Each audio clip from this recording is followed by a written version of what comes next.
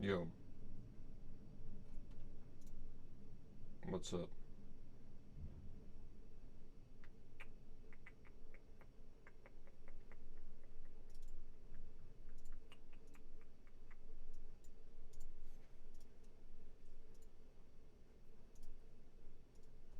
Yeah.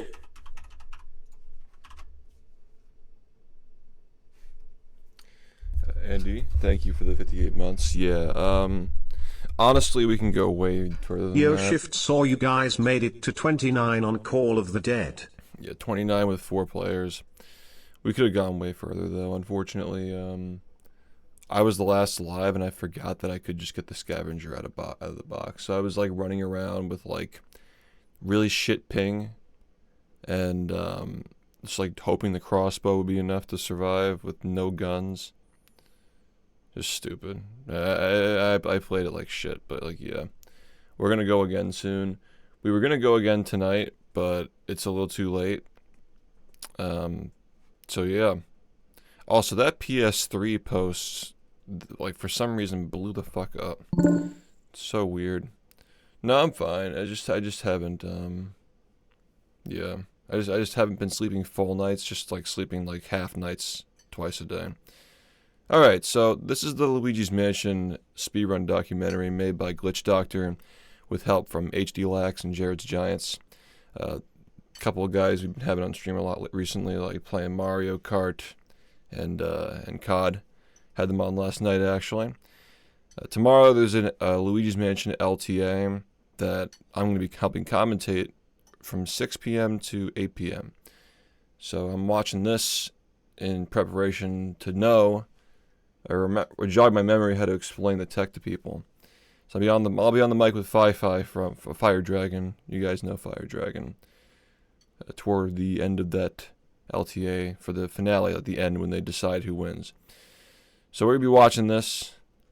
BfBB Doc has been like gathering ideas and plans over the last 6 years, but I'm gonna start working on that once the subathon's over. That's what I've been focusing on, really. Is a new video on Battle for Bikini Bottom and also getting ready for the subathon in August. But yeah, this documentary, it's gotten high praise. Like, I've heard a lot of great things about it. I'm looking forward to watching it.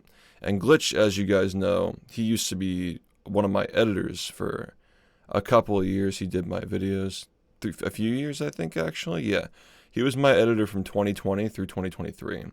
And he did a lot of advanced edits in my highlight reels. He's very good at like picking clips and stuff. He's a fantastic editor. So I'm really looking forward to this.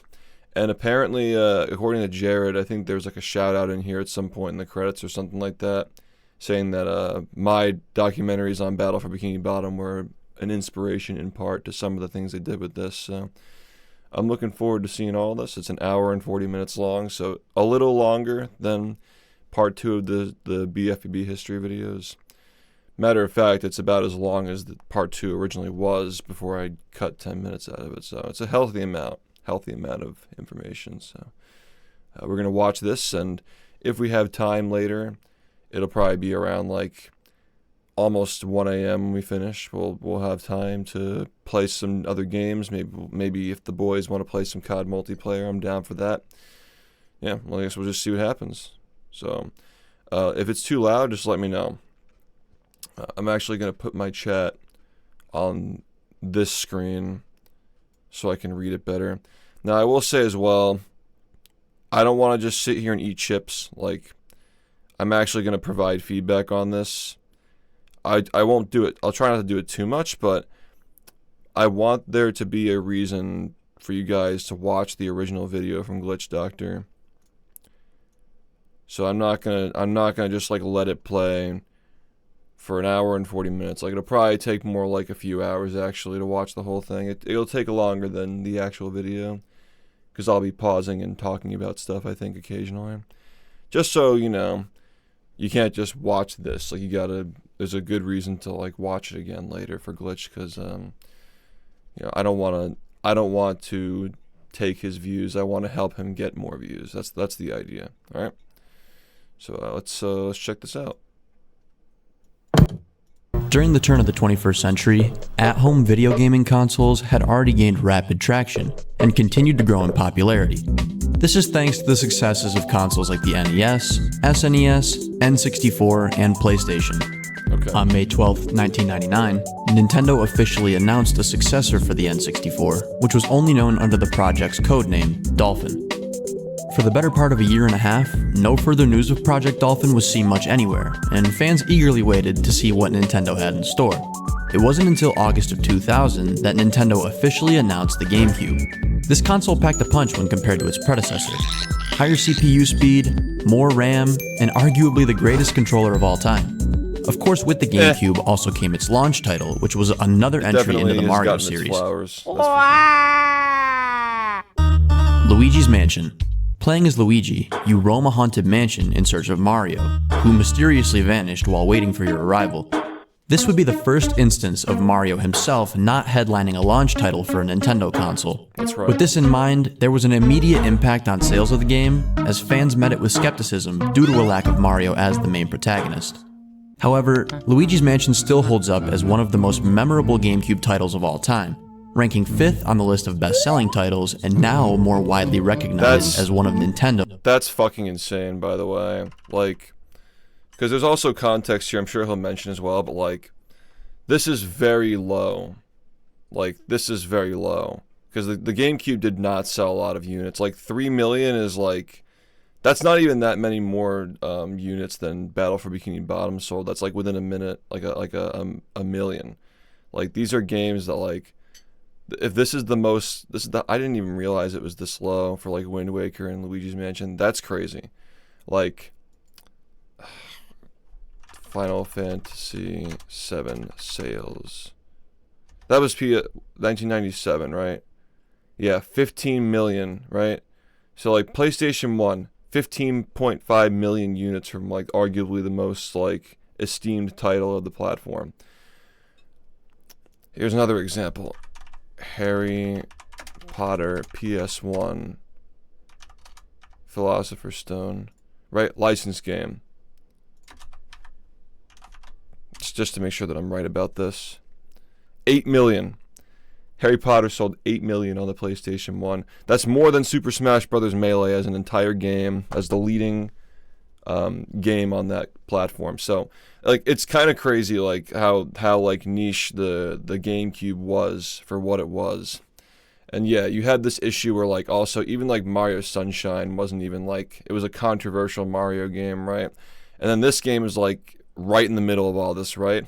So like, it is kind of interesting, but like Luigi's Mansion kind of is like a cult classic in its own way, despite being a launch title of a main Nintendo console. And that's always been like interesting to me, is that like it's in that like interesting position, you know? Of Nintendo's most popular series. After the initial release, Luigi's Mansion did prove to be a fun and creative way for Nintendo to show off what their new console was capable of. But aside from an unlockable extra mode and different ranks to achieve, the game lacked much replay value due to its short length and relatively underwhelming storyline. Like many of the classics we've come to know, it didn't take long for a group of passionate players to find ways to bring life back into Luigi's Mansion. That's little HD, bro. That's crazy. How old is he there? Like 14? Man, that's crazy. I think that's Linkus on the couch. Can you guys see my cursor? No, you can't see it in there. That's wild. What year is this? Is this 2015 or something? I guess he'll talk about it. It didn't take long for a group of passionate players to find ways to bring life back into Luigi's Mansion through the form of speedrunning. I'm Jared's Giants. And alongside myself, Glitch Doctor, and our friend HD Lex. Oh, that's Jared talking. Wow, I didn't even realize that was Jared talking. His voice work is fantastic there. Good shit. We'll be covering the world record progression for Luigi's Mansion. Progression, Glitch Doctor. Form of speedrunning. I'm Jared's Giants. And alongside myself, Glitch Doctor, and our friend HD Lex, we'll... No, I actually didn't. His microphone sounds really... His voice and microphone sounded really good there. No. Well, you gotta remember, like, this is like... There's like a... How long? Like a 4-year period where Jared and I aren't talking, right? Like... Nah, he sounds really good here, yeah. be covering the world record progression for Luigi's Mansion. Okay. That is such a We'll be covering the crazy world edit. record progression for Luigi's Mansion. Man, I gotta look at that frame by frame. This is all, yeah, this is all, okay, I do see where the frame goes there. Wow. There's gonna be a lot of this, because I really appreciate that. That's crazy. Yeah,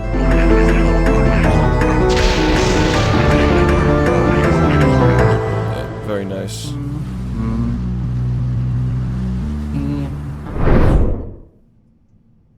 In April of 1998, Nolan Flug, otherwise known as Radix, founded the website Speed Demos Archive as a means to merge two websites that offered downloadable replays of speedruns from the classic first-person shooter game, Quake. In March of 2004, the site became dedicated to speedrunning as a whole, featuring over 1,000 different speed games from thousands of players across the world. Many of the classics were quick to be run and uploaded to the site. David Gibbons, aka Marshmallow, was one of the early speedrun legends, having an impact on numerous games such as Half-Life 2, Banjo-Kazooie, and Super Mario 64. As Marshmallow's interest in speedrunning new games continued to grow, he began targeting more games, and in August of 2005, created the thread titled Luigi's Friggin' Mansion on the Archive's forums. Other forum members were quick to share their knowledge of the game and what could be done to optimize the run. Over the course of just a few short days, Marsh would upload minutes-long sections of the game, which would end on August 27, 2005, when he beat Luigi's Mansion with a 1 hour, 33 minute, and 53 second time. This run would be categorized as any percent, which is a standard amongst most speedruns with one goal in mind, which is beating the game as fast as possible with any percentage of completion and no restrictions. This method of speedrunning sections of a game in separate sessions was common for early speedruns, when most runners weren't sure just how long a game would take in one single segment. Considering this was the first ever run, there were bound to be improvements. For starters, Marshmallow's strategy for vacuuming ghosts was simply moving the control stick all over the place, and he also didn't quite prioritize collecting multiple ghosts at the same time. Yeah, that's pretty. There were also a number of times throughout the run that he opted to save as that somebody toad, who watches which he would runs, then game, use to transition into his next segment. The booze that he collected throughout the mansion also had a tendency to leave rooms, and with the booze in the later part of the game having higher health, that ended up dragging out the run much further, as Marsh would sometimes have to go back and forth between multiple rooms just to collect one boo. Yeah, really now it should be noted that these boos are important to collect. Unlike the other types of ghosts, once the boos are released from a trapdoor into the mansion, you will be required to collect a minimum of 40 of them to reach the end of the game, on top of a couple other boo-related locked areas. Marshmallow didn't exactly keep his disinterest for Luigi's Mansion a secret, given that it wasn't what he came to expect from the next in the Mario series. Oh boy. Having felt satisfied enough, he would go on to run other games to add to his ever-growing collection of achievements. It wasn't long before other forum members began to gain interest in the game and came up with new ways to speedrun it. Radix, the owner of SDA, had wanted to see someone run through the mansion while collecting all the money needed for an A rank. He would do this himself in a single sitting, setting a time of 1 hour, 36 minutes, and 13 seconds. This would be known as the new 100% category. A notable improvement in this run would come in the form of running on the Hidden Mansion mode. The Hidden Mansion is a new Game Plus mode that is only unlocked after beating the game once on the normal mansion. Yeah, I always found it in the Hidden Mansion, the vacuum is 1.5 times more powerful, allowing for quicker suck-ups on ghosts.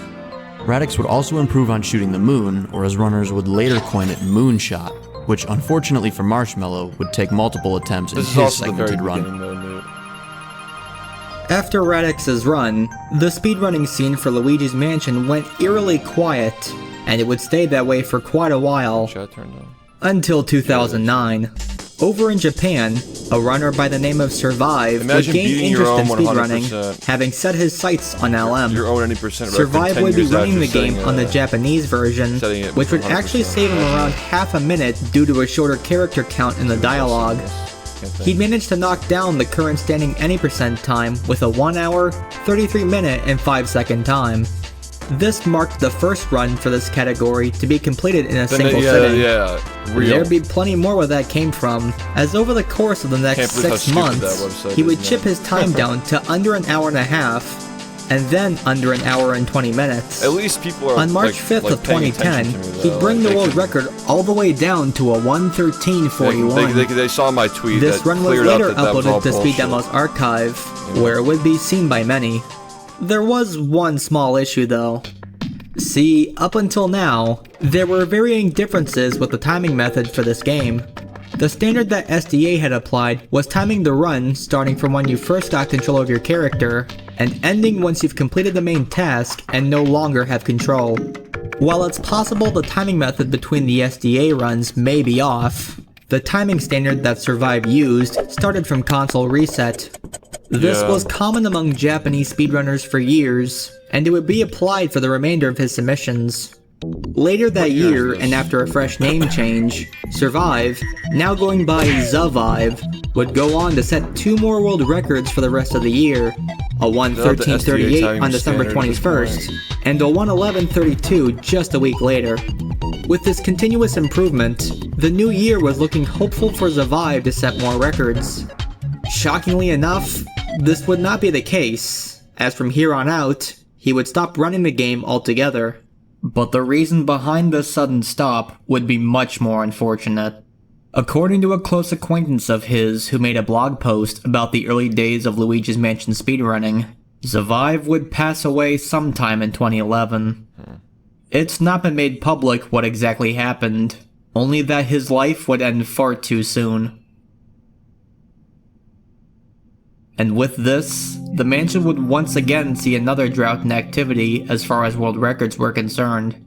It wouldn't be until 2 years later where that close acquaintance of Survive's I mentioned would carry on the legacy, using his same username for a brief period to push the game further. On February 7th, the new Survive, who would later change his name to Zealous, would improve the previous world record by just 1 second. That reminds me of how when Star first playing, when he was like 11 or 12 years old, he like used the Quickster profile picture and like the same titles of my streams when I first started, according to documentaries at least, and like the rainbow splits. It's cute. Like speedrunning is a very inspired hobby, you know. It's very funny. Survive too. He would continue to improve, setting 2 more records, ending with a 1:10:20. Both Survive and Zealous chose to broadcast their attempts on Nico Nico, the live streaming and video sharing site from Japan. This greatly hindered the popularity of these runs, as speedrunners from other parts of the world chose to use more popular English platforms like YouTube. Because I was planning on doing stuff like that as live streaming yourself started to gain more traction, like more 3D stuff, so did I news gotta sites ask Glitch, designed for just that. What tools he used for this, the original Justin TV, now known as Twitch TV, would start to become more popular amongst Western countries. I wanted to do that were similar During this time, located deep within the freezing recesses of Canada, a young streamer fresh to the world, located deep within the freezing recesses of Canada. Yeah, these are really good. These are really good edits. Like that edit right there is a very simple one, but a very effective one. It's a good idea. A young streamer fresh to the world of Twitch would make his debut playing games casually on stream, and inevitably speedrunning. That's a crazy fucking 4x3 layout. Fucking. Bonesaw would become one of the more recognizable figures in the world of speedrunning, having ran a number of games and appearing at multiple events from the charity marathon Games Done Quick. In 2012, however, speedrunning would be new ground for Bonesaw, and his first interest would just so happen to be Luigi's Mansion. Yeah, it's Bonesaw became aware of the time set by Zealous and decided to compete for a record time of his own. He became a frequent grinder of Luigi's Mansion, streaming himself to a humble audience on Twitch. And one day during that summer, Bonesaw would finally get his big break, staking his claim to the world record with his 109.53, the first ever sub 110. It's really good to clarify what sub means in speedrun, because so many people don't get that. Yeah, Bonesaw is such a character, Zealous man. would quickly learn that Bonesaw had taken the record, So and great wouldn't that take he too ran kindly this to game. this. The very next day, Zealous hit right back with a 108.33. This would be the last time that Japan would hold the world record in this game, as on June 27th, Bonesaw was on yet another run that was looking promising. Yeah, but it's really good that they clarify like what sub 110 means, because a lot of my viewers at least, they don't really know the difference between like a 110 and a sub 110. Like they think that sub means like getting 110. That makes sense. So flawless. This is world record. I guess the only thing that I would have clarified is like what splits are, right? One shot this one. Like compared to like maybe like track and field or something. Yeah, sub is under. Sub is under, so like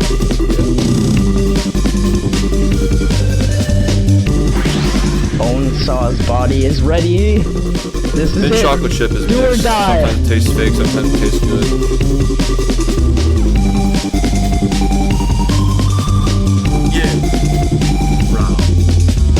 Spongy, thank you for 9 months. I love these old videos, people popping off with the fucking bitrate, going to shit. Yes! I did it! 107.26! Yes! Fuck yeah! Yeah! Oh yeah! Fuck you, God! Fuck you, bastards! Fuck you, King Boo! Fuck you, Bowser! Fuck you! Fuck you all! Yeah! Holy... He couldn't have been happier, Cute. having set yet another world record.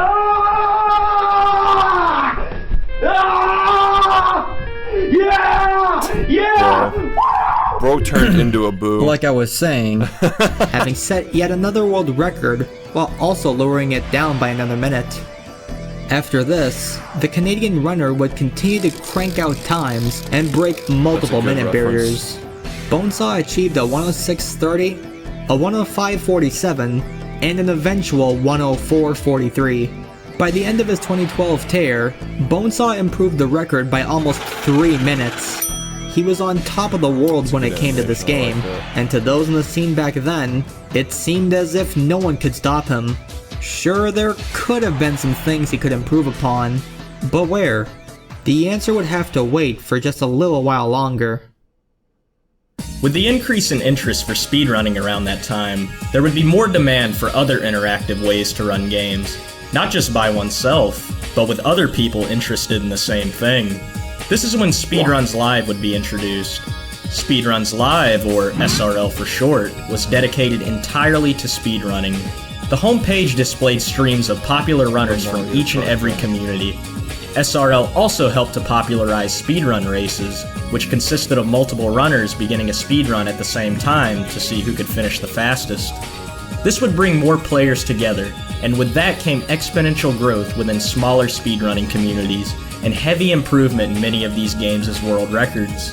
Luigi's Mansion was no exception to this, as runners began establishing a more organized community that would partake in group conversations, strategy hunting, A lot grinds of for games personal wouldn't get played bests, outside of and SRL races. as well. The LM community VfBB was immediately one of those became games, one of the most actually. passionate communities in all of speedrunning, helping to push their game into the top 10 most popular games on SRL at the time. Probably even This more tightly popular knit, than that at some humble-sized point. group of runners bonded over their love for the game, and served as the backbone of what Luigi's Mansion speedrunning would later become. It's a great photo. Without their passion, So, yeah, it's none like- of the community would be where they are today. Yeah, like I forgot what I was gonna say. Yeah, like speedrun races were definitely much more. Back in the day, they were much more, especially even when I was first getting into running. They were much more practical and less like shit to do, because the games were like way more consistent and strategies were a lot less optimized, so it was a lot more fun. I still think that races are really good for newer players and intermediate players, like building friendships and stuff. But like LTAs are much more popular these days for that reason. And LTA you'll be watching tomorrow. I'll post it in my server and I'll tweet it out. Like you'll be aware of it if you're following my social media. I'm going to be commentating the LTA for this game, which is essentially just a bunch of guys like doing speedrun attempts in a limited time on a stream together, and the person who gets the best time at the end of the day wins the competition. So like that's how it's tend to do now, and that's kind of the way it's been for the last 6 years. It's a shame that that format only became a thing right before COVID, but I'm getting too off topic. We should continue watching. But Hey, who left this bowl of onions here? Let's get back on topic. It's on March 10th, it's a decent format for what this is. A runner named Half a Bottle 1 would complete a run of the any % category in 1 hour, 4 minutes, and 17 seconds. Yeah, it was 16 At that time, this would have been considered a world record. However, some suspicion would arise from the community about the runner, and as a result, their times would be removed from all the categories they submitted to. There isn't much remaining evidence as to what happened, but it was speculated that Half a Bottle had cheated some of their runs because of their rapid improvement. Despite the claim being relatively baseless outside of this, the community stuck with the ban, which drove Half a Bottle, and a potential world record contender at that, away from the game.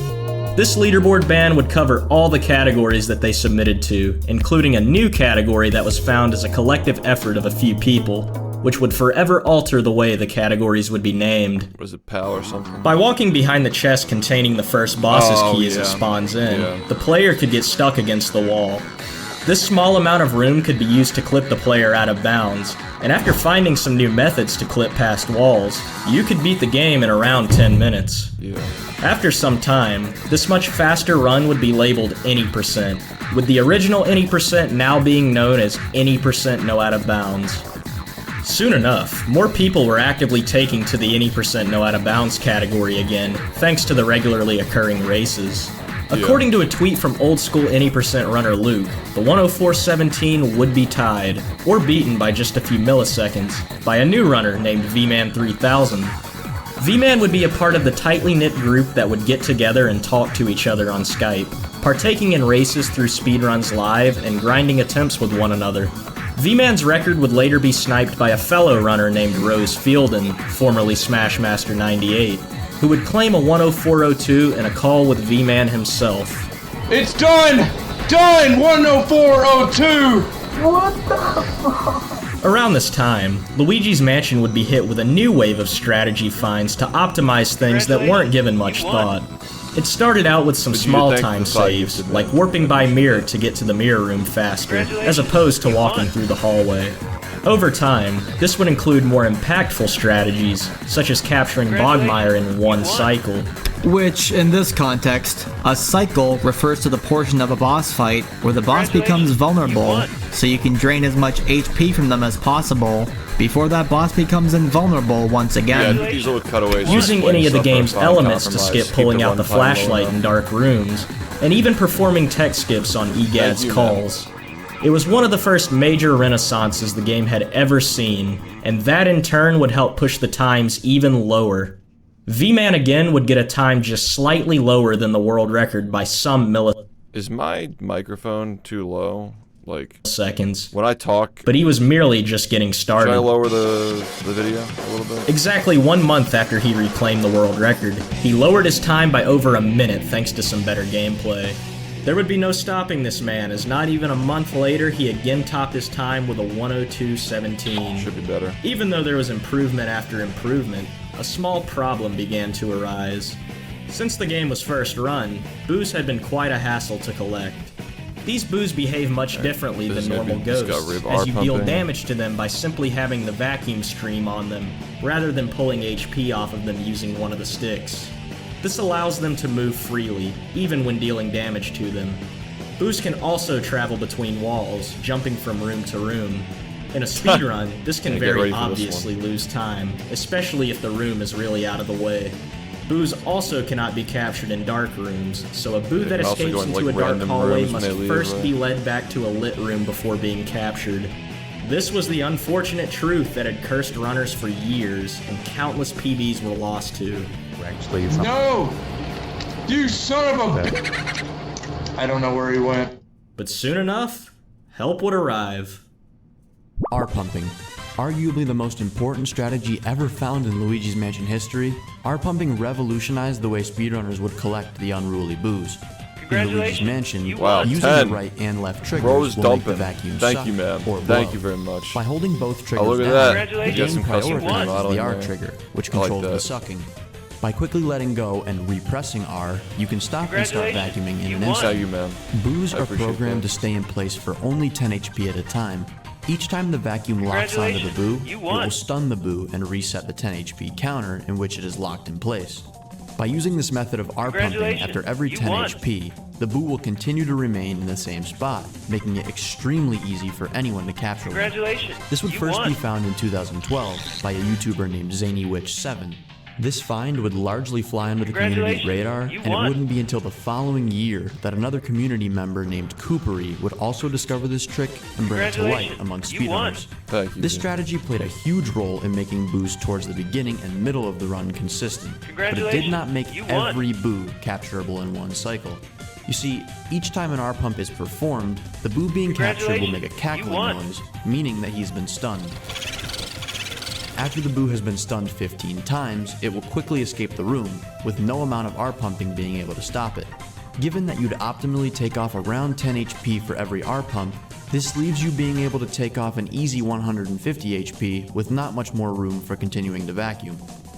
V-Man stuck to his grind, implementing the new strategy which would heavily aid the consistency of his early game. Boos found later in the run did still remain a problem, however, as some of the boos that were being captured in V-Man's route had upwards of 200 and even 300 HP. Yeah, Entering like the pipe room breaker late boo, into Area yeah. 4, V-Man would clear it and check for the breaker room boo, which he let escape earlier in the run because of his high HP. However, he would instead find the pipe room boo, which has a whopping 300 HP. When trying to capture him, the boo would escape and move across the hallway to the breaker room. Even more, the boo in the next room over would leave and go back into the pipe room. V-Man opted to continue the main objective and returned to collect the remaining boos later in the run when he was forced to pass those rooms.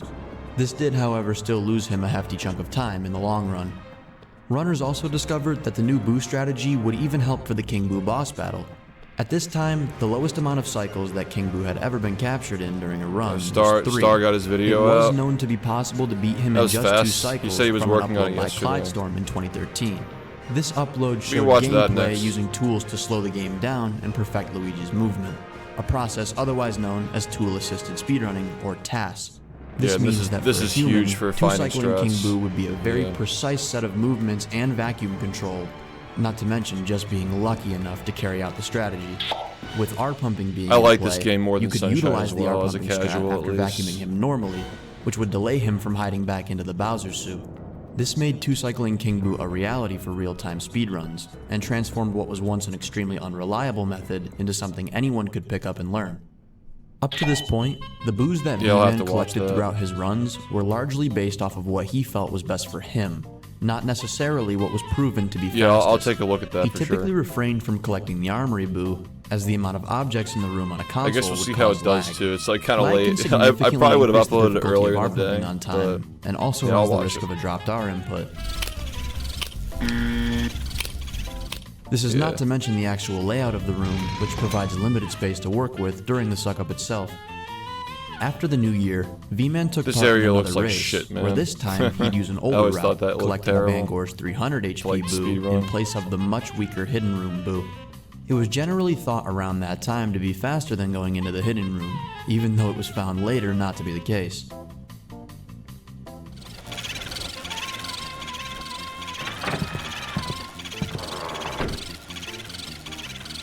What the?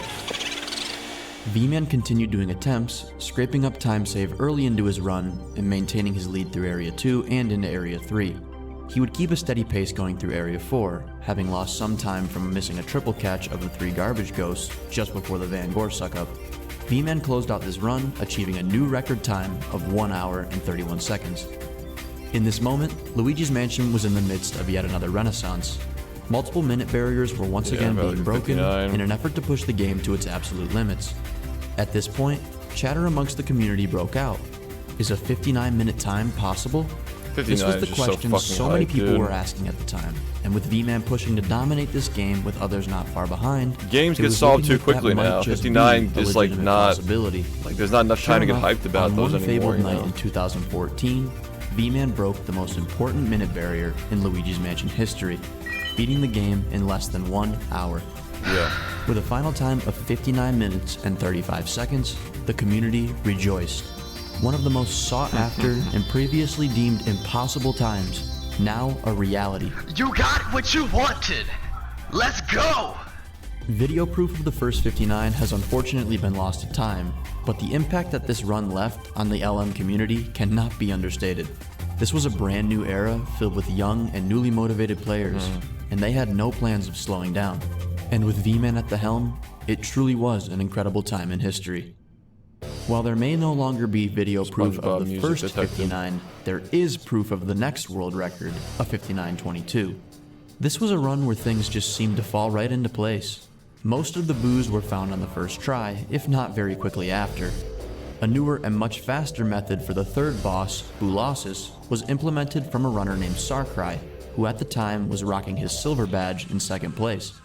Needless to say, this strat definitely helped. I actually didn't know how involved Sarkrai was. Rather than just spraying and praying, runners would shoot an ice ball into the swarm of boos, resulting in much more predictable fights.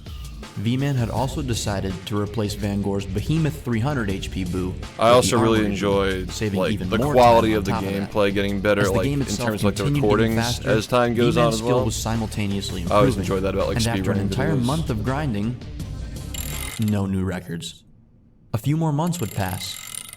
Nope, still nothing. A few months? Despite the obvious improvement, there would be no activity for records throughout the entire rest of that summer.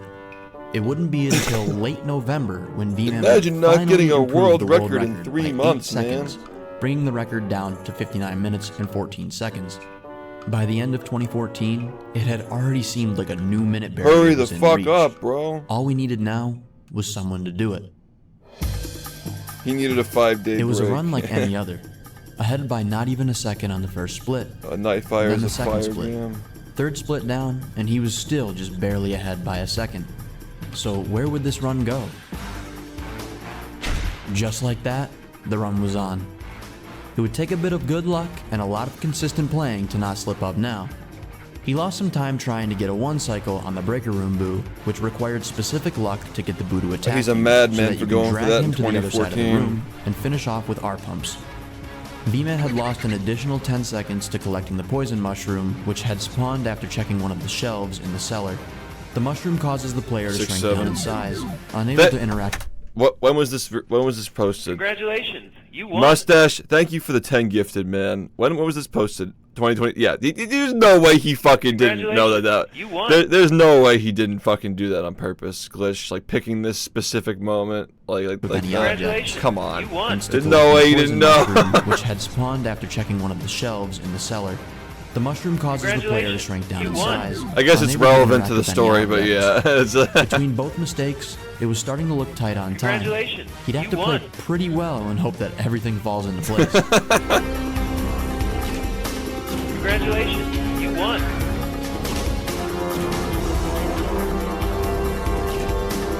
Congratulations, you won.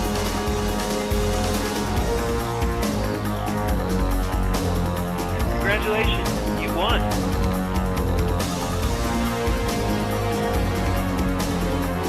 Congratulations, you won.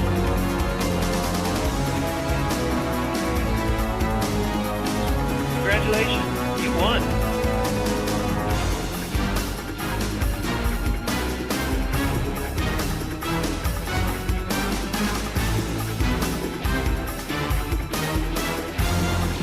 I wonder why the chat's blurred there.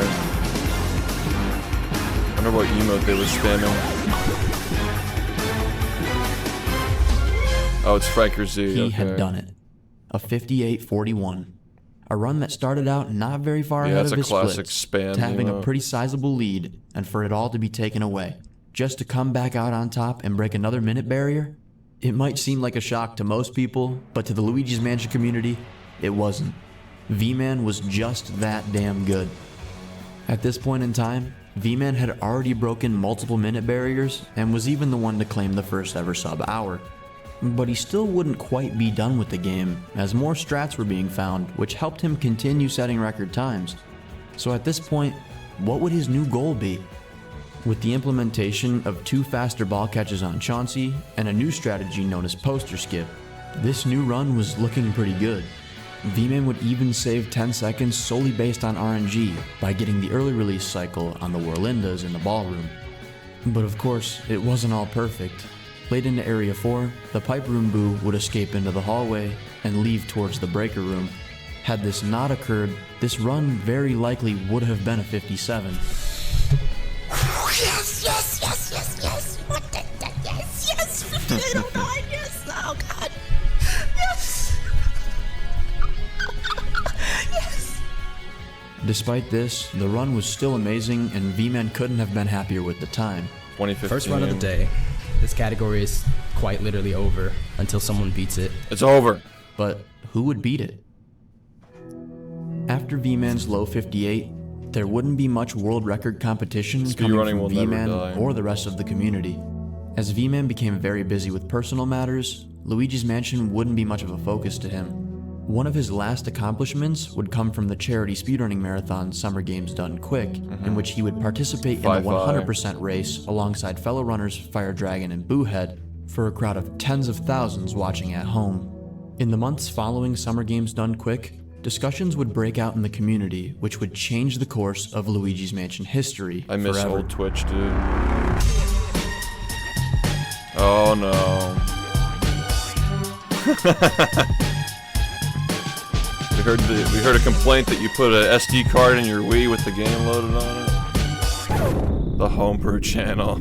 You see, due to financial issues, V-Man couldn't necessarily afford a Japanese copy of Luigi's Mansion to save the most time.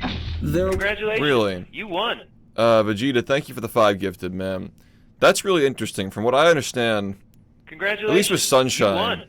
and like I got my copy of JP Sunshine in like 2017 when BfBB was starting to become a shit community. You won. And I was like, you know, like trying to like mitigate my risk, I guess. Congratulations. You won. It was my understanding that the JP versions of the game were cheap. My NTSC copy of LM was actually a lot more expensive than it should have been getting it versus like the JP version, because like they're just so much more plentiful. But that's really interesting. Maybe because all these people are kids, right? Something about like shipping, something like that. Were, however, other means to run LM. Yeah. The usage of a USB thumb drive or SD card on modified Wii software to run the game would be met with some scrutiny. Originally, it was thought that using this method saved about a few seconds from load screens, as opposed to the original disc being read through the console. You know? Typically, disc loads would be slower than media played through a now flash they are for memory sure device. because of like trends. This thought would even be echoed by V-Man collectors. himself. The discussion about USB loading times was actually brought up back in 2013 by Bonesaw, which led to a heated argument between himself and V-Man about it, and eventually would be Bonesaw's turning point where he'd step away from the game altogether. That's it valid. wasn't until the speedrunner Skazi mentioned that he believed USB loading saved way more than a few seconds that the loads were looked into more closely. From there, people took to the community Skype group to voice their concerns. Two big voices who argued against USB loading were HD Lex and runner I Love Vark, as they'd been adamant about banning it. However, people who had run on USB were mostly against it, as they didn't want to see their times removed from the leaderboards. Some users had even theorized, which is why democracy and speedrunning is shit. Because it's not a serious enough thing. Like, it's not life or death whether like these things are allowed or not. So people will always vote for the convenience of what self serves, right? Congratulations. You won. Oh my god, man. Vegeta, thank you for the 20 gifted, dude.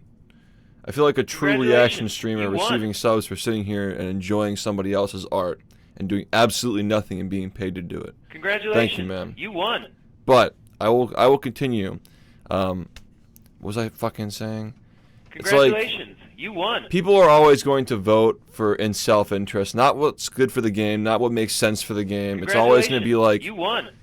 It's like I just want my time to be on the board. And that's the way that, like, with when Rehydrated came out, it was our first time moderating a PC game. We didn't have a frame lock on the frame rate, so like the inputs were really fucking inconsistent. Strats worked differently for everybody because it was like uncapped frame rate, right? Congratulations. And Rehydrated ran like shit on most people's PCs. So when we implemented a 60 FPS lock, like there was a lot of controversy over that. And it's like sometimes you have to do what's good for the game, even if the people who run it don't understand why it's important. So that's why I will always be in favor of bureaucracy in speedrunning, or even dictatorship, because sometimes the dictator is the only one who knows how the game should be played. That V-Man knew it was much faster than he'd been letting on, and that he was purposefully keeping that information to himself. Congratulations, For the rest of the year, discussion and arguments would continue. This led to a bunch of drama involving numerous users and even some moderators at the time.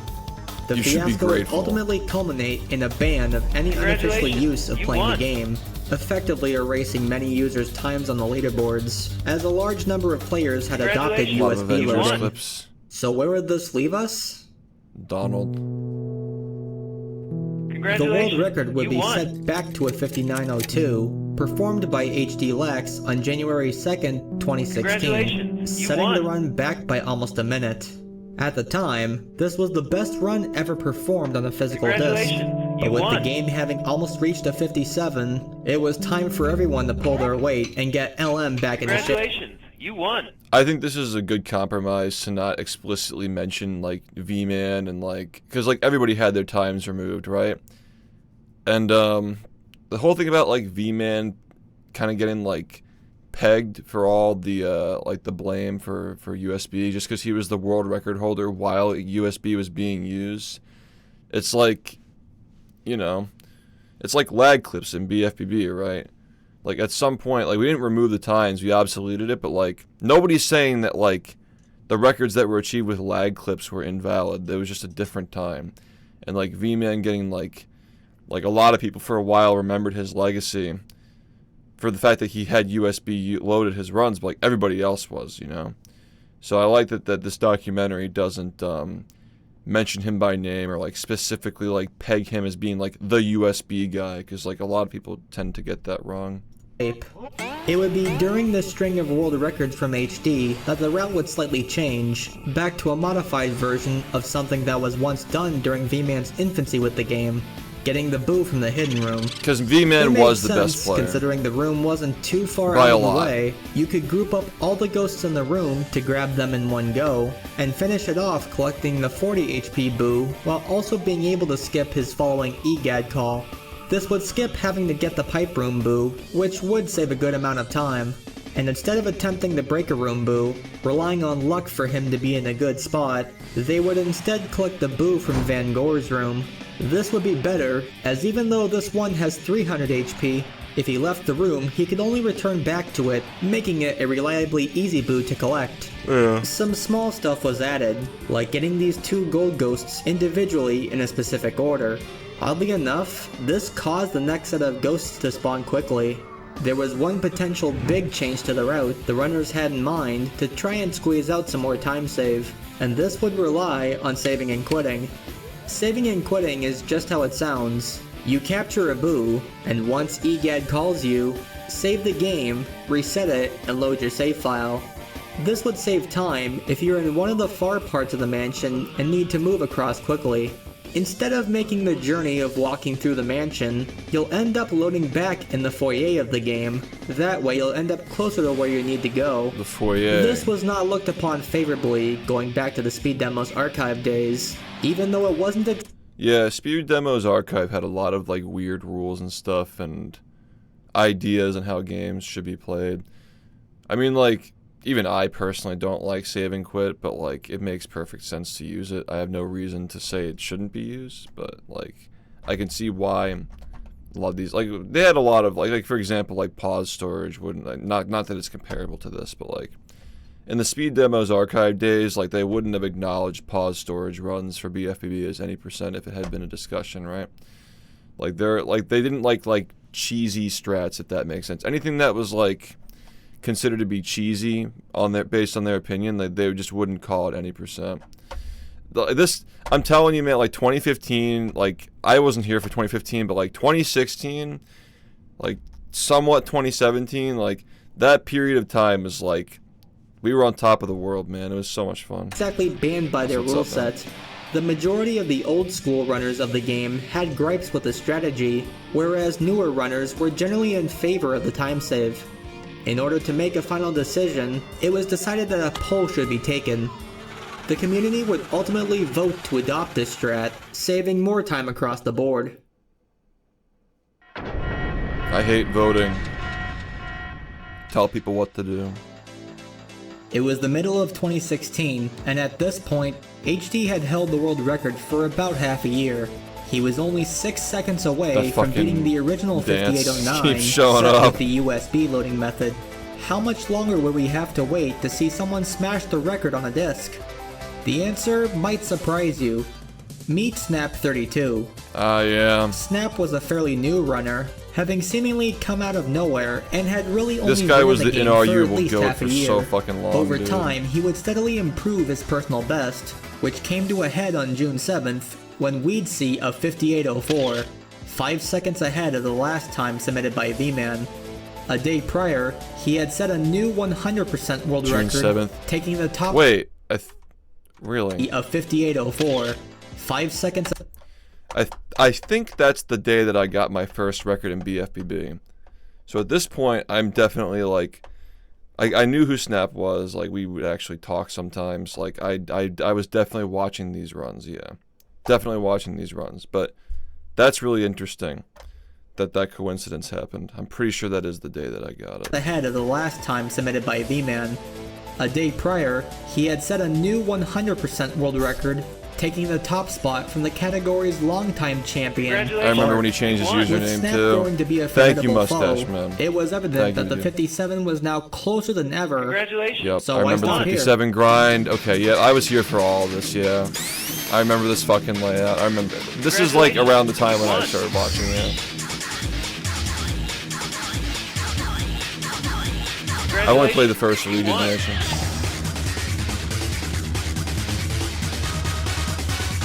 Congratulations, you won.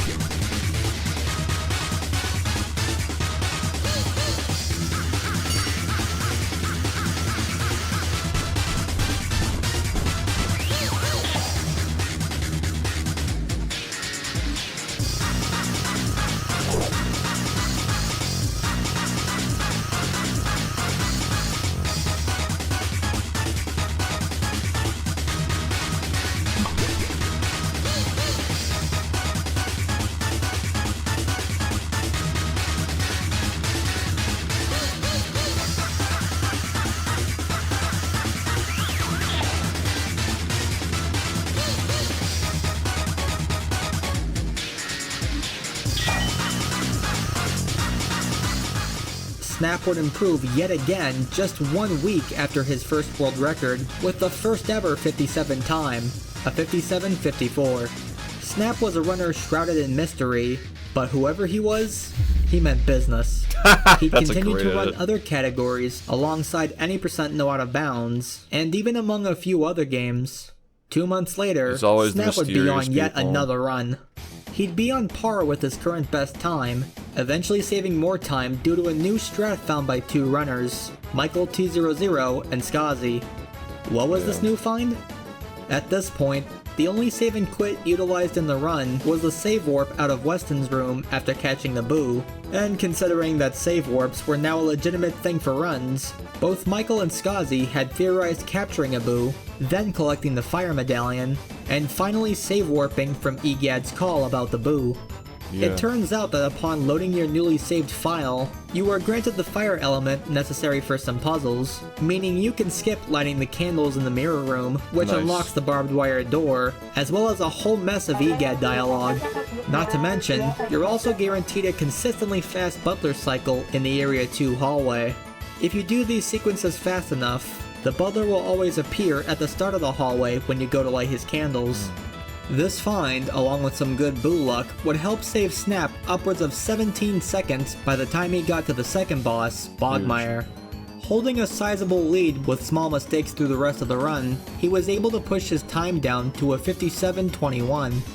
Of course, with a community as active as this, more strategies were bound to be discovered. In early 2017, Michael T00 was doing attempts and performed the Fire Medallion save warp. Upon trying to reset the game using a button combo on the controller, it seemed that the game wasn't responding to his reset request. So naturally, frustration took over and he started hitting random buttons until the game eventually reset. That was the end of the run, but the next run, something seemed off. Oh yeah. Usually when you collect a key to unlock another room in Luigi's mansion, a mini-map in Luigi's trusty Game Boy Horror would appear, showing you what room that key unlocks. I didn't realize this Throughout found the this years, speedrunners would see the screen for a small portion of time until they could quickly cancel out of it and move on. This wasn't happening though. In fact, it's interesting that they allow for every this. key, Like, the mini-map was skipped entirely, this usually be and you could just considered like walk a right along to pre-run your next setup. objective. Hold on, let's look. Like which games allow certain things for any percent and which ones don't.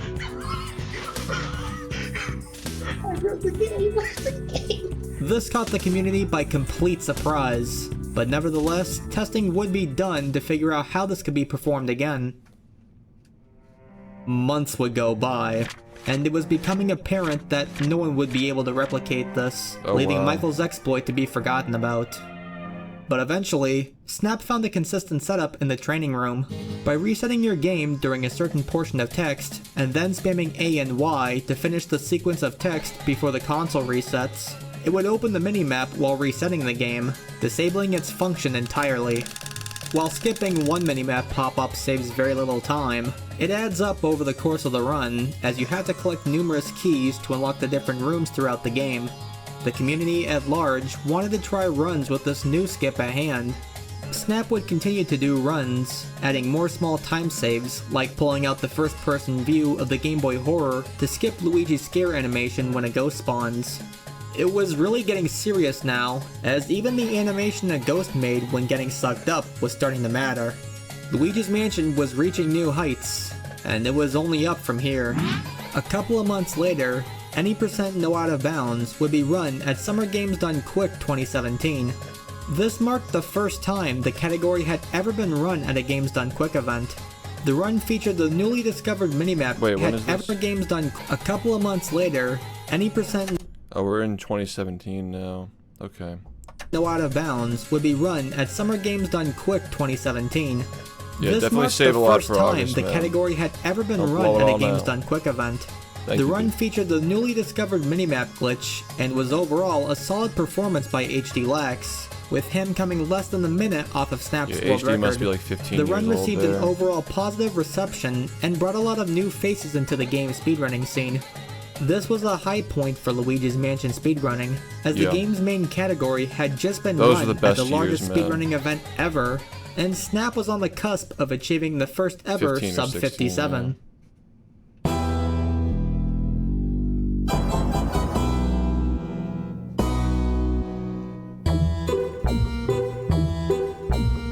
That's an interesting music choice.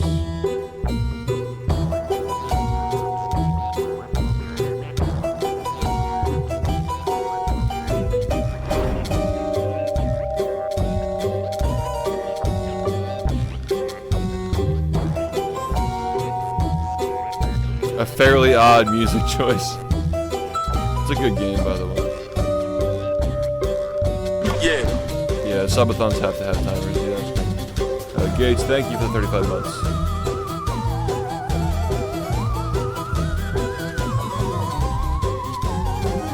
Alright, what is the context of what we're watching here? This is actually very intriguing. I'm not being told what to think. I'm actually very engaged right now.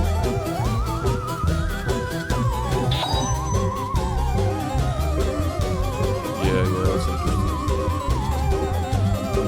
The second one, the GameCube, Shadow Showdown. Solid game, though.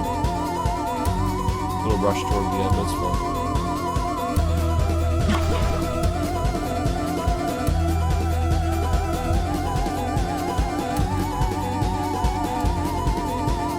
Yeah, what am I watching?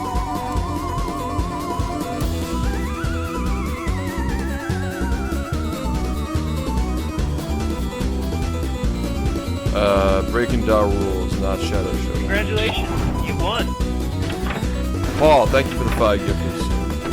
Hey, what's up with all the gift subs? I'm just reacting. Congratulations, you won. I'm just eating chips and saying, dude, that's crazy. Yeah. Snap would be the first person to claim a 56-minute time.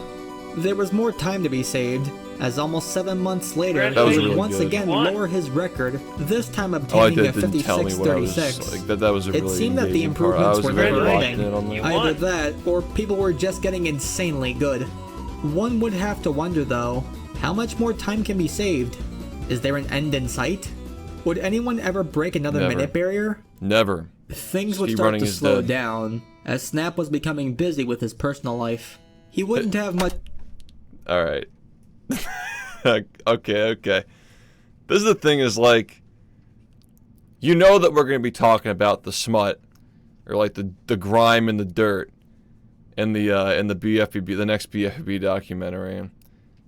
Like, all the crazy shit that happened in that, the people in that community. I think that Snap is a really fucking fascinating person. And I would love to have a documentary on just this fucking guy, because he is a really fucking interesting human being. And that's all I will say. But yeah, they say, you know, he was getting tied up with like personal life stuff. I'm just saying, I would love... He is genuinely the most interesting human being alive. That's the kind of shit that makes speedrunning fun. Yeah, no, like that. Like I would love for just a Snap 32 documentary on just like this fucking guy. Is just so fascinating. It would literally be a bestseller. Yeah, but you know, personal life, a little too sanitized for me. Like, do tell, you know. time for Luigi's Mansion. The runners that were still grinding would push themselves harder than they ever have to try and claim the record. Unfortunately, Giants, the game was becoming more and HD more Lex. reliant on good luck from boo finds to be able to keep a good run going, resulting in more frustration and a lot more resets. Yeah, I don't Throughout all know. the madness, a familiar face would soon return. V-Man 3000, back at it again, this time with an official Guy's disc. wild, dude. He came back to speedrunning LM, proving to everyone that he didn't need USB loading to be considered one of the best. V-Man had achieved a 5801, topping his previous PB, but now on official media. Yeah. Despite how much time USB could save, he managed to demonstrate how he could still fit in with the ever-changing metagame. Even though he had his best intentions, there were still those in the community that had seen him as a negative influence. After some more controversy, V-Man decided enough was enough. Didn't he flee to Mexico? Or am I misremembering that? He had his best intentions, there were still those in the community that had seen him as a negative influence. After some more controversy, V-Man decided enough was enough, and to... When is this? This is occurring in like 2017, 2018. That was around the time that the internet started to become more like, you know, witch hunty. So, makes sense, lines up. To prevent further conflict, he had removed himself from the community largely. He The would end also of the stop golden running the era. game as a result of both the fallout with a large part of the community, as well as a disk scratch issue which affected his copy of the game. His leaving would come at the expense of losing one of Luigi's Mansion's most talented runners. Bro, that's a crazy reaction. Over time, the community would gradually move on. More and more people had been working hard to achieve better times and faster strats. Some had wondered if Snap would make a return, while others were following the... He ran BFB for a little bit. There was a little bit of a controversy there. So Snap was actually the original person to discover the Samsung B drives in BfBB save like 30 or 40 seconds throughout the course of the run, right? Over a Samsung A. And this is also at the time when like we didn't even know what the fastest hard or disk drive was. And he was being really weird about it because like a lot of people get this wrong, but basically Snap was like doing runs on BfBB and he was saving like 2 seconds over the world record, like just entering jellyfish fields, and he was like bragging about it.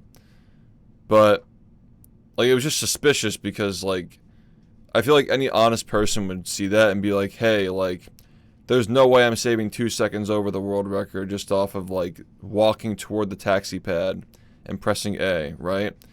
And a lot of us thought that he was like modding or like cheating. Just because, like, if he had just said, like, hey, I feel like my Xbox is too fast, then nobody would have, like, batted an eye at it. It's like, oh, okay, like, now we know there are faster Xboxes. But because of his demeanor about it, it came off like he was cheating. So, yeah, that was a really interesting conflict. We found out years later, like 5 years later or something, that there actually are Xboxes that are a little bit faster like that. It's just that we never knew about them because everybody was recommended to buy the most recent ones because of the clock capacitor issue, and it was always assumed that the most recent ones are faster anyway. But there actually was a disk drive that was faster for Battle for Bikini Bottom that was discontinued because it was so unstable, and that caused the whole thing where it's like, well, we can't use unstable disk drives to play the game, and they make lag clips inconsistent as well because they're unstable. So that actually led, like, Snap actually was the first person to discover the piece of hardware that led us to switch to downloading the game to the hard disk for Battle for Bikini Bottom 5 years ago. So that's all. That actually ties directly into the ketchup discs bullshit, where we found out that putting, you know, ketchup on your disc makes the game go faster is what, you know, people know it as. That's not the full story, but yeah. Snap actually did make a very early impact on Battle for Bikini Bottom inadvertently, just because he was acting weird. Like if he just said like, I think I'm saving time to loads, like, we would have just been like, oh, well, all right, we'll just research it. But he was just acting weird, so we assumed he was trying to cheat. So that's how that went down. Rising players who could take the speed game further. Oh, that's how the whole SHiFT dictator shit started as well. Because, of course, you know, in classic Twitter and Reddit fashion, I got the full blame for it, and everybody was saying that SHiFT was banning people who had faster Xboxes than him. Just stupid, dude. Like, this is the way it's always been with me. Throughout 2017, there was one particular runner who seemed very promising. His name was Blue Hits. Blue Hits, I remember him. He was the Blue Hits best had been at this around the game community a very for long some time, mostly lurking in the background doing his own attempts. He had started running the game back in early 2016. Inspired by all the new strat finds and world records being set, he would embark on his own speedrunning journey. It was just hard to try and play as best as he possibly could, going up against insane players who dedicated days, weeks, and months into their grinds. Of course, it wouldn't be so easy trying to work towards that goal. As a result, there'd be multiple occasions where Blue Hits would sit down with other like-minded runners who wanted to try and find every possible time save they could theorize, whether large or small. I really enjoy the effort to like do the 3D modeling and stuff and like create these scenes and shit. It's cool. During the process of labbing out potential time saves, he would keep up with his speedruns, inching closer and closer to the top spot. First the sub-hour, like the illustrated. There weren't a lot of them in the BfBB then a 57, and before you know it, he was just 1 second off of Snap's world record. Illustrated scenes. A number of strategies would be implemented after a bunch of theorizing and testing. You could tell Blue Hits knew a good deal about the game, as during his runs he would start to drag a boo while capturing one to quickly get over to where he needed to be. This hadn't exactly been seen before, and with that came new potential strategies. A boo that was once thought to only be possible with the absolute best luck was on its way to becoming a reality. By first walking with the breaker room boo towards the left wall, you could then start to pull the boo back towards the right side. Once you pulled enough, you can walk with him again to end up collecting him in one cycle. This was huge, as you could then replace Van Gore's 300 HP boo with this much faster option. No one had ever dared to go for this trick in a record-pace run. Angle. But that was enough with theorizing for now. Blue got straight to work. He'd adopt some more small time saves, such as using the tablecloth in the tea room to skip the text from the boo, and even a very tiny time save using a precise scare skip in the parlor during the blackout sequence to go directly towards the door as opposed to going around the table, like most runners had been doing. This mini trick would be named Pythagoras Skip, cause, well, yeah, I have no idea why, but who cares? Wait. Doing. This mini trick opposed to going around the table, like most runners have, to go directly towards the door as opposed to going around the table. It's called Pythagoras skip because the distance from this point to this point on a triangle is, I think it's shorter than this. Because like they use the Pythagorean theorem to figure that out or something, like in theory. Yeah, the long side is shorter than the sum of the two sides here. So yeah, that's why it is. That's the Pythagorean theorem. So somebody didn't take geometry class, I guess. But Blue Hits did. He passed geometry. You won. Mustache, thank you for the 5 gifted, like sir. Most runners have been doing. This mini trick would be named Pythagoras skip, because, well, yeah, I have no idea why. Do kids not learn that in school? Who cares? Congratulations. When it came down to it, though, the real time save was in fact getting it's not that crazy of knowledge. Cycle. Blue Hits was on a run where he would be struggling during the early game, and even going into mid-game. But Rumi, did you know the Pythagorean theorem? You won. I learned about it at some point. I shouldn't have asked you. After some good gameplay and a clean recovery during Boo losses, he was back ahead by 3 seconds. Going into Area 4, he'd have to hope he would get good luck and the 1-cycle breaker Boo. Uncle Grimly, a portrait ghost who was notorious for giving some of the longest wait times for him to be vulnerable to capture, would have to be pretty generous. One quick suck up and it was on to the basement. With the lights turned on and the key collected, it was time to find the Boo. Luckily, this Boo was hiding in one of the barrels on the top row to the right of the room. If a Boo spawns from one of the top barrels, he can easily attack you, at which point you can dodge it and bring him towards the left side of the room. Since he's further towards the right, you can bring down his health a lot more before doing the drags to the right, making it easier to 1-cycle, as you're left with breathing room for more cackles. Right, you can dodge it and bring him towards the left side of the room. He can easily attack you, at which point you can dodge it and bring him towards the left side of the room. Since he's further towards the right, you can bring down his health a lot more before doing the drags to the right, making it easier to 1-cycle, as you're left with breathing room for more cackles. Blue Hits had successfully gotten Breaker Boo in 1 cycle, This is first my first ever to time be done on a watching record your pace run. Blue had also made use of capturing 2 of the toy soldiers at the same time. These can be pretty hard to pull off, as holding on to one of the soldiers for longer periods of time will cause them to break away from you. The fact that these soldiers can also split apart from each other makes it that much harder. Despite the risky situations he was putting himself in, Blue Hits still managed to persevere. He'd be met with more obstacles, and at this point was fighting for his life.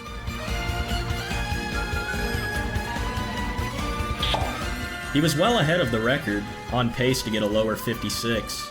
His goal was in sight. All he had to do now was take it. And then, something terrible happened.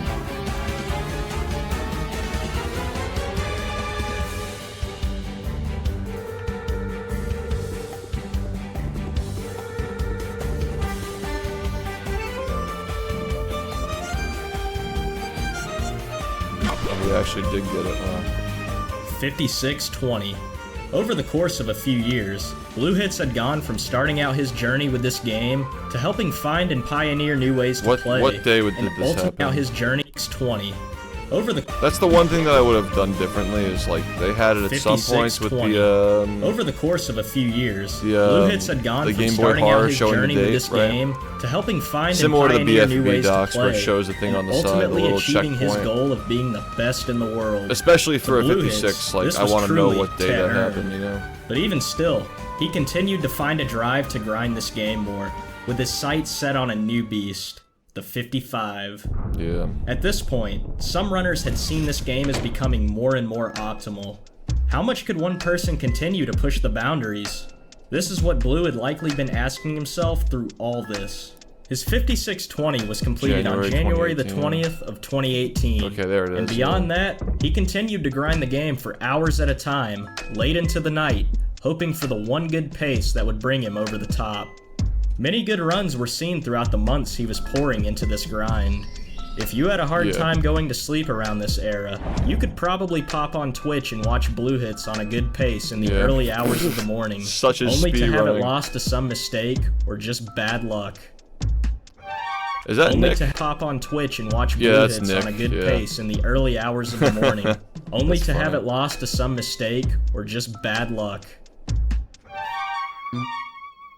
June 19th, 2018. Blue Hits would go live on Twitch, same as always. He would start his grind up, working hard at trying to save as much time as he could. He had a 9:39 segment time out of Boo release, something that was nearly unheard of at the time. The next split later, he saved another 8 seconds, bringing his fire save warp down below 14 minutes. It's hard to describe, but at the time, paces like these were nothing short of phenomenal. You could tell based on the difference in gameplay that Blue was bringing Luigi's Mansion to the next level. It's really hard to convey how adding in good more paces strats are and to smaller viewers, optimizations that who, hadn't let alone previously people who've been thought never about. watched a run before. Finishing Bogmire, he was almost 30 seconds ahead of his 56:20.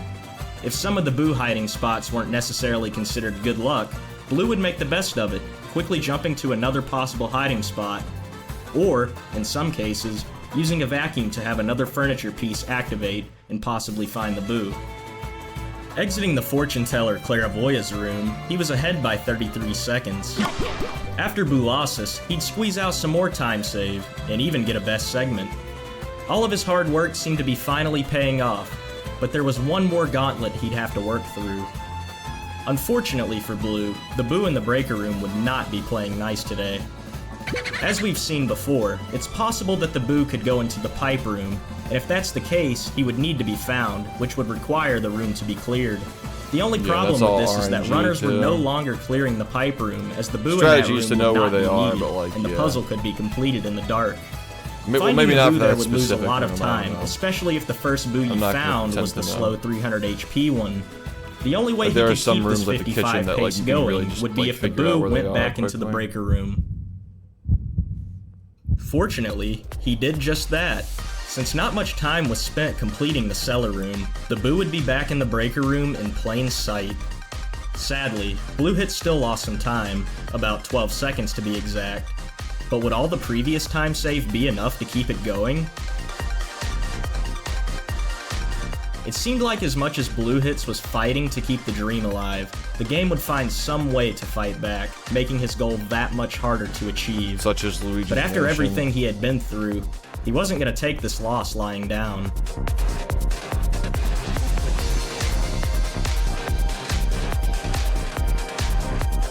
That's an interesting way to frame it with the bars. I actually like that even for a 4x3 game.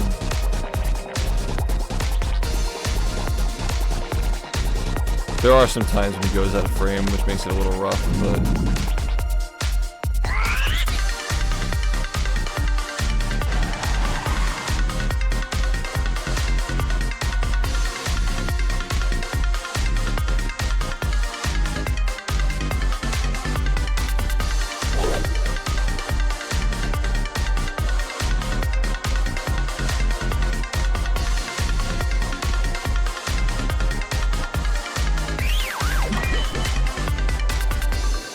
Yeah, implementing the game sound effects over the that's good. It's good shit.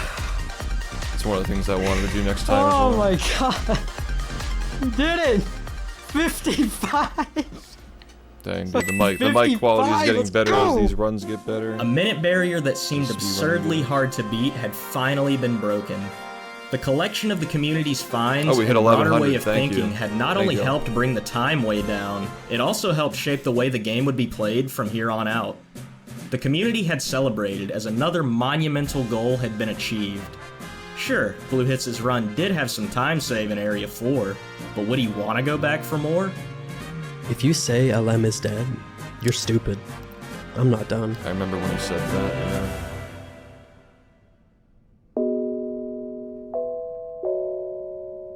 The rest of 2018 came and went. People were still playing the game, but throughout 2019, there were no new world records set. Blue Hits would take part in the 2019 LM tournament, but unfortunately there would be no improvement from him. The question now was if Luigi's Mansion was truly dead, and the common thought around the community was that it was. Blue Hits did remain optimistic and even made a comment regarding it on his leaderboard submission. Nevertheless, runners still kept grinding and even met up with each other through the game's done quick events. Things were looking good, and then the unthinkable happened. The breaking news, stay at home as the coronavirus pandemic spreads. The list of and then everybody fucking came back because there was nothing else to do. Classic. Major cities across Paul, thank you for the 5 gifted, sir. Businesses across the country forced to shut their doors, already leading to absolutely stunning. A good majority of the world was essentially locked down. You if you were around during this time, a good majority of the world was essentially. It's before it hit New Jersey. Congratulations. Locked down. You won. If you were around during this time, you would know there wasn't much to do. Most events were closed or went completely online. You won. For gamers, this meant that there weren't really any plans to make outside. I have a lot to say about COVID. A lot to say about COVID and how it fucked up speedrunning. But I guess I'll keep it short. At the time, it felt like the greatest thing ever, right? Everybody was stuck inside. You could practice. People had a shit ton of time to like make mods and stuff for practicing. Like the indoor shit was crazy for the hobby, but the ramifications it had, like destroying online events, like destroying GQ's competitors, that's really what COVID did. And like, not to be political, but like by design, right? Like COVID destroyed so many small businesses. Pace, you know, because Pace was basically on life support after this, right? No exception. People don't remember how big Pace was in 2019. It was huge. It even fucked up BfBB.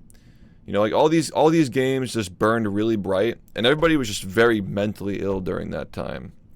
Like especially in the SpongeBob community, shit was bad.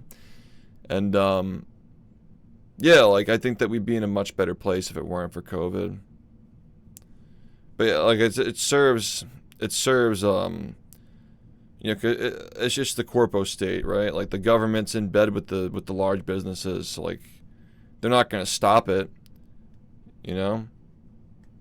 Just raise the minimum wage to fuck up every single small business and shut them down so they can't stay in business. Congratulations, right? You won.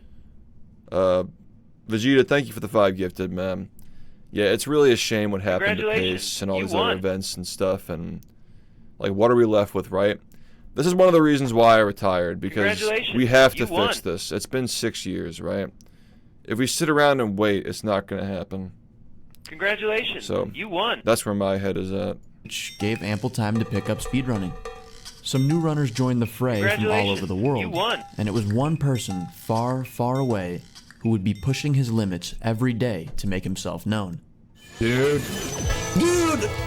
Oh my dude! Pablo, right? This is going in the newspaper tomorrow. I need like a task with losses.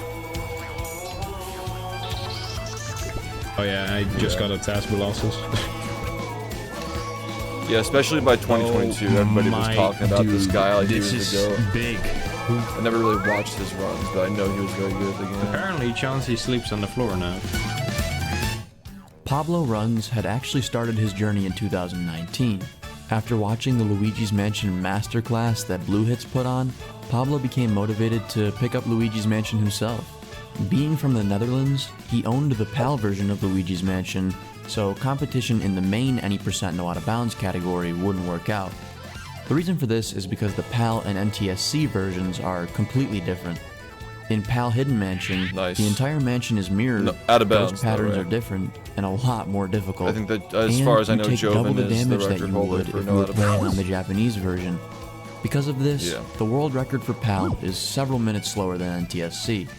With that in mind, Pablo would start off doing runs of the harder PAL Hidden Mansion, the golden but would age eventually acquire for a Japanese copy of the game. For sure was At this over point, after 2022. Pablo would practice for several hours a day, multiple days in a row. He'd completely absorb himself in the game to try and practice everything that he could. Just like Blue Hits and everyone that came before him, he'd want to prove that he could keep up with the constantly evolving run. Oh. Pablo would grind his time down to a 57-17 That's really cool, yeah. in late December. Yeah, we did that with SpongeBob too, actually. This kind of improvement is almost unheard of, considering he had only started his Making LM your own journey just 3 months prior. for the video. One could theorize that the harder PAL Hidden relate to Mansion the had Twitch viewers. hardened him in a way, and that switching to the Japanese version would prove to be somewhat of a walk in the park just by comparison. They would be right, but he wouldn't just stop at any percent no out of bounds. He'd cover a wide variety of categories on both NTSC and PAL.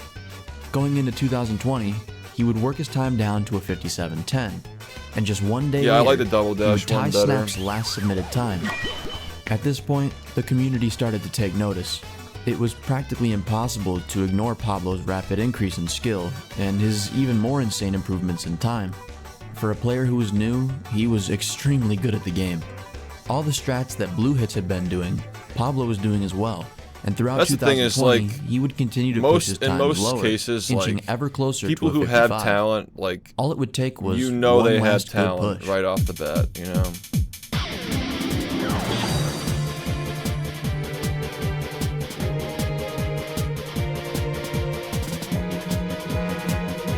You can just see it.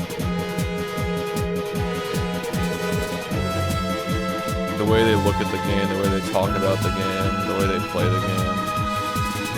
Like, this guy actually knows what he's fucking doing. You know? Some people just see the game for Pablo what had it been is. saving a lot of time over Which his is low hard to do, 56, especially with because 55 very well being a in possibility. speedrunning communities, there's a lot of ego because, like, based around, like, for a lot of people who speedrun, it's like it was their first time actually being good at something or being known for something. So there's a lot of ego to get past there, and like just seeing the game for what it is and not like involving your own ego in it. So it's like strangely difficult to be this good at something that just feels so He was straightforward. losing minimal amounts of time, but it seemed like he was in pretty good shape. Despite having completed Boolossus in one cycle, Pablo would lose a lot of time as the remaining Boo left would give him some trouble. It was an unfortunate circumstance, as at this point he was just barely ahead. He had lost a lot of time. Is that the but Guitar a good Hero area of- fucking sound? As at this point he was just barely ahead. You won. Thank you, Mustache. In trouble. It was an unfortunate circumstance, as at this point he was just barely ahead. Yeah, Guitar He had Hero lost 2, a lot of right? time, but a good Area 4 could make up for it. America is the greatest crunchy in the world. In the history of the world. Congratulations, you won. Is it the fourth now?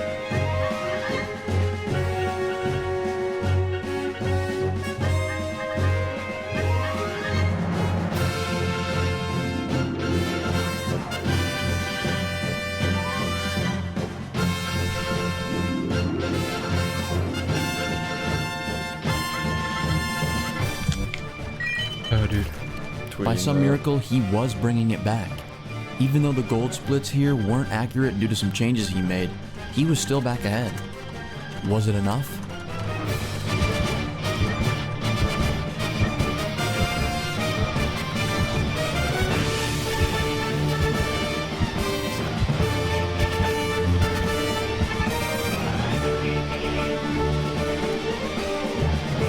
Good music choice. After 2 years of no new records, Pablo finally improved the world record by 1 second. Yes! Yes! Yes, I did it! I did it! I got it! I did it! Oh, I did it! No matter how big or small this world record was, it proved that Luigi's Mansion was not dead. This was a triumphant We gotta dig victory it out of for the ground, Pablo too. and the community. But surely there was time left to save, especially considering the Boolossus. After this new world record, Pablo decided it was best for him to take a break from Luigi's Mansion. Nah, I'm just kidding. He did decide to move on to the other main categories to try and improve his times in those. At this point, the goal that he had in mind was a full world record sweep of the 5 main categories. So in some It's aspects, interesting he hearing did about take a that for break other from no out games, of 'cause bounds, VfBB has which never would had give a other runners a consistent chance to catch category up. set ever. With there now being 255 The game's times, always changed. some runners had wanted to see if they could be the one to come out on Like top so many next. games have like the Joven, same a runner categories that for had like been 5, playing 10 since plus years. We 2017, never had that. was one of the players who looked to be up on the rise. He'd continue to get paces that would make him look like Oh, a this is contender for Joven? world record. In November of 2020, Joven would be on a run that looked like he could Joven throw actually Pablo set a off world his record game. yesterday. Unfortunately, while he would get a on 55, our stream. Joven would just be mere If you know what I'm flames off of saying. Pablo's time. But this run was close enough to world record to make Joven want to continue grinding. That was a While all that of was this a was world going record. on, another older runner had quietly come back, making his appearance for the first time in over 2 years. And this time, he would be armed with a new strategy. It's that would once impressive again that we got change that the game. far. It was now possible like to complete that King number, Boo like, it's just in crazy. only one cycle. Yeah! Oh my gosh! It's been done! The community had been active with grinds of their own, as well as strategy testing. Around this era, it wasn't uncommon to see runners in the 51. LM Discord server grind out potential strat ideas and finding He's glitches. so mean to his friends. They would goof around and have a bit of fun when they weren't brainstorming This is how the boys ideas. talk about each other, One man. idea was suggested from the Luigi's Mansion Dark Moon runner Vicious, daring LM runner Red's That's a fire MSR to beat profile King picture. Boo with his feet. This of course would Wait, be what the ridiculously hard to pull off, meaning failure was more Red's MSR to beat King Boo, Moon runner Vicious, daring LM runner Red's MSR to beat King Boo with his feet. This of course would be ridiculously hard to pull off, meaning failure Oh, was I just noticed that's the this fucking of Burger course King would be foot lettuce ridiculously image. hard to pull off, That's meaning actually a really failure good was more Photoshop. likely. However, in a bizarre turn of events, Red would accidentally shoot one of the spike balls early, popping Bowser's head off prematurely. With this in mind, the community got to work to see if they could somehow keep Bowser's head off for longer by repeating the shot early. Oh, this is one cycle. Actually, it was already known to be possible that you could one-cycle King Boo on the 3DS remake of Luigi's Mansion. Now, the 3DS version is quite different from its GameCube predecessor It's actually a in really terms solid of its technical remake, it inner looks like. workings. But considering the two were alike, I think with it's some actually not strats even being a remake, possible I in think it's a both remaster, versions, technically. It does why use the wouldn't it same be code. possible to do the same here? This idea would be a collective effort between Red, Saria100, and Crazy8 the Ace, amongst other members of the community. But it would finally be worked out and performed live by Saria in the Luigi's Mansion Discord server. Yeah! Oh my gosh! America is the greatest crunchy in the world. Saria. Yeah, it seems really solid. This would be an insane find, and what made it even better was having members of the community, new and old, together in one spot to witness something that wouldn't have even been thought about had it not been for a silly suggestion. This new find would save 20 seconds off of the run, which would have already brought Pablo's record down to a 55-37. Between that and some of the time lost from King Boo, who's to say the world record couldn't be brought down by another minute? Once again, it was time to get to work. But who was this older runner who was making his first appearance after being inactive for a few years? The man of mystery himself, Snap32. Yeah, Snap. With this new King Boo one-cycle strat now possible, Snap pushed forward to see what he could do. I think he actually still is This new trick back. would be rather inconsistent, and would make it that much harder This for is after runners he to go escaped from for, the cops especially multiple being at times. the end of the run. He came back to After continue a few speedrunning weeks of LM. testing, Snap had found a way to boost its consistency, but the trick would remain a daunting obstacle. He wasn't exactly comfortable pulling this off in a run, instead opting to go for the insta-shots that saved an ounce of time, which were found alongside King Boo 1 cycle. This meant he could still go for a normal 2 cycle. Unfortunately for Snap, some of his streaming equipment would be stolen, but he replaced what he could, aimed a webcam towards the TV, and started up a run. He was trailing a bit behind Pablo, but there would be room for improvement. It would start to show when he got near the end of Area 3. Is that better? He was ahead by 14 seconds out of Bulasis. At this point, he changed the times he was comparing against to his best ever segments. This was his attempt at not trying to worry about his pace and to just play. After all, being behind by almost a minute wouldn't make anyone nervous. To keep up with the times, Snap had to adopt the drag strat for the Break Room Boo 1 cycle, which he managed to perform flawlessly. There was still more to do, so he tried getting a double on the toy soldiers.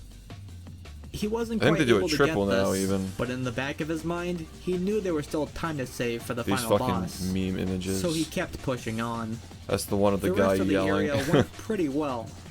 When it came time to start King Boo, he was already on track to get a 55-52. The nerves had built up as he hadn't held the world record for a couple years. It took him everything he had, but after a couple quick ones, he managed to do Two this. quick ones. a couple of quick ones. Holy oh. Oh, it's been 2 years since I've had this record. It's done, man. Oh shit, this is still COVID, wow. Snap was more than happy to finally be back at it again. Hopefully he'd hang around to try a run with the one-cycle King Boo. Yeah. Though this wouldn't actually happen, as he'd once again no longer have time to continue doing attempts. It was up to the rest of the community to try and make that happen. In fact, another longtime runner who was keeping himself up to date with all the new strats would shock the community, as he too had held the world record 5 years prior. So I gotta ask a question. I guess because like my brain like thinks like, because in the BfBB doc we talked about like some of the runners like Kona, Jelly, and so forth who didn't necessarily get records, but they made an impact on the game, right? Is there a point in this video where we talk about like Fi-Fi and how many views he was averaging and how much attention he brought to the game? Because I feel like that's kind of like glossed over. I guess just curious, yeah. Because I feel like he was a really big part of the game back in like 2014 or whatever. I did see he was mentioned though. May be able to recognize him. Yeah, okay, fair enough. God. Oh my god. Holy f***ing shit, dude. Dude, turn the super webcam influential. on, bro. He just f***ing got it. I don't even care. Oh my god. HD Lax had been doing some runs of the category here and there, but this time he was back, and with a new record time of 55:46. Yeah, I mean, sure, I agree with that, but was over to visit. Jared had previously been perhaps busy doing it's attempts more on so a HD style setup, choice. and after having the urge to play, HD wanted to try one attempt.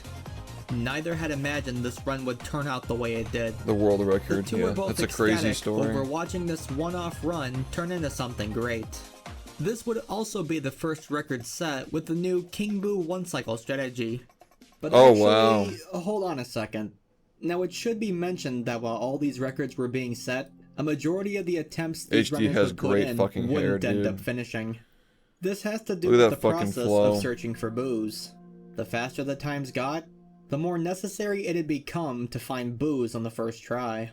See, these boos will be hidden in objects throughout the rooms. Your trusty Game That's Boy a crazy Horror boo flow, radar dude. will let you know if you're getting close to an object that has a boo or a decoy. In every room, the radar flashing red near an object would give you a 50-50 chance of that object actually containing the boo. This is not to mention that certain rooms would be Flow physically state. bigger and may have a lot more boo hiding spots. So these boo hunts could become much bigger time sinks than you'd want. I'm sure HD That makes has a runs lot of like sex for HD's sure. one of a yeah. kind. Being able to pull off times like that on the very first attempt of the Elon. day. With You think that HD looks like Elon Musk?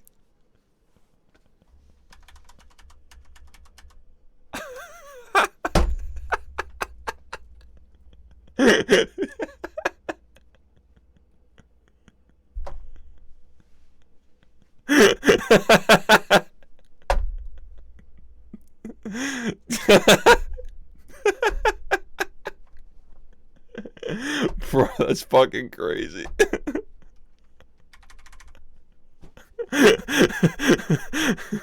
object that has a boo or a decoy. In Wow. every room, the radar flashing red near an object would give you a 50-50 chance of that object actually containing the boo.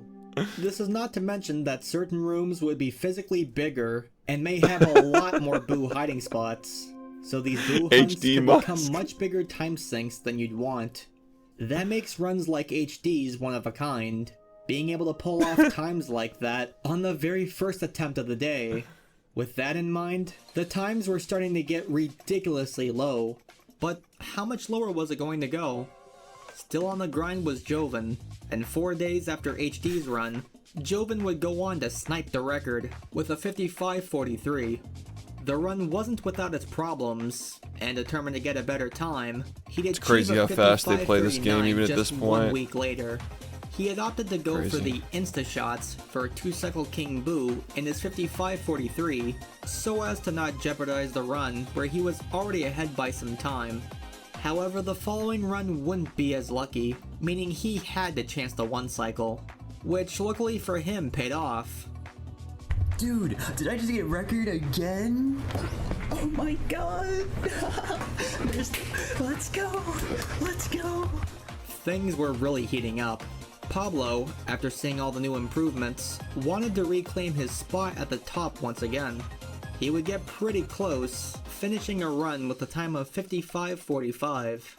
This would have been the record if he had gotten it just 8 days earlier. But that didn't matter now. Wanting to save as much time as he could, Pablo would implement a couple new strategies involving collecting numerous ghosts at the same time, one of which was found by him.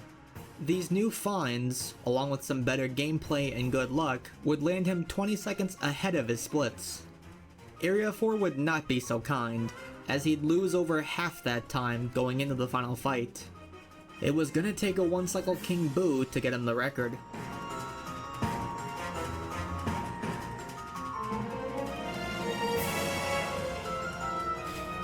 Does this documentary include runs that, like, didn't make it? Because that was one of the things that I wanted to, like, do, like, with the ones that we did 6 years ago for SpongeBob. It's like sometimes I would show runs that didn't make it to, like, keep people on their toes to not know whether that was going to be a record or not. Don't make me come down there, you Amidst all the excitement from this battle for the world record, a small new find would shock the community. Laser Crusader, a user who would spend time modding Luigi's Mansion, had found an odd anomaly that had been overlooked by the developers. Because a lot of history videos, like, you know it's going to be a record when you're seeing the run, because that's the run that was preserved, you know. After which, you could use the ball in his room to attack him. I mean, I guess, like, for SpongeBob, right, I held the record for over 10 years. And I have all my VODs saved, so there's a lot more footage to work with, so you can forget trying to hit him with the ball early. Like, there's just footage of, like, every world record attempt for, like, 8 straight years. What Laser Crusader found is that this invisible cutscene trigger, which would cause Luigi to freeze in place, doesn't cover the entire room. If you were to stand in a small spot to the left of the crib and activate the rocking horse, you could still move around until you walk into the cutscene trigger once more. By luring the ball over while in this free roam state, you can in fact hit Chauncey early, skipping the wait of having to watch his animation while he wakes up on top of another text box. The find would only save a few seconds, but in a game nearing total optimization, it would be enough to give runners a push to keep going. This is me. Yes! Yes!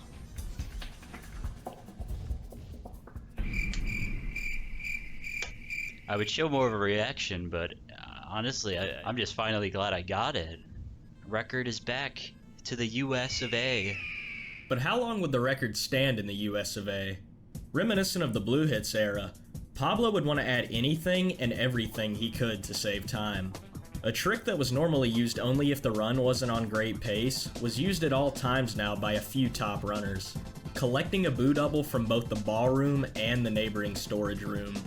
This was a potentially problematic strat that had been known about since 2016. Yeah, it's another rough. Effort from Michael T00 and Skazi. Archiving shit's rough. In order for this trick to work, you would have to hope that the boo in the ballroom is in the right set of chairs.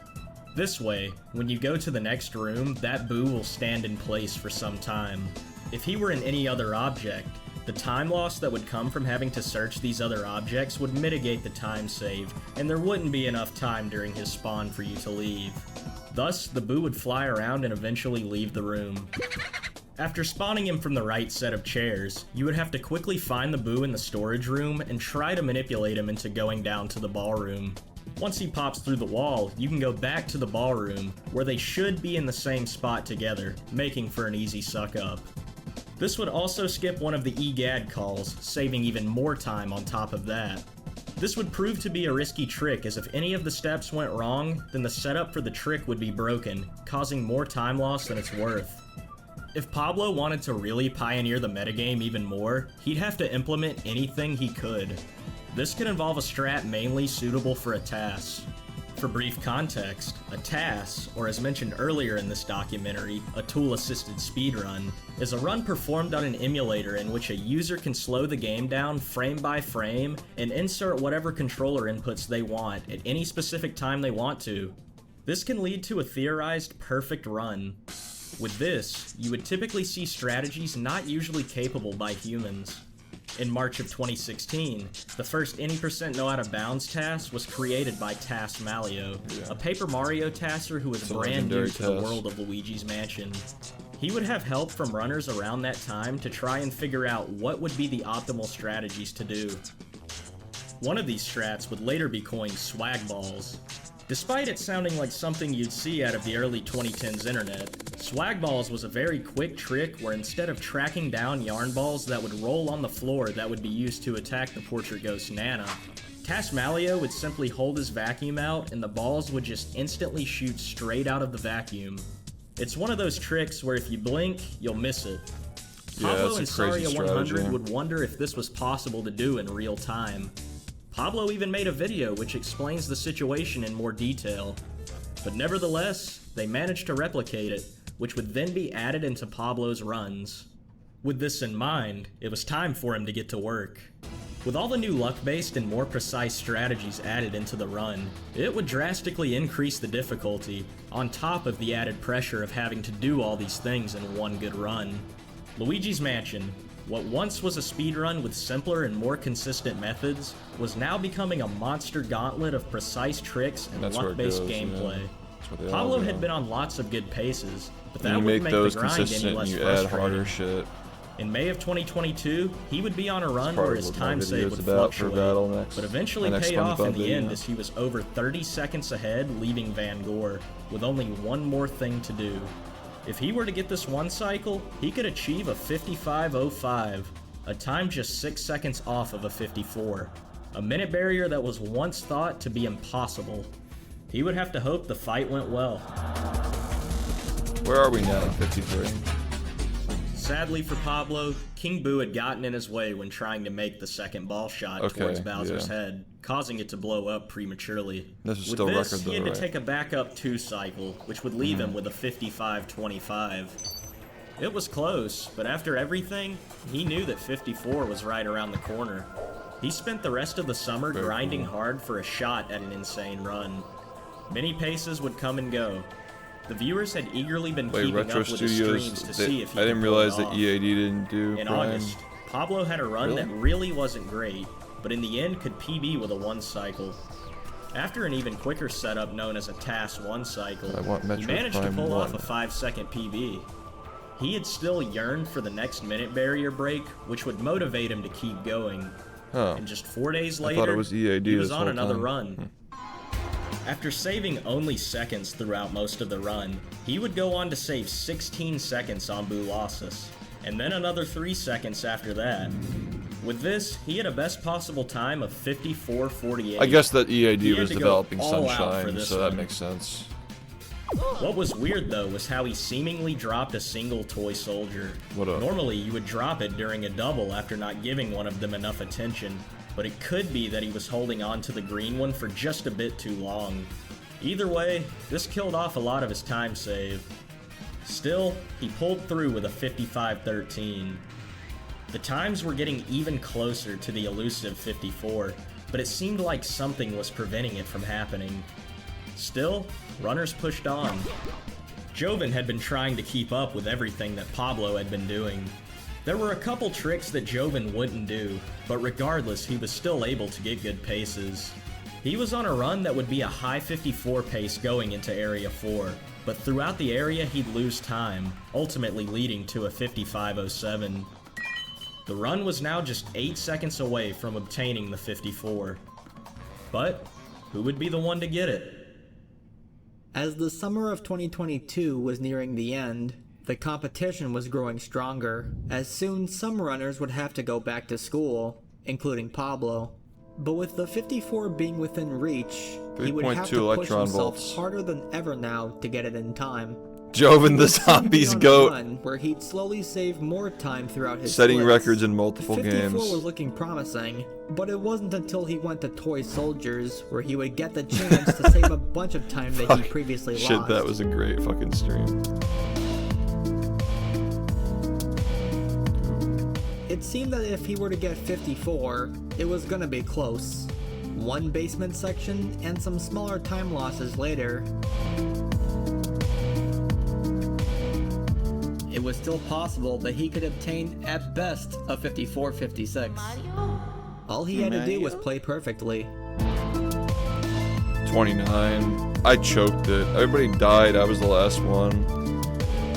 If I just traded out like my AKU for the scavenger, like I wasn't thinking about like that they died so the scavenger was back in the box. So I just run around with a crossbow with no ammo the whole time. Okay. Just being stupid. Once again, because King Boo was in the way, it made the second bomb shot impossible, as it would explode upon impact of King Boo's hitbox. It was my fault. This would mark the first time anyone had ever been on 54 pace going into the final boss.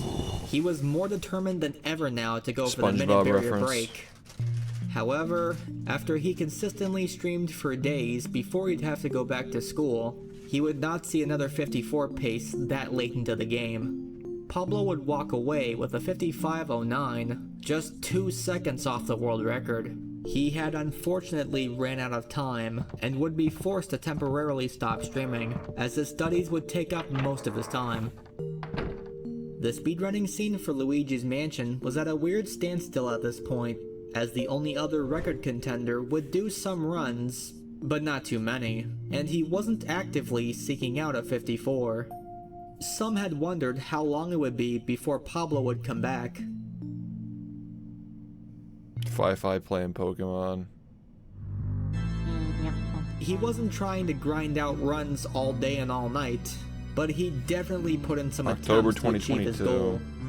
And just like that, he was on another 54 pace. With this run, he would improve some of his best segment times. In what was almost deja vu, as long as he kept it together, there's a chance he could wind up with a 2-second improvement from that last attempt. Are you f***ing kidding me? Again? While it seemed as though Pablo was more than capable of getting the time, there was always something that would stop him. First, King Boo gets in the way, twice, then he undershoots the second bomb. To be fair, this was mostly uncharted territory, and just like Blue hits, there'd be many good paces that would die to some unforeseen circumstance, whether it be based on nervousness or a troll from the game itself. Much like the first time, Pablo would soon find himself at the end of his school break, and would once again have to prioritize his life over the speedrun. This last encounter with a run like that would start to bug him, leaving him thinking about how he could still find some time to do runs during this busy time of the year. So on occasion, Pablo would stream attempts for about 3 to 5 hours when he did find some free time. They wouldn't come often, but when they did, it would be very exciting to watch and see if he could do it. So in the end, the question became, could he do it?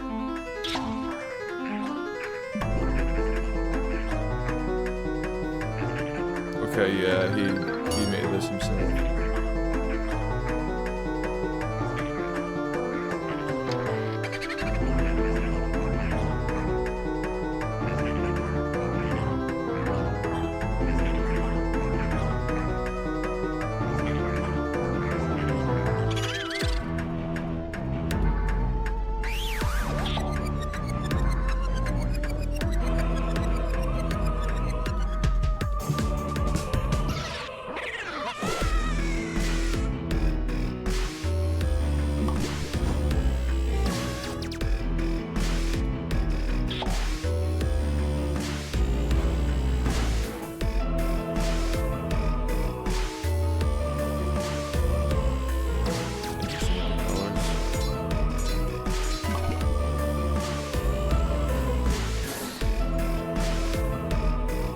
Solid, man.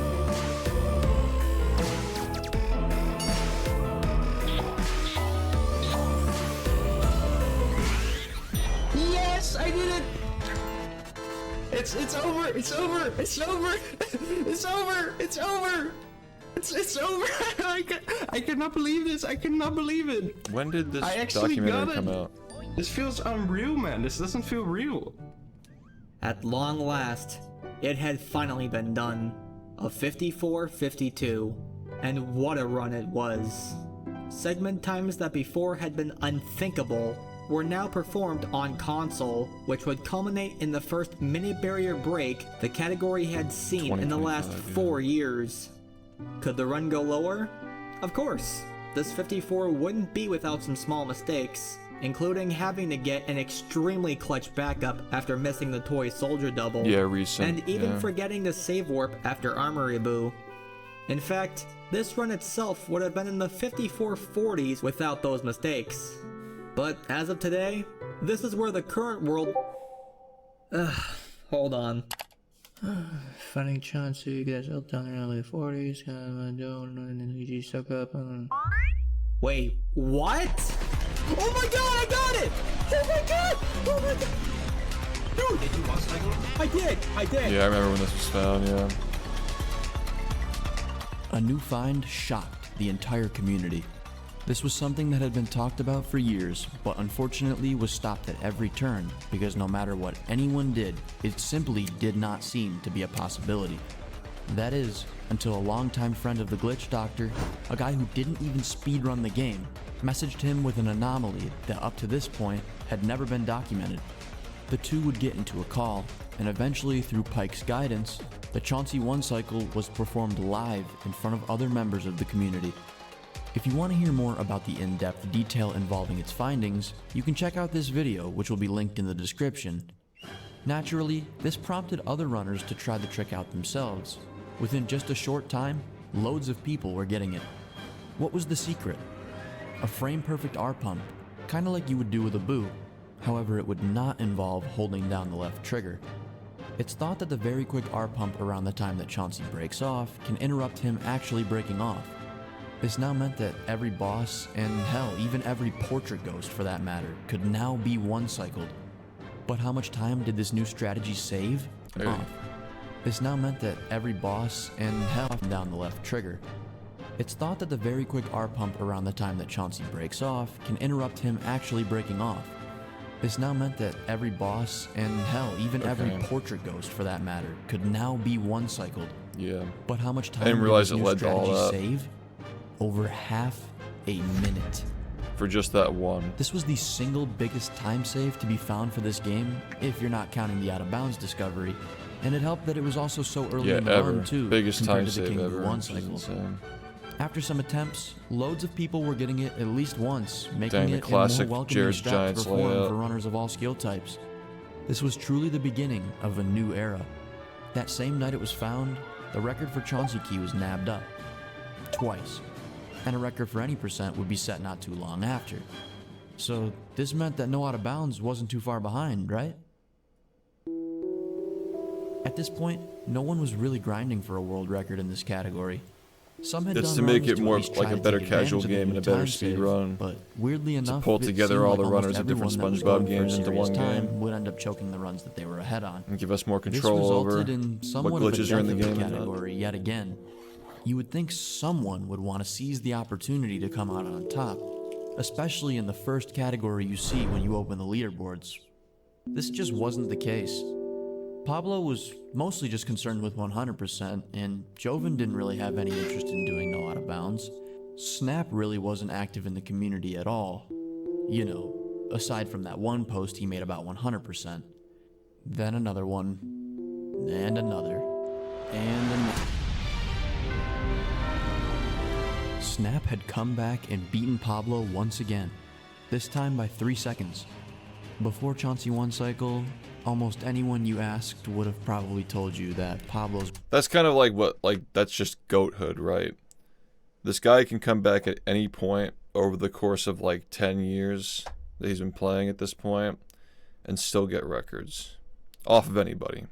Like, he can just beat any player. Record wouldn't have been beaten, or at least not for like a the long amount of times time. I've heard Snap, But it like was Snap here, is back and he dead. got record. Like, you just So hear how that did this so one much play when you're out? following the game. There weren't really any major mistakes as far as Crazy. time loss goes. Some of the boos were in bad spots, and Uncle Grimly took a few seconds to show his heart, and maybe some small time losses came from equally sized chokes spread out throughout the run. Aside from that, this run showcased a successful Chauncey 1 cycle, got the tech skips in laundry room and kitchen, Yeah, Did Tobo the is pretty fastest fucking projection crazy, save warp man. you Like, could get. he played the game for like Record 20 one years, cycle, didn't he? an Fucking insane wild. toy soldier double, and after all that, a 51-55 Van Gore split. Snap then closed this run out with, of course, a King Boo 1 cycle. In fact, this wasn't his only PB that day. Just 10 hours prior, he went from his old 55-49 PB to a 55-17. So, in the span of just 11 hours, he managed to PB by over a minute, and ultimately edged himself in 15 years at history least. as being the first runner to improve the any percent no out of bounds world record using the Chauncey 1 cycle. But even This though guy's he a wouldn't have fucking many wild mistakes throughout the speedrunner, run, dude. the small ones that he did have would add up. It is a very good run, though the time loss, in addition to Snap's use of some easier strats, wouldn't keep others from taking his spot for long. Joven was creeping up on him, and he'd have some good runs with Chauncey 1 cycle under his belt. During Joven's one got of the his fucking sessions, Giga Chad he'd jawline, have 3 bro. record paces to Area 4, with one of them Mogging getting the to whole King fucking Boo, mansion though with all that of them jawline. would be a bust. Almost 4 months after Snap's run, Joven would see another good pace. There was still some time loss, including this funny banana Literally. gag, but combined with some newer faster strats, he'd clutch out first place by 6 seconds. 54, a minute barrier that would have been inconceivable in years past, had just welcomed its third runner. As with the different eras of the speedrunning scene, the faster the top time got, the was harder such the a funny competition would game. become. You'd have to pray to get insanely lucky for even a chance at a time like this. Unless you're Pablo. While saving seconds upon seconds, Pablo would perform a very good run. He'd have an insane nano room with the swag ball strat, he'd use the more optimal ghost grouping methods, and then of course with the good comes the bad. Some lackluster boo hiding locations, a rather large mishap in Safari Room, a 5-second Grimly, and some other minor mistakes. And even with that, he'd still be well within record pace. I'm literally on pace to record with a 2 cycle.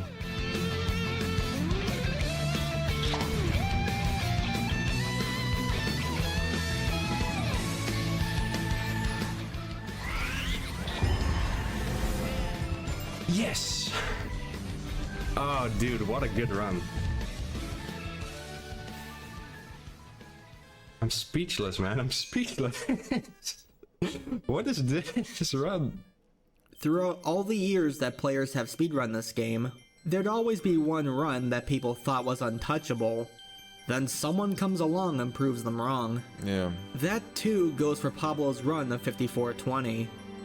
Sort of. If he hadn't made any mistakes throughout the run, and everything went smoothly, he may have very well had a 53. Regardless, this 54-20 has proven to be one of the most legendary runs of the mansion, and I'm unsure whether this run would even be beaten for a long time. And then it does.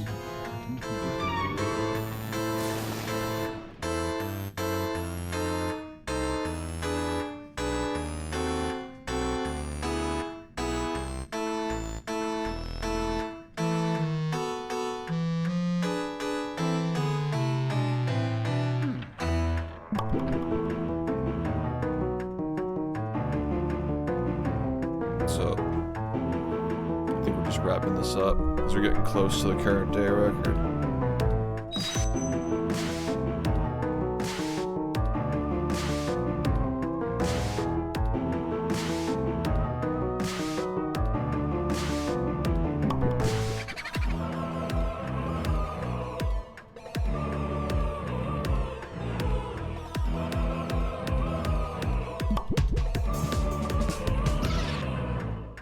Yeah, we can do that.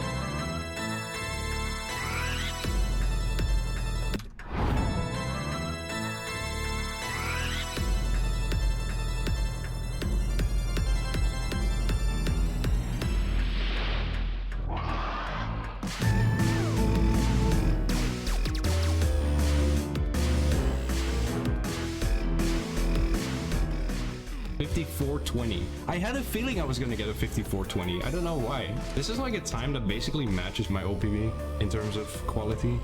This is not my final PB, by the way. I am gonna go for the 53 one day because this run proves it's possible. Sorry, this is a separate run? We're gonna do someday. Someday.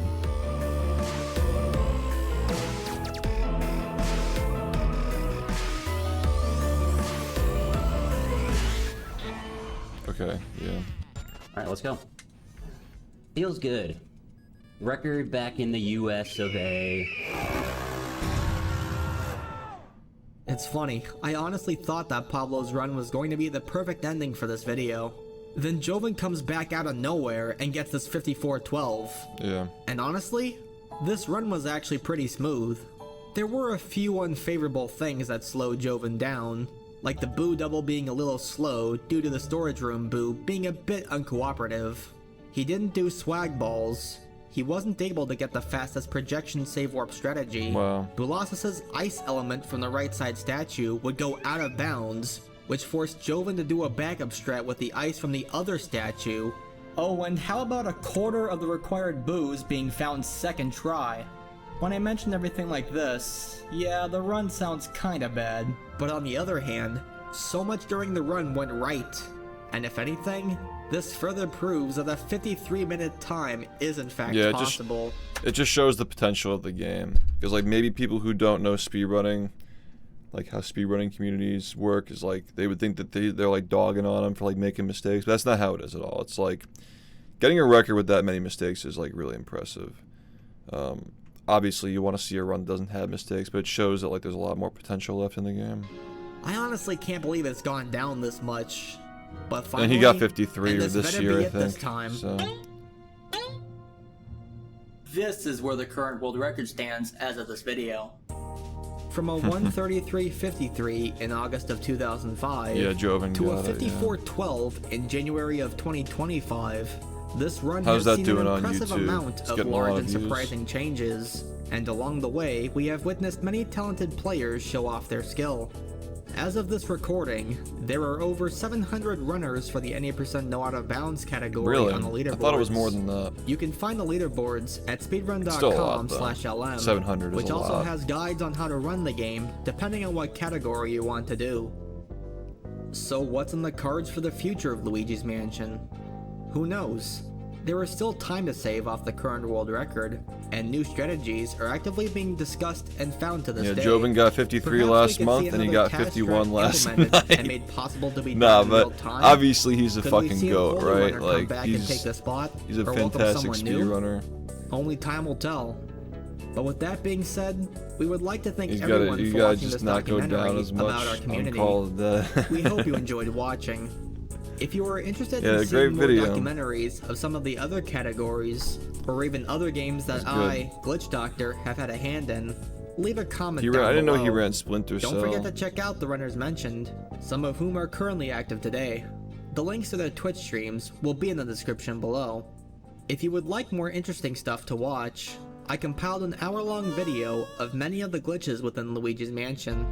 We would also recommend our friends over at the SPM Community channel for their world record progression of Super Paper Mario speedrunning.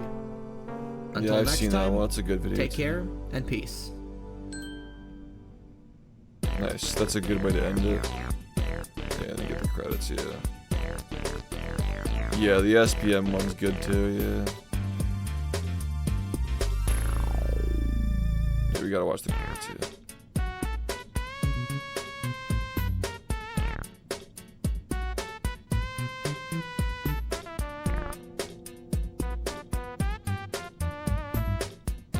Yeah, very inspired video.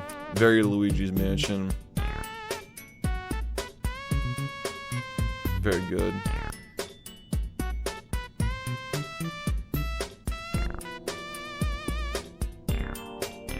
Yeah, it's really solid.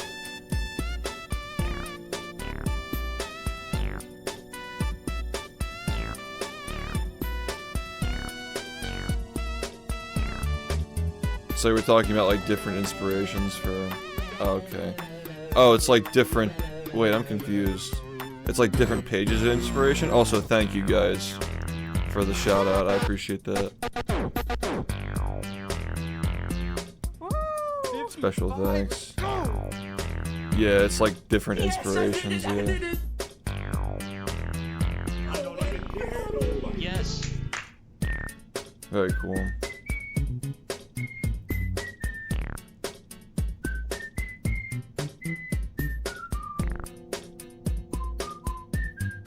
Yeah, they could never really replicate this this type of feel for a Nintendo game.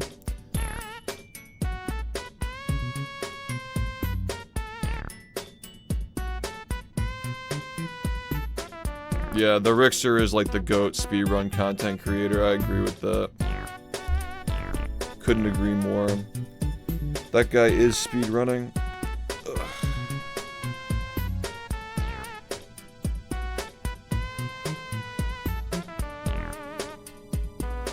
But he's gonna have some competition someday.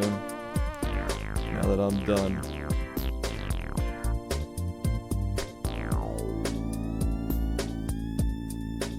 That's funny.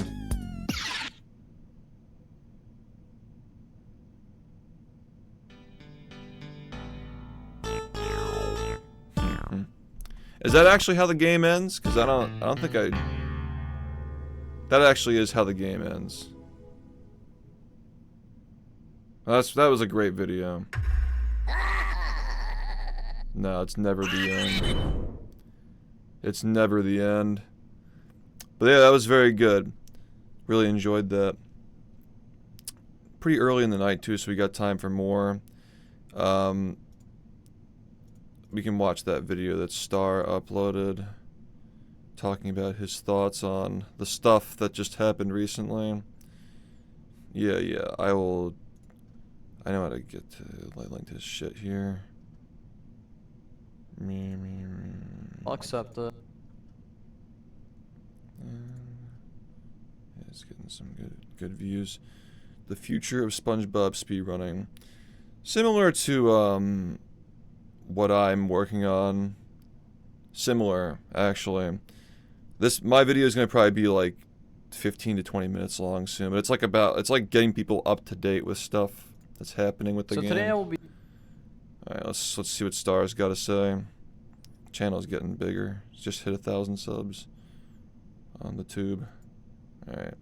So today I will be discussing certain things in relation to Battle for Bikini Bottom speedrunning and the future of the Xbox Any % category, as well as the game's future in general. If you recall, on June 29th, 2026, I broke the Any % rolled record by 2 seconds, ending SHiFT's reign as the record holder, which lasted exactly 10 years and 10 days. First, let me go into detail on the grind that what took a to psycho achieve this. graph, It all dude. started on May 26, 2026. This was the day that my current Xbox Any % grind started. For context, at the time I started the grind, I only had plans to go for a time around the mid to low 41 range. And oh boy, little did I know what I was awaiting. Because literally the day that I started this grind, I got this run. This run was actually 40 pace into Dream. However, the rest of the run didn't go very splendid, and I ended up finishing at 42:20 after making annoying as some fuck. really bad mistakes in Dream 2, Graveyard, and Murmler. Still personal best by 12 seconds. However, I was left quite disappointed and quite shocked at what this run could have been if I had actually played well past Kelp Forest. Dude,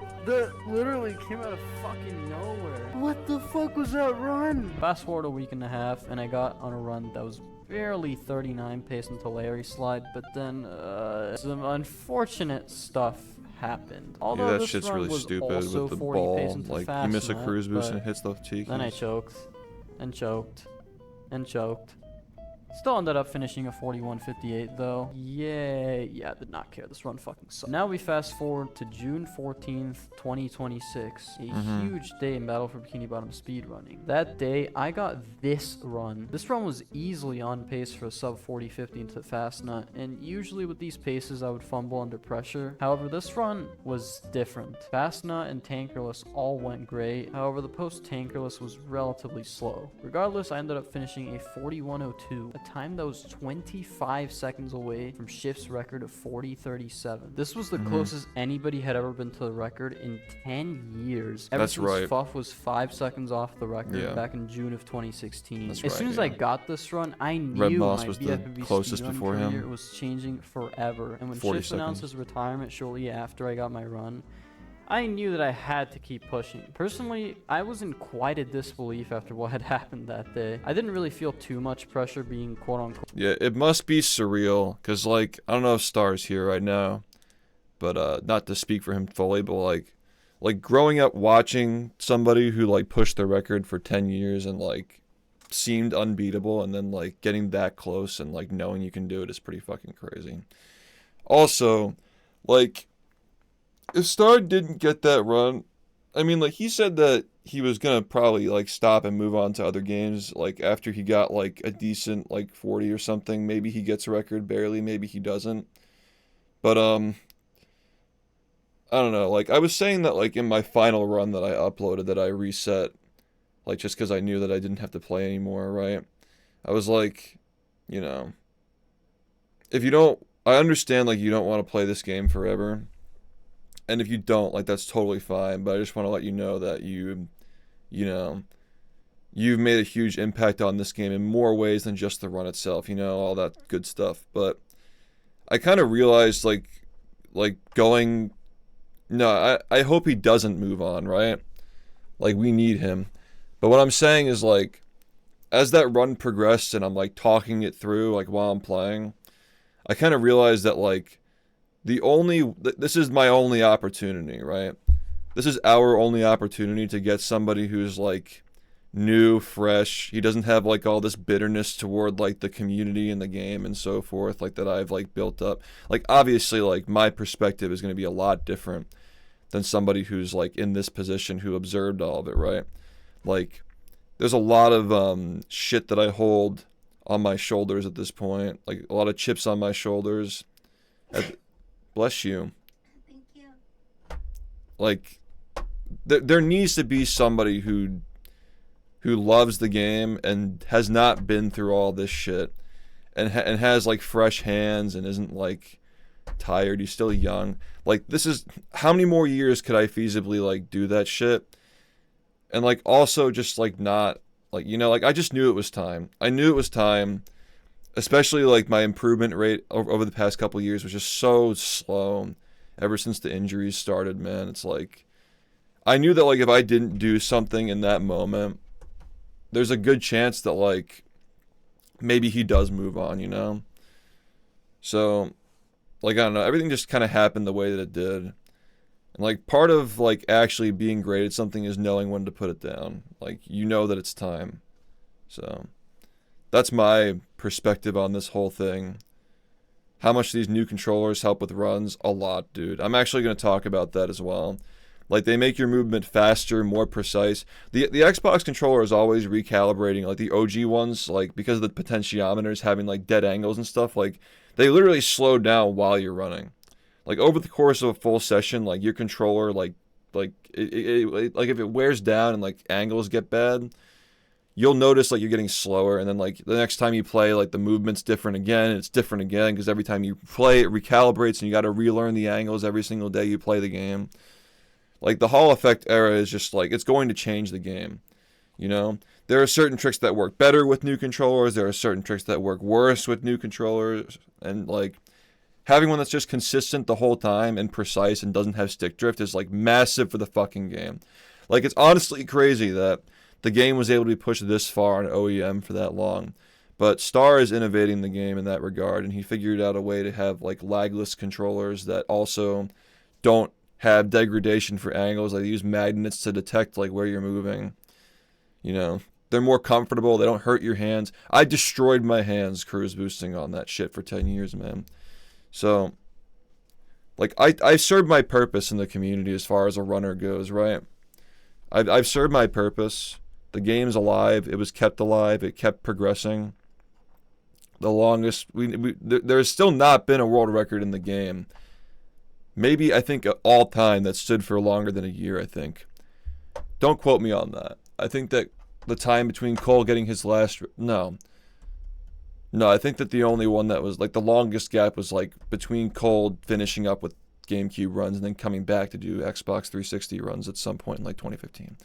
But yeah, I just want to finish Star's video. We could talk more. Pass the torch. Although it definitely felt weird at first. I didn't really feel too much pressure being quote-unquote pass the torch. That's good. Although it definitely felt weird at first, averaging like 100 concurrent viewers after that, since I was usually used to just sitting in the 20 to 30 viewer range. I knew I would eventually be able to get the record since I was getting some record paces deep into the run, although part of me was worried that it was going to take too long to get it, seeing that I had struggled a lot lately with getting runs to late game. But surely enough, after daily 8-hour streams games for 2 weeks straight, I finally secured the record with a 40-35, beating. And he also got this run, like, not the day that I retired.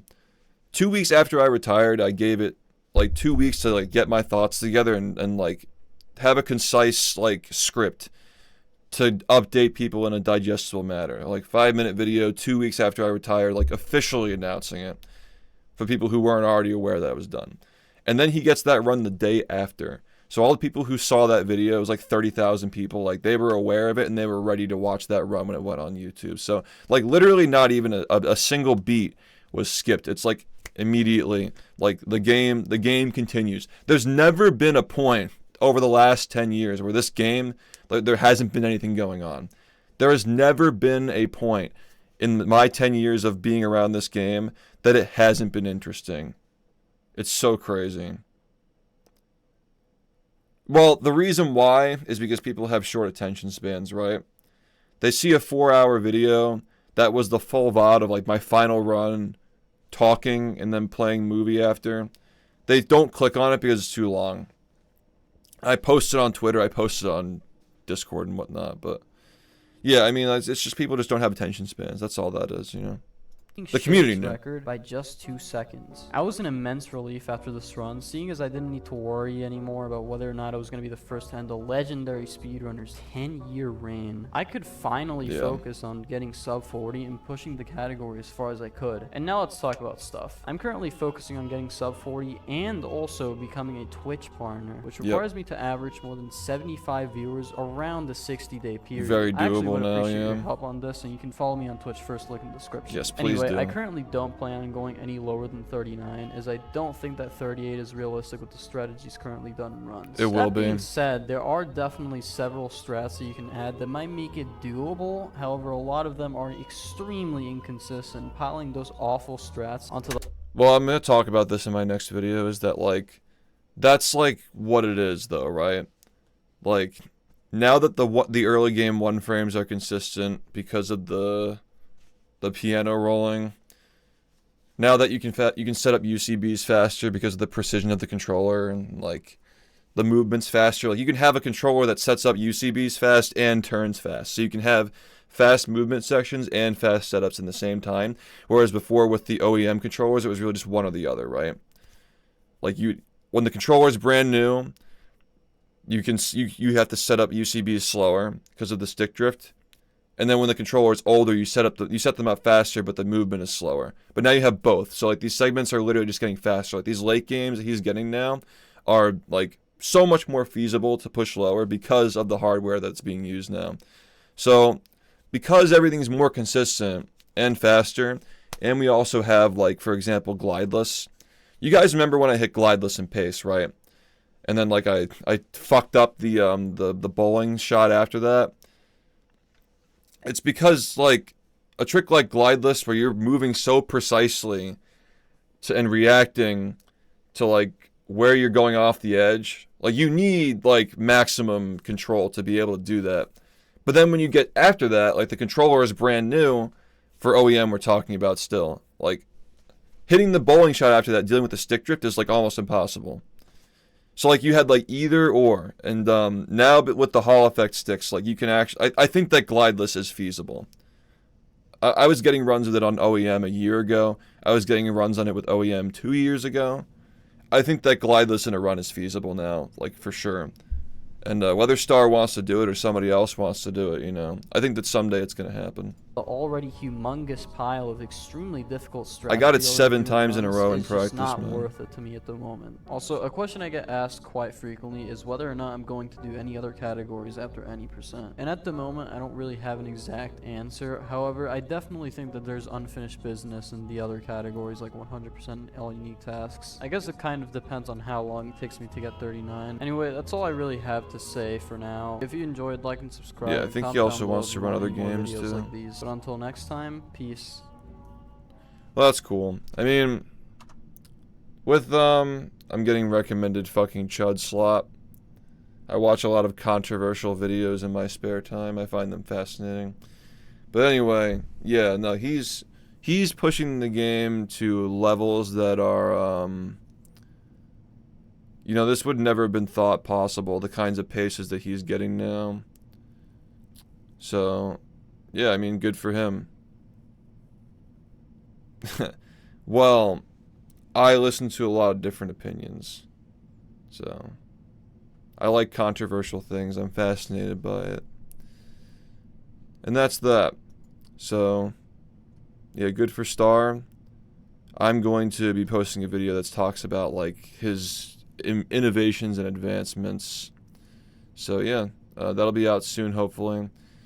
My next upload, I'm not sure, like, maybe, like, the next few days, but I really have to get this other announcement started. Because, the subathon's coming. You know, there are a lot of tight schedules going on here with this subathon. I'm not really sure if we're going to get everything done in time. So, we'll see. But yeah, it's kind of late now. It's like 1 in the morning. I don't know what we should do now. I'm down to play like Mario Kart or something.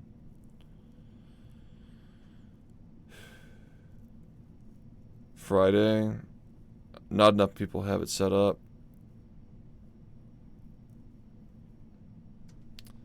But yeah, I guess I should also mention, like, for the past year, I think, like, around the time before I got that sub 41, the first one, I mean, I was saying that 38's possible. I think that the game can go as far as a 38-30 right now. I think that 38-30 is possible.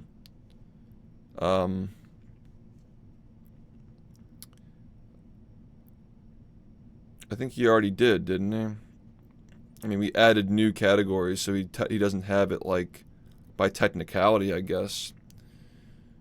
I don't know. Like, and I should also say, like, Star shouldn't be expected to just permanently play just this game forever.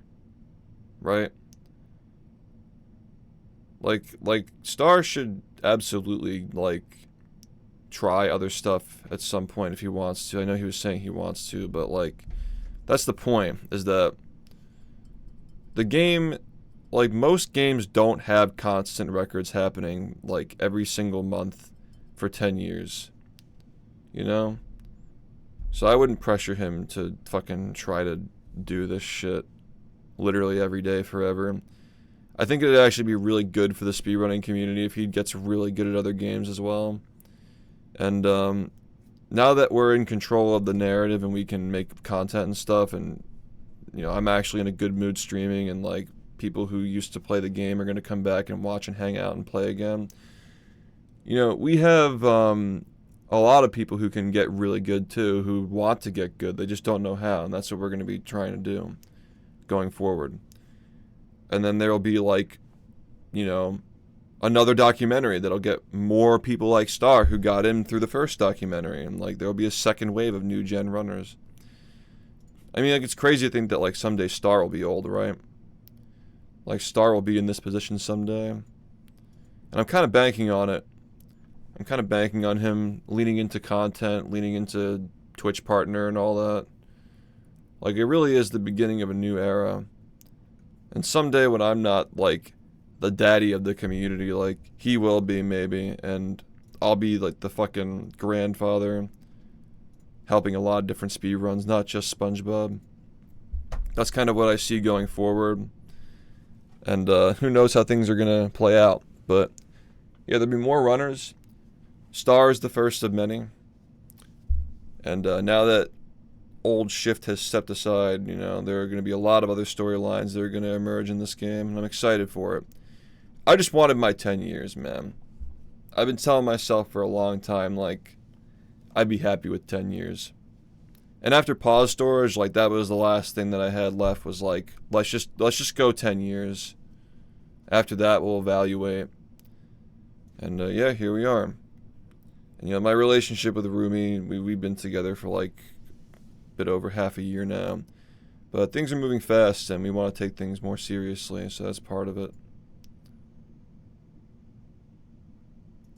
Yup, yeah. So his videos exposing Idiac and the other weirdos, like training him how to, like, build a channel Well, he was also fucking making like rage edits on me when he was like 13 years old or something. It's really funny that like that was his experience. Like that was his resume going into this, and he completely turned himself around. Has anyone had a reign of dominance as long as shifts in speedrunning? I'll let the historians decide that. I don't even know like the final stats. Like, I improved the record by over 26 minutes from when I got it from Fuff. And I think how many consecutive records did I get? You know, if you're talking about just any percent, the number might be over 200. Like, from beating the game as fast as possible, like, including pause storage, it might even be over 200, man. As far as the Xbox run itself, though, probably like 150 to 160 in a row, something like that. Small improvement. The game was always on the cutting edge for those 10 years. There was never a point where it was easy.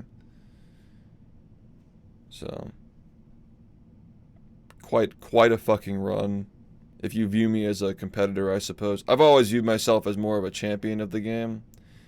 But I do think that part of advocating for the game is expressing it through your actual gameplay, not just being a talking head. Which now I am, because I'm fucking washed and old and crippled. But, you know, maybe when I don't have things dragging me in new directions of life, and that's all sorted out, and physically I can, you know, heal myself, and mentally I can heal myself. Yeah. Maybe we can make another run someday. I'm just happy with my 10-year run. I think that's a record in and of itself that will never be beaten. You know? I think it's really cool. As far as competing goes, I'm very happy with that. And now somebody else can get a 39, right? At the end of the day, Star wanted it more than me. If pause storage never happened, I can't really say how things could have gone. Maybe I would have pushed for it, like, all the way through. You know? Maybe I would have hurt myself, like, put the final blow on my hands from doing that, right? Anything could have happened, but the way things happened are the way things should have happened. Because if the same guy who got the Xbox 59, the Xbox 49, and the Xbox 39, like, the game wouldn't even be interesting anymore. Any percent to me was always pushing the game as low as possible. Congratulations, you won. Pause storage kind of broke my brain. Thank you. It's not updating my shit. But the fact that I got to push the game... Thank you, Mustache. Yeah, the fact that I got to push the game as far as I did, and somebody else gets to have their own branch to continue doing it, I think that's really cool. It's a unique way for the whole SHiFT story to end. And like an era for a one player lasting for 10 years uncontested is actually unheard of for sure. And I really appreciate that Star called it legendary. I really respect him a lot, and he respects me a lot. That's a really good start to a long and fruitful business partnership with somebody who's very mature and smart for his age. It's just interesting because I never pictured it this way, where like it would take 10 years for it to finally happen, you know? Like there were a few players at points where I was like, maybe. But they never they never really got to that point. And I thought like I'd be like on stream hanging out with them and playing games with them to try and get, he's 17 years old, trying to get people to like meet the new players and runners and stuff, but it's like I can't like hang out with a 17-year-old on my stream, you know? So it's really weird. Like my reign was so long that like it's a completely, like the kid's like fucking like almost half my age, you know? It's so crazy. Really is crazy. Most of the top runners are like 5+ years younger than me. Don't force him to do that. Like, he can do it when he wants, man. I didn't even use Facecam until I got 59. And even then I was, well, I was a little bit before that occasionally, but Face cam for runs was after 57, or after the front page. The front page week, because, you know,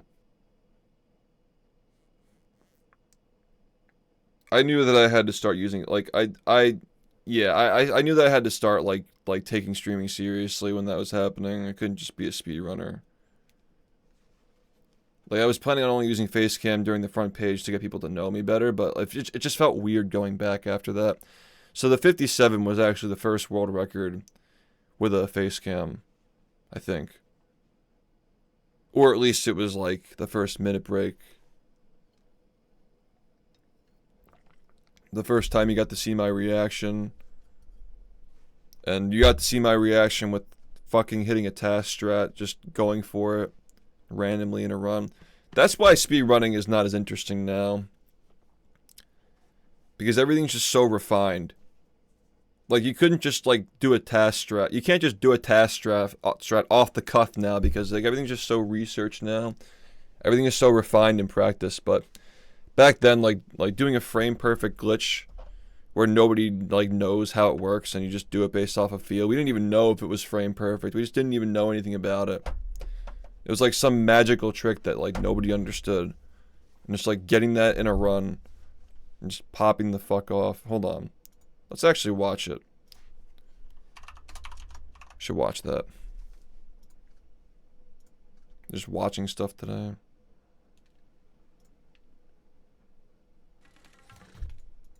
Yeah.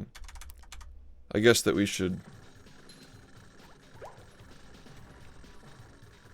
show this. Because I was getting a lot of paces at this time. Like, 57 was going to happen inevitably soon. But the way that it happened is what made this legendary, right? So this is back when we actually, well, jellyfish fields will be done again. Another reason why 58 is possible and should be pursued. But yeah, there was a drop. Like, again, this is the reason why this fucking Hall effect shit and, like, the digital pads is such an important development in this game's history. Like, literally, I didn't even realize this until now. Literally, a dropped input killed this. Like, if it weren't for that dropped input, the history of this game would be very, very different if it weren't for that dropped input. You literally hear it through the microphone. And look at how calm I am. I don't even react to this shit. Like, I just don't care. You know? This is before I felt like the game was, yeah, but not nearly as many dropped inputs, though. Not nearly as many. The game still drops inputs, but it's not nearly as many. Like, back then, like, everything just felt fucking random, dude. Like, this is back before I felt like the game was an obligation to play. I was still having fun playing, so, you know. Like, I'm annoyed by it, but it wasn't, like, fucking causing depression or anything like that. But yeah, that's a +9 run. And, at this point, like, best possible time here is at 58.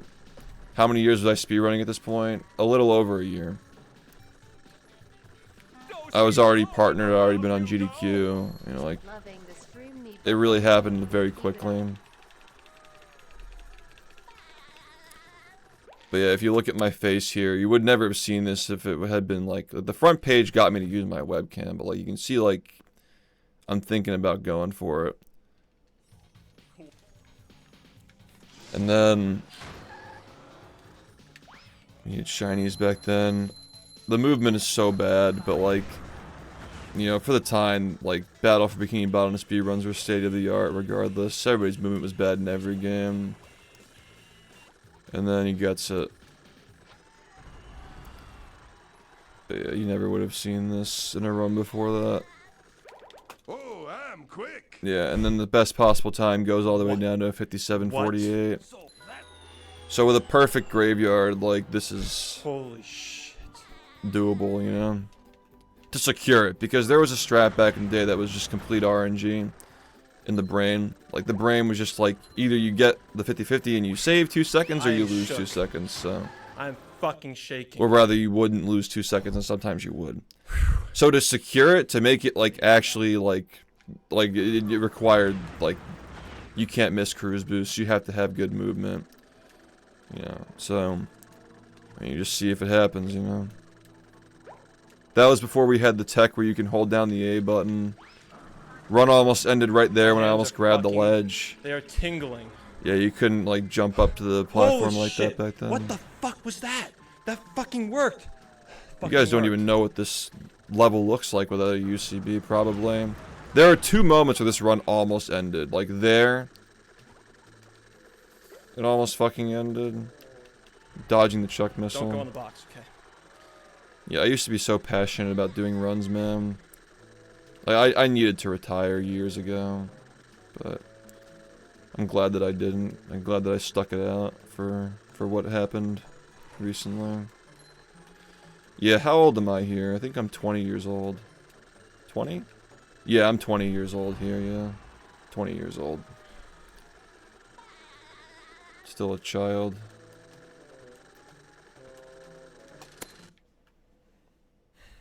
Yeah, 20. Still not even old enough to drink. That was before the doxing era. The followers used to pop up on the screen and people started doxing with the account names, so we had to take that off. Same with the top like list of events and stuff, like that was all, you know. Also the fact that I had 800 subs, like dude, it's crazy that like speedrunning, when I was still speedrunning a month ago, my sub count was like 100 plus lower than that. And now like we're automatically back to like 1100, just actually focusing on streaming again. Such a different world. Different internet. We were still unlocking emotes because, you know, like I'd never been over 1,000 subs at this point before. What made me lose that passion? A lot of things, but the final blow was my hands being hurt. Like, just playing in pain is just not... Yeah. Also just, like, knowing that I served my purpose, that, like, someone could continue it, and that what I did wasn't in vain. Like, that's all I wanted, really. To make a lasting impact, and I couldn't do that without a successor. Like, I needed somebody to take it over. It's unusual that that's a concern in speedrunning, because most of the time, people get burned out, take breaks, they stop improving, hit walls. I never hit a wall until, like, the first wall that I hit was, like, 2025, because of, like, my hands being fucked up. And I guess, like, getting older is part of that, too. But I didn't hit any improvement walls that lasted for any significant amount of time. Like, ever in my time playing. Like, usually those things take care of themselves, especially with a game that's this popular, but I just never... Nobody ever came close. Nobody ever came close. So it was always a concern. Oh, for sure, dude. I mean, like, I gave the game life, and then got to enjoy the golden age. And then I kept it alive after the golden age. And, you know, like, maybe someday that we'll look on to, like, all this stuff. Like, maybe the game gets so big that, like, we're, like, these 10 years or so, like, we'll consider it, like, a bronze age someday. I think it'd be very hard to say that, considering Rehydrated had, like, thousands and thousands of eyes on it. But yeah, that was a graveyard. Like, that, like, no cruise boost misses, just very fucking solid gameplay. And at this point, it's possible, you know? I don't remember how the chum bucket strats went at this time, but... There was, like, something in the brain, or, like, the final fight that was, like, RNG based, I think. I don't really remember exactly. In retrospect, it was. Like, Rehydrated is just, like, in retrospect, the capitalization on how big this community got. And that's really all it was.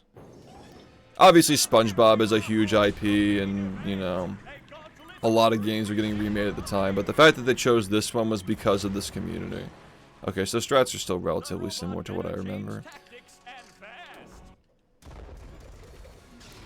Yeah, and then, okay, so he knows that he got it. He's not gonna lose time here. This like little jump to the side. Thanks for the 91 months, Kyle. Thank you, man. You probably remember watching this run live. This little jump to the side here was just superstition that it impacted RNG. This little like weird jump to the side, like just unlucky. Thinking that like that made a difference, you know. But yeah, like we knew that it was gonna happen. Like you lose 2 seconds to that, and it's a 57-59. And the crazy thing is too, maybe I was in the Krusty Krab when we talked about this.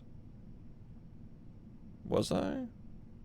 Maybe it was somewhere in this VOD, but I do know that at some point during this VOD, we talked about Chris. Now, one of his movie speedrun streams. I wasn't the only person who remembered this, by the way, because this is before the movie community and the BFB community branched off. We'll talk about that in the doc. But Chris said during one of his runs, like, just like fantasy is shit, right? He's like, SHiFT is just going to have a dead run. He's going to go for fast nut when it's off pace, and he's going to barely clutch it with a 59. Like, it's like literally fairy tale shit. And that's how it happened. That's like actually how it happened. And because I didn't have money at the time, I set a bounty of $50 to anybody who found the clip of Chris saying that. And I searched too, but nobody could find it. We just know that it happened, and that's all we know. Is that Chris prophesized this run. Also, for the record, like, I kind of knew, like, deep down, like, the only way that anybody would ever beat my record someday is if it was like a prodigy kid with a shit ton of time to play, was smart enough to, like, have a sense for the game. Like, I knew the only person who could ever take me down was somebody like Star. Just I didn't realize it until recently, like, oh, it's him, you know? Like, there's a lot of weird shit with this game where, like, people just know what's gonna happen next, but, like, it doesn't feel like it's real until it happens, you know?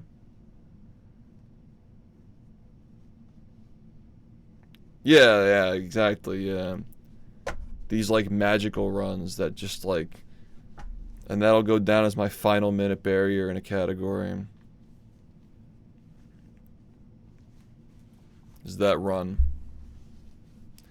Crazy, man. I'm glad that I was able to, like... That was the call, dude. Like, if I went straight back to doing Xbox any % after doing the slot, I probably would have just retired, honestly, without even going back to 100. The 100 runs allowed me to, like, not push my hands past the breaking point and still, like, be decent enough to get records over a 3-year-old time, right? Without having to practice all day and fuck myself up. So, yeah, that's, good stuff, man. Yeah, it's fucking crazy. Like, Willy Wonka's finally leaving the factory.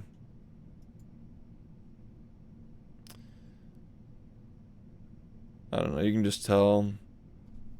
This is before all the drama, before all the controversies, before all the detractors, like... I don't know.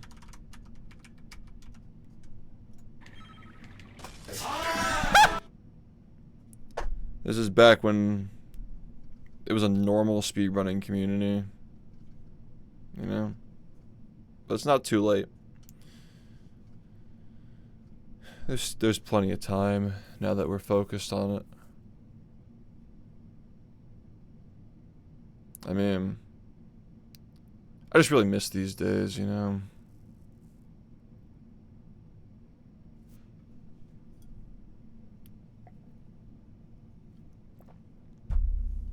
Good times. What else should we watch? Anything else we should watch? I mean, another example, of course, is like literally Jared saying today is the day on GDQ, and then it fucking was.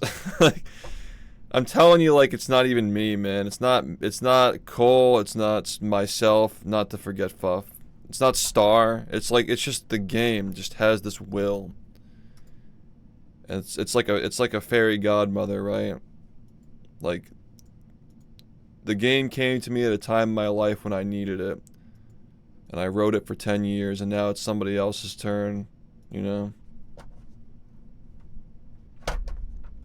It's fucking crazy. Will there ever be an era in this game where the world record actually has real competition? It's always just going to be somebody who's just like, who has the soul of the Bob, you know? It's always been some unbeatable person. Every time.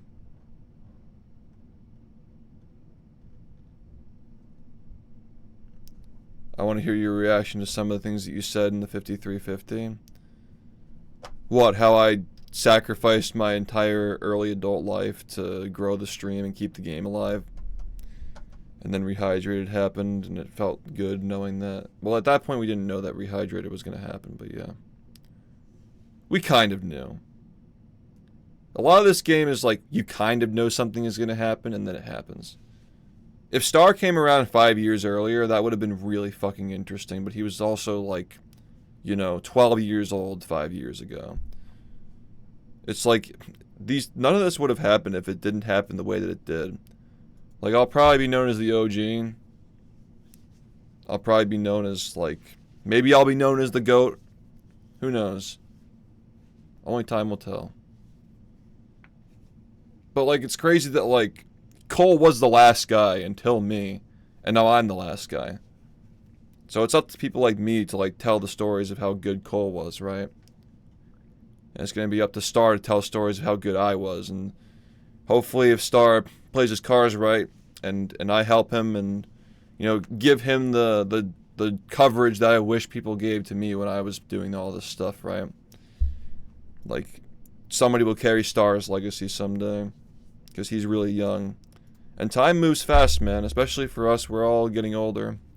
The next 10 years will go by faster than the previous 10. Before you know it, Star will be sitting here talking about this shit just like I am now.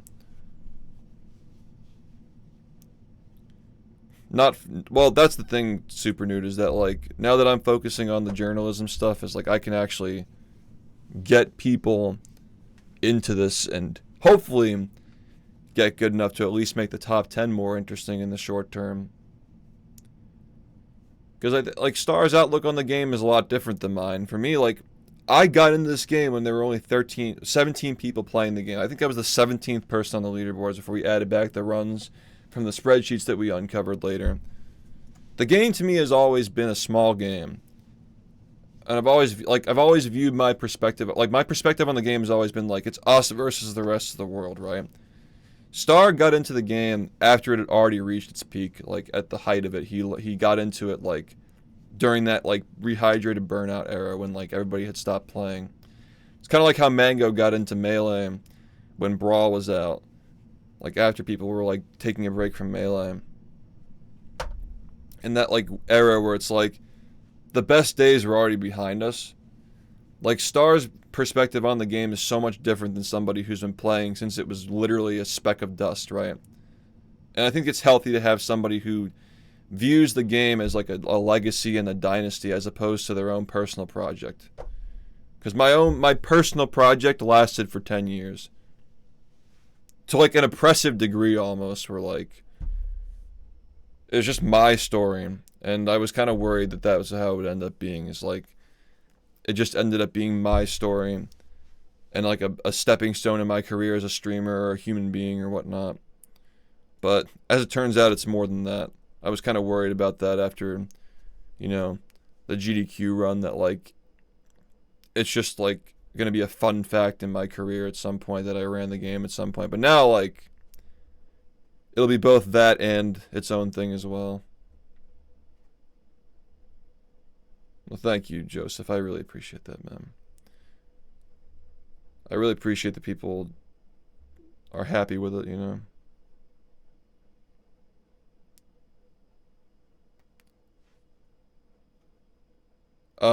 Well, again, man, like, nobody should be expected to do the shit that I did. That's why we're taking matters into our own hands, though. Exactly, Newt. Like, people are always going to... I'll just put this up. People are always going to run this game. There will always be somebody who eventually plays it, but it'd be naive to think that it's going to be the way things were over the last 10 years. You know?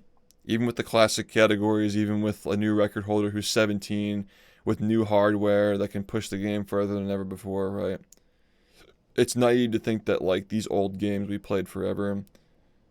And, yeah, when Project Z comes out, I'm essentially obligated to speedrun it. So, you will see SHiFT return someday. Will I be as good as I was in my 20s? At the age of, like, 31 or something, with kids? I don't know. Probably not. But that doesn't really matter. It just matters that people enjoy watching. That's what I'm here for at this point. Yeah, Project Z. More information on that in the future for sure.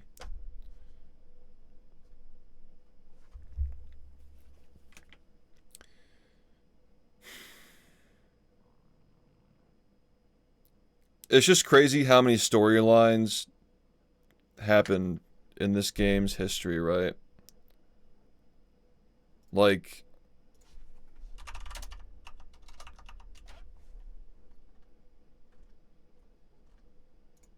it's just fucking $25. Let me just get to like the YouTube page for this.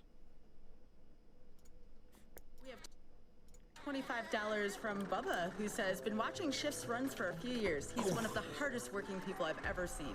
Glad you can show off your skills at GDQ. Thank you, man. We're gonna be doing runs right after this one, actually.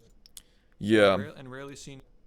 It's just fucking crazy to me that, like, in a game where, yeah, it's a nod to Project M, yeah, and the SpongeBob movie. Yep, exactly. Project we started many years ago, but we never ended up working on for a variety of reasons. But, it's crazy that, like, in a lot of games, like these storylines all occur. Like, we just watched the Luigi's Mansion documentary, right? Over the course of, like, 10 plus years of competition. Like, these documentaries are, like, you know, actually I should pull up another one.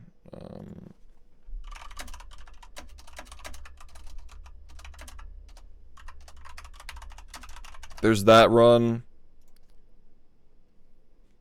Right? And there's this one. Thank you. Going Like, for that at the moment. It's just fucking crazy that, like, all of these moments, it's the same person. Like, even if it doesn't look like the same person, it's the same human for these 10 years with these, like, different storylines. There's, like, a different person, like, throughout the whole thing. And all these different eras. It's really interesting. Like, you wouldn't know that this person and that person are the same person just by looking at it.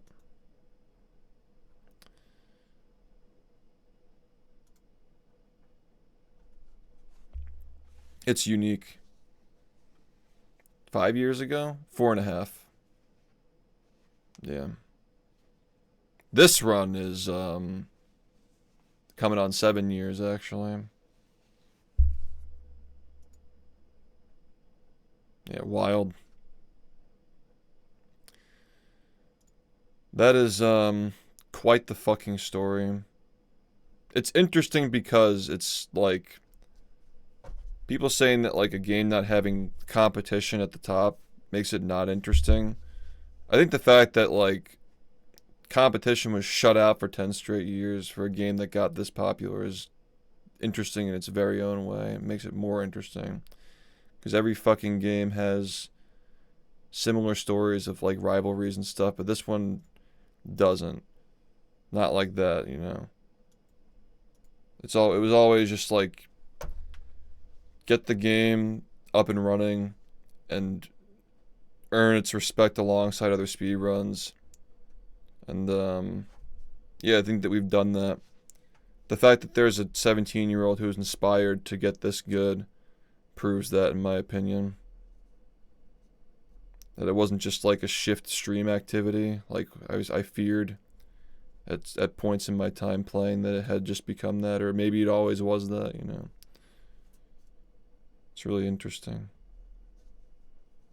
There are a lot of games that, like, there's no legacy after the streamer stops playing. And, like, what does it really mean after that? Was it just content? Like, what does this all mean? Hello, YouTube. Fucking 2019, people were saying that shit.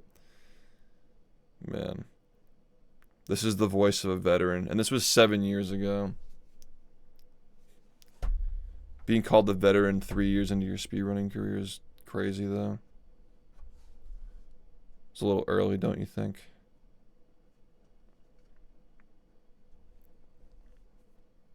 I totally agree with that. Like, the unbeatable runner slowly fucking ran himself into the dirt from giving it everything he had. And eventually his successor took over. Not even a day after the formal announcement that he was finished. And so, the game continues to stay interesting and never skip a beat forever. It's BfBB forever, bros. Anyway, it's 2 in the morning. I don't know what you guys want to do. We keep watching videos, I guess. I'm open to doing that. Feels like it's not much of a game playing. Yeah, it's because I wrote it in the Bible. That's actually true. We should watch that. Fucking. So, this is a clip that we didn't even know still exists. Because this happened in September of 2017. This is my first time in California. Yeah, like, this is like a day trip. Somebody had it on their hard drive. And he only found it because the news of me losing the record and retiring and all that, like, yeah, whatever order people thought it was in based on whether you get your information from live stream fails or not.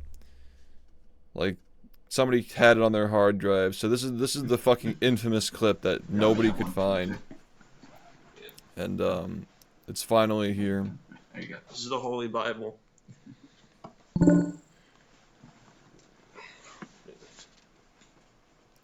This is the moment when he wrote a pact with God into the Holy Bible that the game would live forever. And so he was forced to play for 10 years until his successor could take over. That was the moment that it was decided that it was BfBB forever, bros. And to make matters even crazier, it was posted on the day that I officially, like, you know, like, it was the day after Star got the record. I posted a video telling my audience, like, he's the successor. And at that moment, the torch was passed, and 1 hour later, the Bible clip resurfaces. Oh yeah, the pumpkin pie sub goal, yeah, that's something. That's a chapter in this game's history.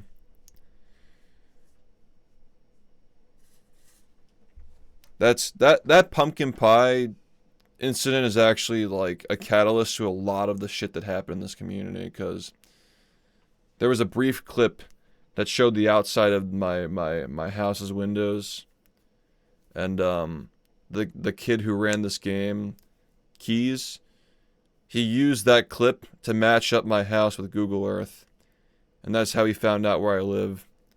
So really, that pumpkin pie was like the true moment of wrath and hubris that caused the descent into madness of the SpongeBob community. Because the whole point of the pumpkin pie was to make fun of Nice 800 for having a pumpkin pie haircut. And karma bit my fucking ass.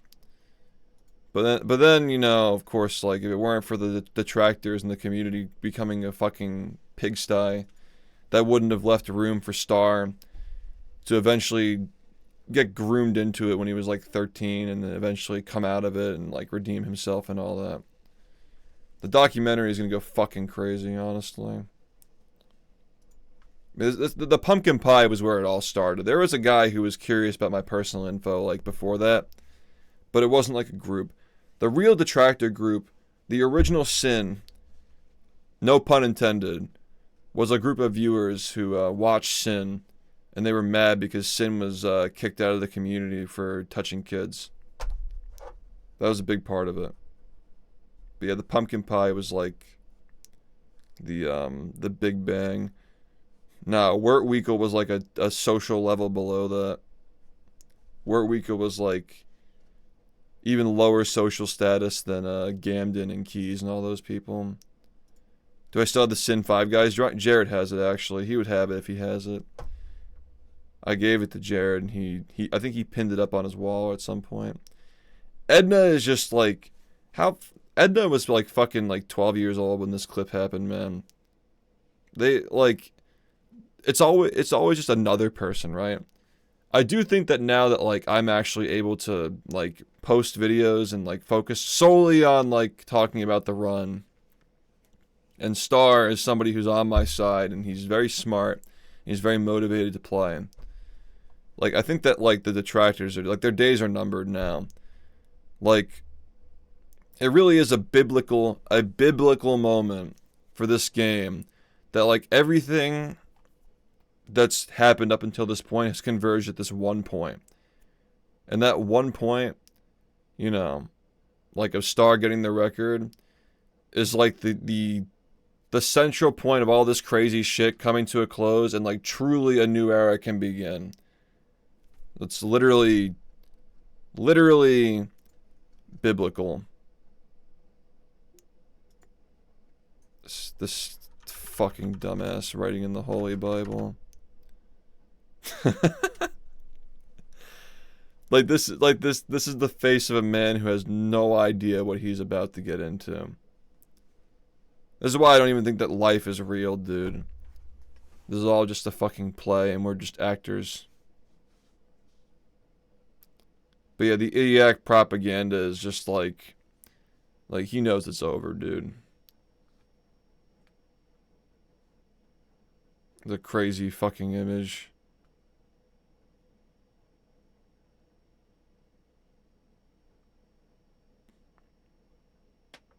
Yeah, it's just a hotel Bible.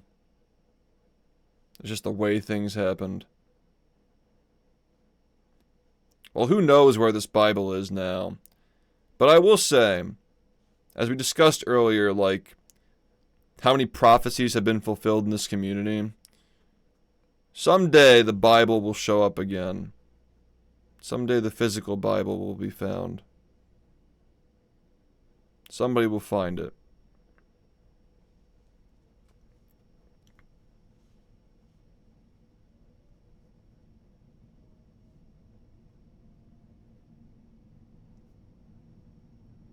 Yeah, the original clip, like, this clip wasn't, like, legendary until the massive accidental clip deletion in 2023, when I was, you know, depriving myself of sleep for 36 hours at a time to stream a subathon. I thought people expected me to have an even bigger one, so, like, the harder you try, the worse you are, right? That's typical of anything that requires a performance. But yeah, I accidentally deleted all my clips, and the Bible was one of them. I think they cycle them out. I think that they cycle out the Bibles every so many years, and they donate them or destroy them. I don't really know how they dispose of Bibles, but yeah. This was in Ontario, outside the Ontario Convention Center. So if you want to go back there and look for it, you know, be my guest.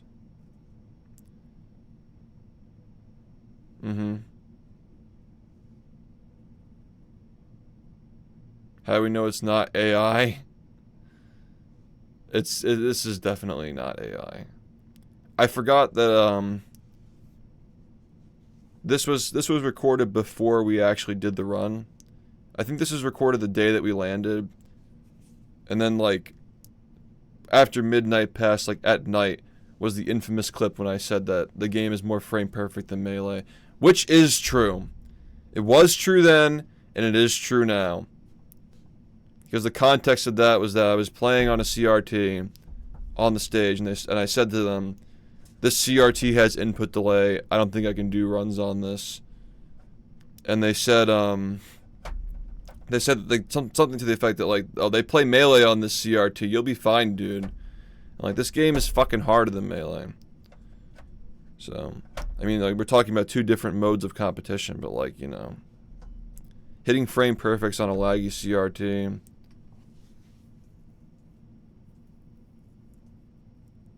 But yeah, no footage survived from that event because the guy, I think Raging Cherry, the hard drives that were for all the recorded stuff, they like fell off the plane. Like his suitcase like fell during like the loading of the plane or something. Like they fucked up and they dropped his suitcase and the footage got destroyed. So there's no full footage of the run at Smash the Record 2017. So that's that.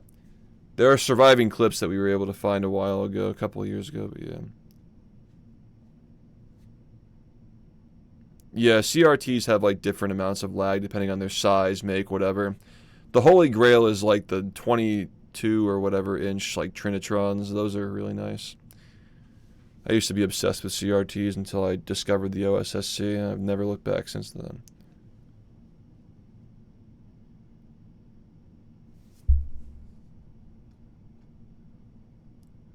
Yeah, exactly. Like, well, it was in the back of the Bible, and like, yeah, vandalism probably would just. I mean, this fucking idiot wrote in the Holy Bible. Like, I mean, like, it's just so emblematic of like young SHiFT, just saying and doing stupid things literally every fucking 3 frames. What I do works for me. It's fine. Yeah, this is definitely not an AI recreation. This is the real clip. Yeah, but you can't really erase pencil. There's still, you know, pieces there. It's possible somebody could have torn the page out because it was just in the back of the Bible. I mean, like, the way that the things worked out, like, the way that the SHiFT era ended, I don't know, there's nothing else like it, and it'd be a disservice if anybody but me covers this stuff, man. This is the way that it has to be. I knew that I would have to retire before these history videos are made. Like, I always knew that was the case. When you're in the zone, when you're pushing it, you're not thinking about it, and you're telling yourself you're going to play forever. But I knew that it was coming soon. I knew that the time was soon. I knew it was almost time. It's a full remake, yeah. It's going to cover everything from the creation of SpongeBob the show all the way up to... Well, I guess we'll see. Because for the first time, I don't know what's going to happen next. But it's certainly going to cover everything that I've done, because it's told from my perspective, and that's like part of the novelty is that you get to hear the perspective of somebody who did it all, you know.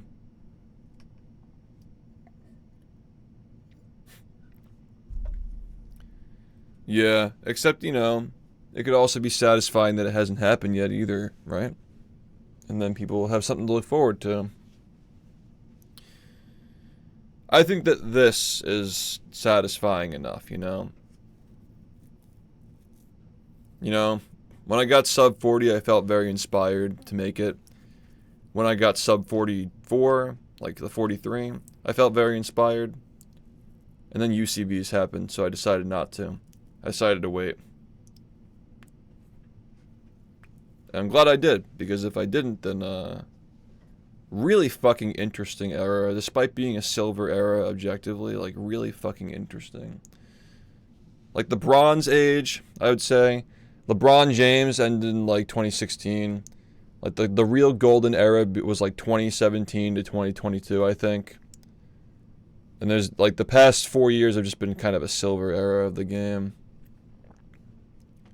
Still significant and interesting, but not as significant as the golden era. Like, there had to be an end, you know? It's crazy how I already was playing for 7 years until the point when UCBs were found. That's crazy. 7 full years of fucking grinding that shit. What was that, like 15,000 hours at that point already? Crazy. I already had so much fucking baggage by then, physically and mentally, and then I had to fucking do UCBs after that. Someday people will know, dude. Someday they'll get it. They'll know. It can't be appreciated unless it was ended, because the run was going until, you know, exactly 10 years and 10 days. And now it's finally over. I'm just looking at, like, other videos. It's crazy, like, these lights, camera, pants runs have so many fucking views. Worth mentioning in the docs as well that my joke runs of other SpongeBob games got a lot of people into BfBB over the years. I didn't realize that until relatively recent, though. My favorite version of the route... Excuse me. My favorite version of the route, all things considered, was probably the original needleless route. The original needleless route was the last real... I'll just pull up the run. That was also the first route that you contributed a major strat to as well, with Larry Slide Skip. I'll just leave it muted and let it run in the background, but... Like... The original needleless route was the last run where, like, real skips were, like, really found, if that makes sense. Like, this run was, like, yeah, there was, like, SBA, but, like, the only thing after that was really swingerless to, like, skip a spatula that wasn't already skippable. This was the last run where it was only possible to cut out the spatulas that were cut out because of things like GCC, like, being able to get that spatula in the cage without, like being able to skip something, and then, like, you know, I guess, like, lag clips after this, like, being able to skip Drain the Lake was part of it, too, but, like, this feels like the real, like, yeah, this really does feel like the last, like, OG route, where, like, there was still mystery, you know? Like, with lag clips, it was no surprise that, like, we were clipping through, like, Drain the Lake and, like, all the replacements for the hard strats that were using this route. There was no surprise after that. Also, 1,600 fucking subs, bro. Also, our money was worth a lot more back then, too. I was living large at the ripe age of 22. Fucking SpongeBob as a career. It's like, it's so crazy, man. But yeah, this is the last route that demonstrated, like, the game just felt so clean at this point. Like, really fucking solid route. Really solid route. When it was still surprising, fucking SpongeBob as a career, yeah. And at some point, SpongeBob started fucking me.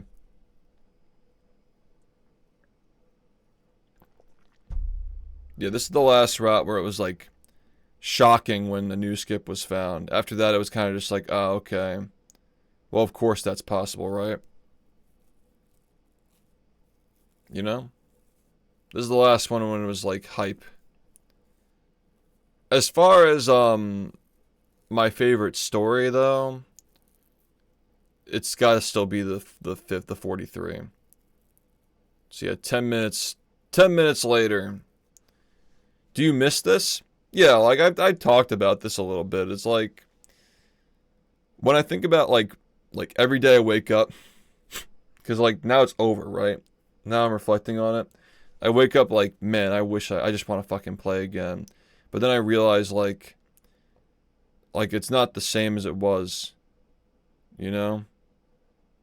It's not the same, like this, like, all of this, like, when I think about playing the game, I'm thinking about this. Like, this is what I miss. And, like, this isn't the same person anymore, you know? It's not the same person. If I could do this again, like, I just wish that I enjoyed it more. And I realized that, like, after it was already too late, though. Like, after 2022, like, during Movie Madness, I'm like, I realized before then, like, you know, I really should have let myself enjoy it more and, like, live in the moment. And, like, that's, I think, what made Movie Madness so successful, is that I was really living in the moment during Movie Madness and enjoying things as they were happening and not just thinking about what's the next thing, what's the next thing, what's the next thing, you know?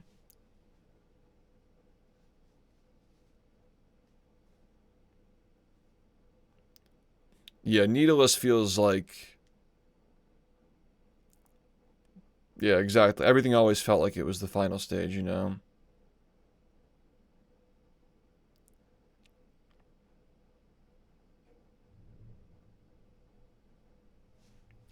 Bro got mogged and quit SpongeBob.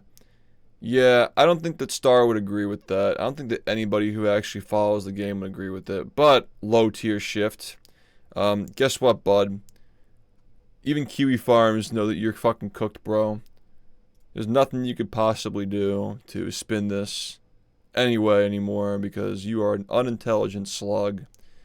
And it's sad that you managed to get this long, to go this far with this grift before I could actually fucking get my word in and actually make videos to comment on what's actually going on in this community. I mean, you've essentially like existed in a void, dude. The only reason why you made it this far is because you grift in a void where nobody was interested in the game. So, I mean, it's just going to be the same thing as SHiFT Videos Twitter, right? You're just going to fade and you'll just be another person who tried to take SHiFT down. Is there more where that came from? That's harsh to slugs. I mean, like, he's just another person, right? Like, during this era that we're watching right now, like, there was another person who was just like him. And eventually, Rehydrated got announced, sub 50 happened, like, all these things, like, when people are actually paying attention to the game, these slugs who feast on a corpse, they can't do anything anymore. Like, they don't have the, you know? They only have a signal in a void where there's nobody paying attention. Yo, what up, man? How's it going? Excited to work with you on the next project, by the way. They can only get attention when nobody's paying attention. When it's just the hardcores who are focused.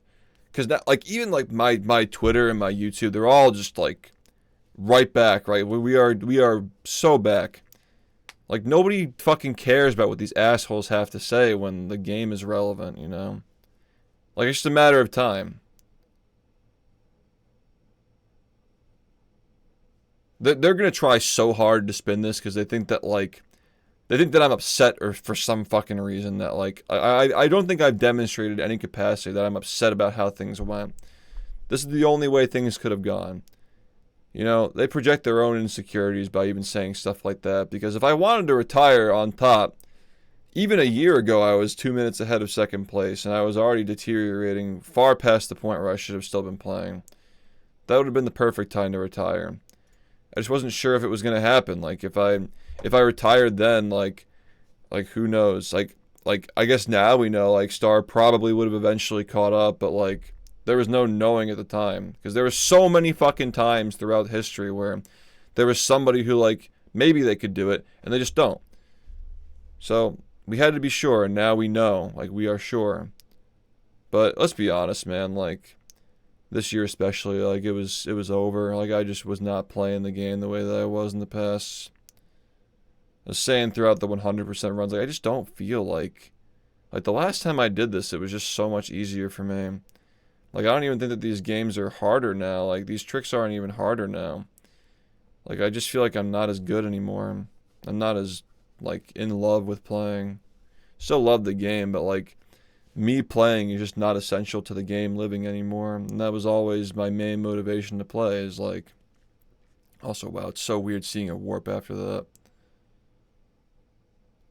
Many second place runners over the years, like... It was like, you know, if they keep improving, maybe, but, you know. Nobody thought it was possible until now. People were questioning whether Star could do it all the way up until the point when he did. Because so many had come, you know, not close, but, like, back then, well, why did we not get the sock? The overlap wasn't found yet. The overlap for the cutscene and the spatula wasn't found at this point. Nobody had ever come close, but, like, it was the kind of game where if somebody got, like, a minute off of record, everybody was talking about it and said that SHiFT was soon to be dethroned because they got a minute off. I don't know about any other game like that, man. That's fucking different, dude. It's such an interesting video game. It's crazy looking at how bad this movement is, like, but for the time it was state of the art though.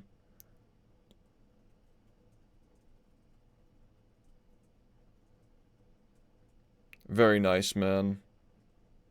I'm really excited about that.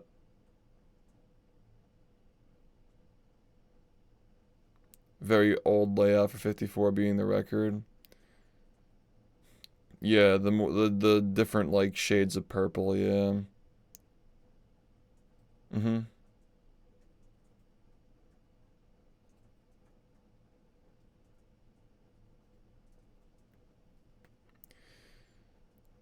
It wasn't until 2021 when I really started to like go with the more like less saturated like metallic purple. Would I do it again? Would I do this again? Like speedrunning?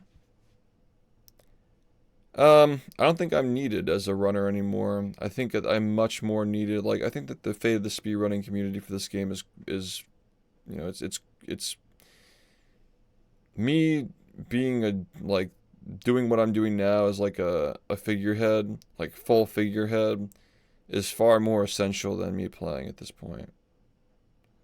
What's the hardest thing I've ever done in my life?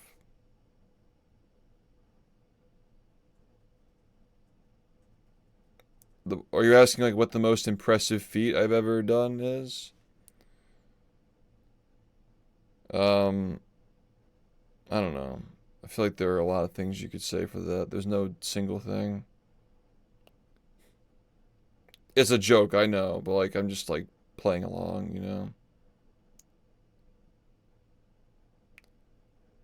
In your 10 years of speedrunning, if there's one thing you could change and go back to do, what would it be?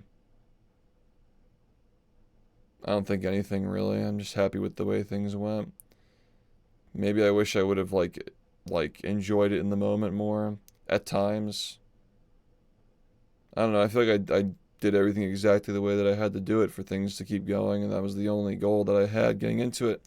I never even wanted to get a record when I first started playing. I just wanted to, you know, like get the game appreciation. I always try to hold on to that.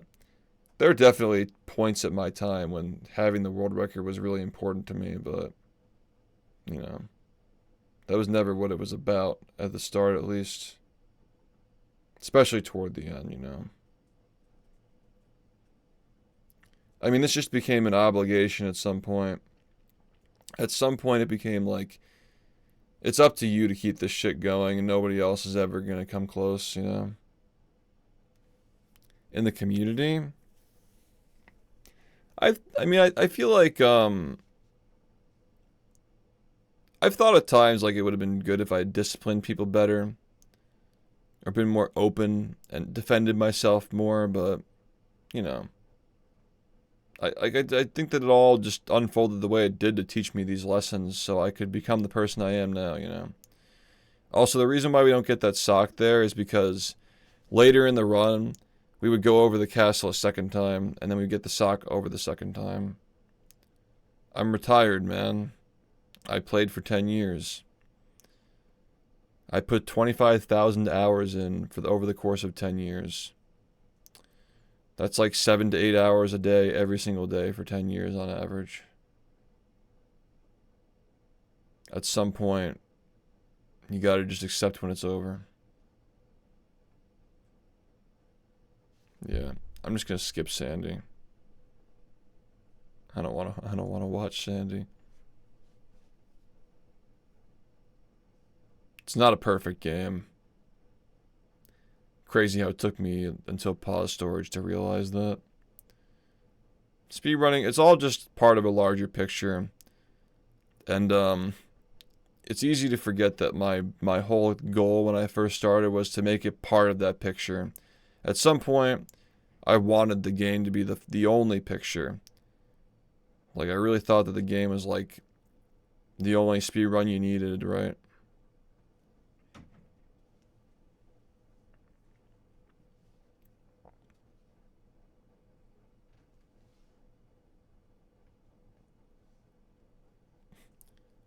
Yeah, like, you just get old, you know?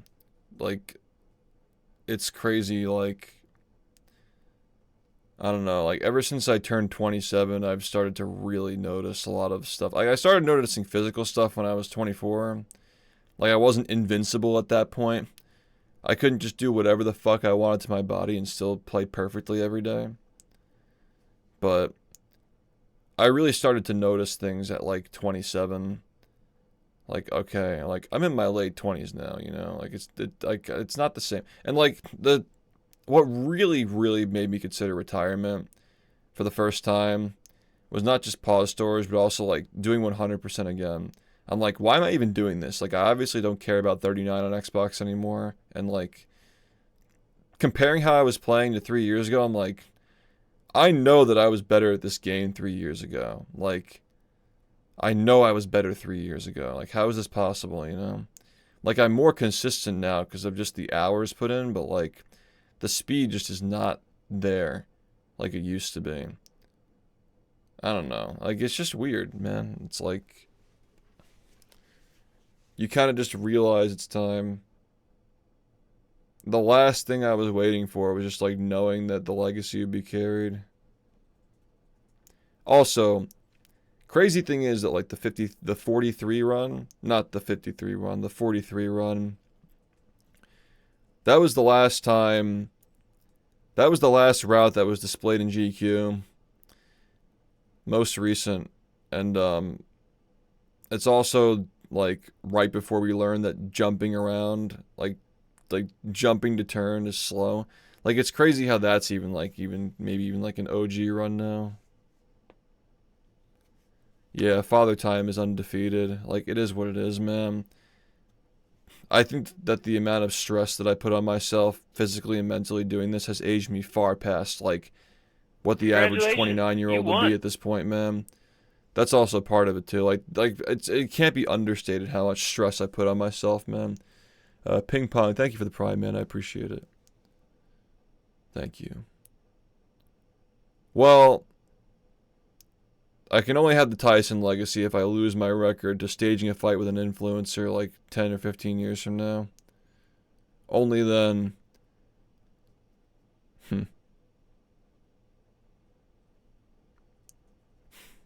I pushed myself very far despite being very sad about where this community had gone over the past 6 years.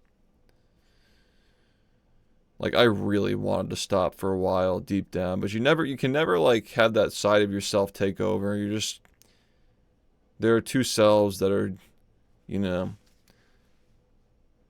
there are two different selves that are involved with pushing yourself through something like that. It's been in the same spot for the last 9.5 years, yeah. Yeah. But yeah, I mean, moving was never feasible with everything that was going on. And I had no reason to, because, like, you know, I work remote, things work. But, you know, now that, you know, Rumi and I are starting to, like, get more serious, and the speed running is, like, now I can just lean more into, like, YouTube stuff and not have to stream every single day, especially because I'm not practicing things. Like, it leaves me opportunity to get things set up for myself, which I really needed that, you know. I was never going to retire over something like that, but it is nice convenience. Being young and having autism or savant syndrome, basically, yeah. Unfortunately, I had neither of those. This is just, like, sheer passion, you know. Unlucky.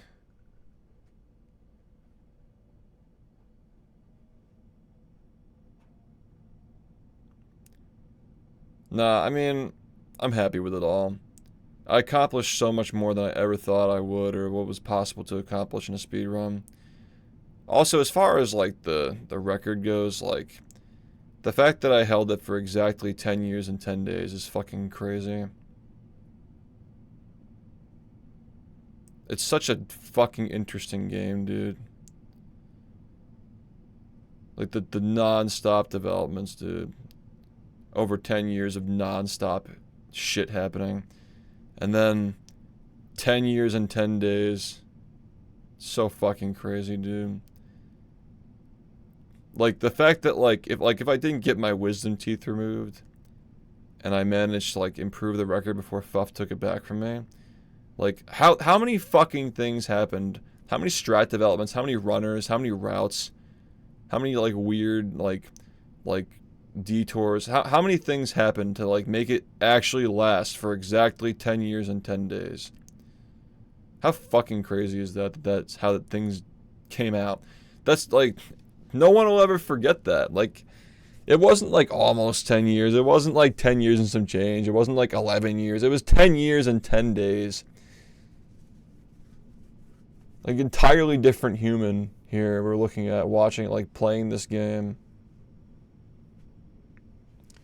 Literally always a new strat, always implementing strats, never shying away from any strats that were found, you know. So many strats that if they didn't get used when they did, they would have been obsolete a month later. 9 years and 11 days. I predicted 9/11, actually.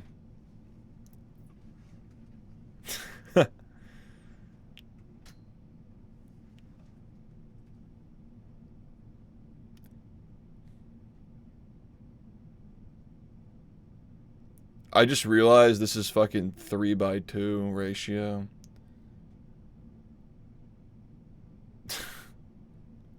Come on, bro.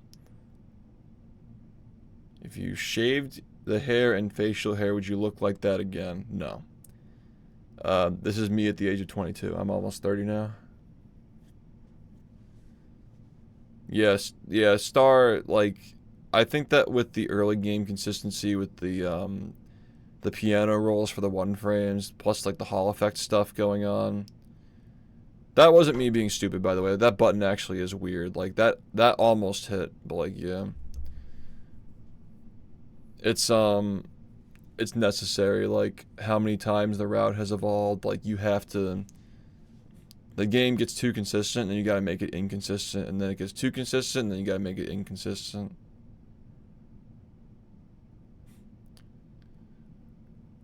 Yeah, that's what I'm saying is, like, we just watched a documentary where the world record trades hands so many times, and so many different personalities, and so many different looks of these humans, and you get all of that with this, but, like, it's the same person, it's the same organism, it's completely different humans.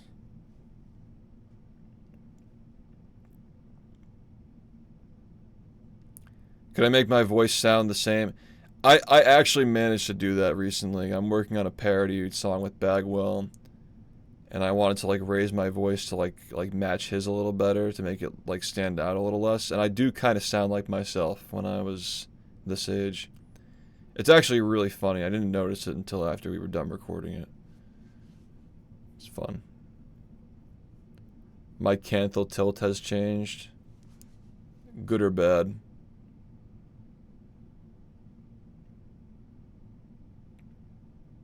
The eyebrows are definitely different. My face has less baby fat.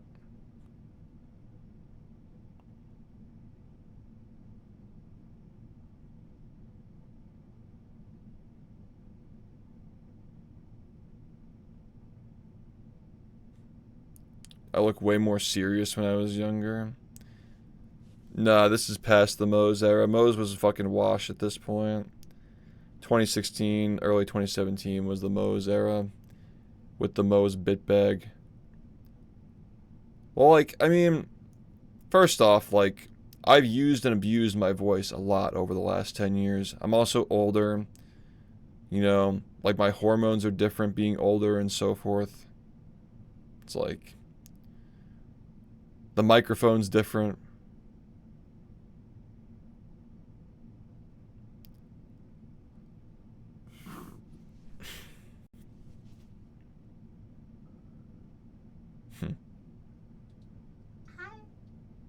Hi. Pre-COVID era SHiFT was fucking Superman, dude. This kid was like improving every single world record in every category, like week on week. Game was optimized too. He was fucking managing all these projects, editing videos, holding community events that he was fundraising with his other streams. You know, it's like, I was literally fucking doing everything. But yeah, I got burned out after Rehydrate, just like everybody else. We're all partially to blame. I miss everything, man. I miss the wonder of, like, how are we gonna figure this out? Like, how do we skip this before UCBs existed, for example? Even just, like, being able to clip through everything with elbowing and lag clips kind of made things boring for me. Like, the game just felt so big and mysterious during this era. This is the last era where the game still felt like, you know, an uphill battle. Like, versus, like, pause storage, where now the game is, like, completely under our control and we just manipulate everything. Yeah, this is, like, the beginnings of your most productive era. But 2021 was, like, a massive year for you. With, like, revolutionizing strategies and stuff. Yeah, it's, like, it's kind of sad, like... It's sad, but it's also satisfying seeing a game that's this big get broken down over the years to being like pause storage just made me fucking sad, but it was also just like, it's fucking insane how far this game has come.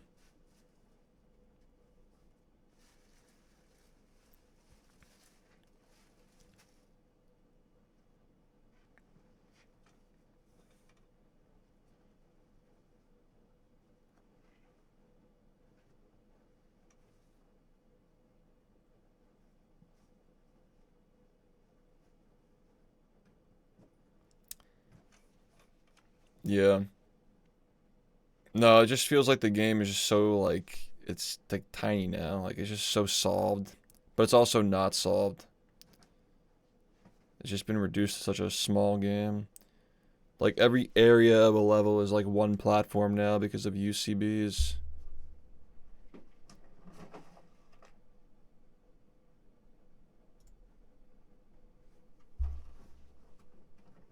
This is before the cutscene skip. Or lack thereof. Delayed cutscene skip. This is one of the greatest strategies ever found in the game. Like, we still do this the same way after 9 years.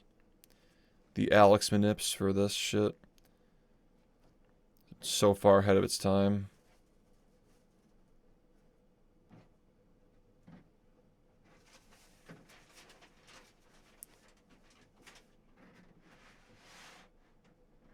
How's it going? Good. Good? Yeah.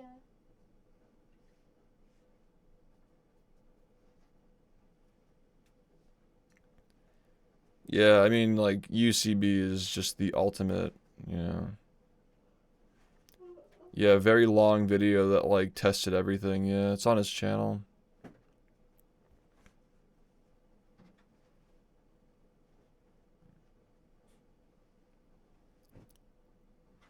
Rumi, we both gave in and got Taco Bell. Are you proud?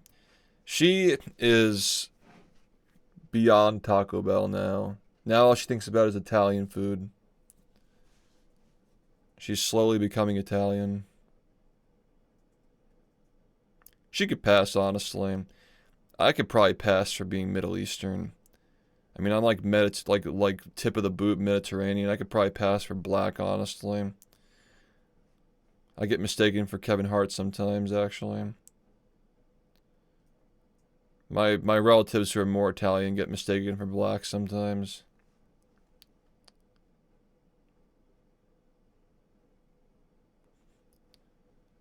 A lot of people thought that I'm like Jewish, actually. Alas, I'm not. Dude, I almost expected him to fucking go down the slide.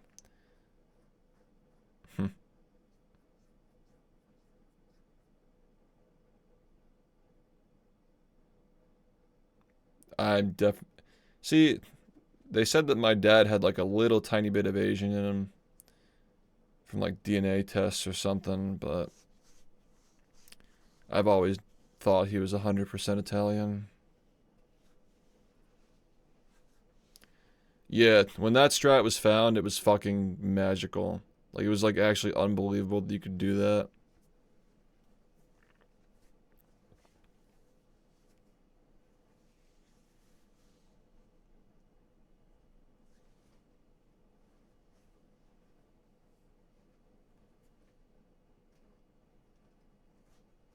I've low-key got like fucking Genghis Khan in me. Or some shit. I'm probably related to him.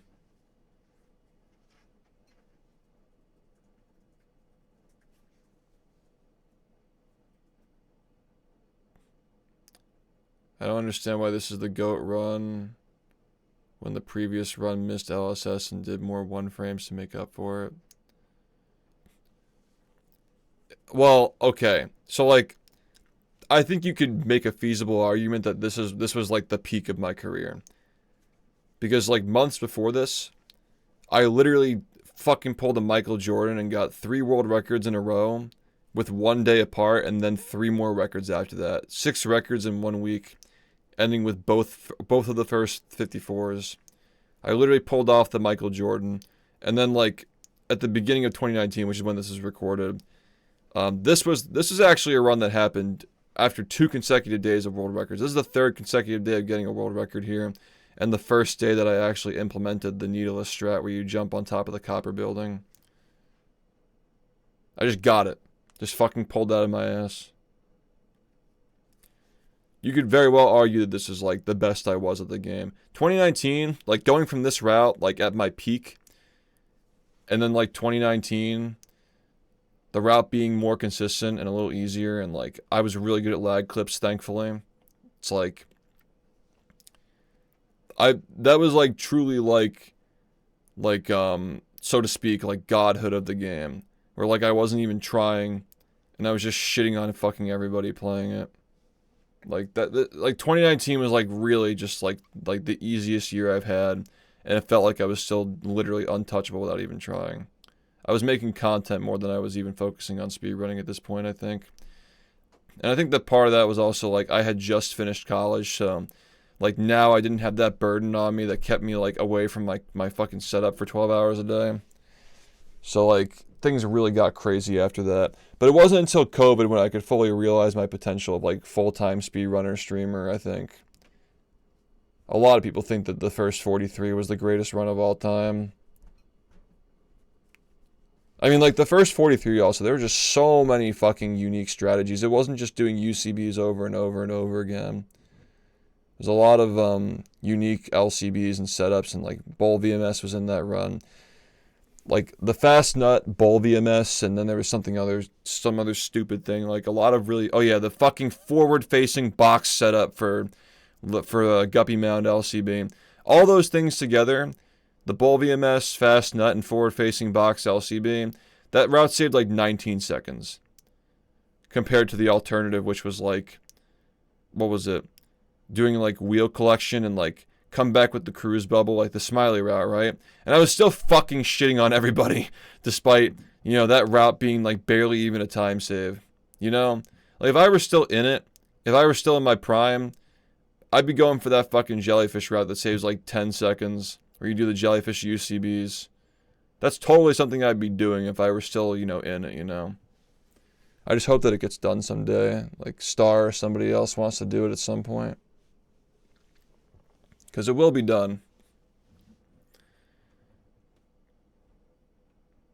I think it's really good for the game that somebody was able to beat my run with like extremely similar strats compared to what it was like 9 months ago. Yeah, it's a subcategory under a strat development, I think. But yeah, there's since been like a better strategy for Drain the Lake, where you go straight to the spatula now. So I think it actually saves like 12 or 13 seconds in theory. And there's a downtown rooftops thing too. But yeah, like there are a few times in my career when I've been inspired, you know. inspired to do a documentary, and this is one of them. Yeah, I'll ping you.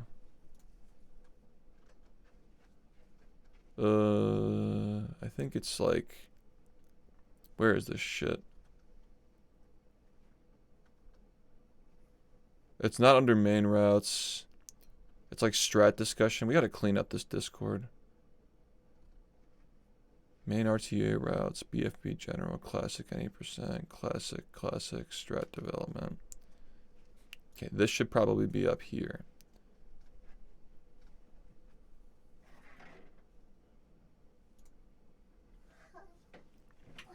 This is around the time when Murmulaire CCA was solved, I think. JF2 revisited. Banger fucking name for a thread discussion.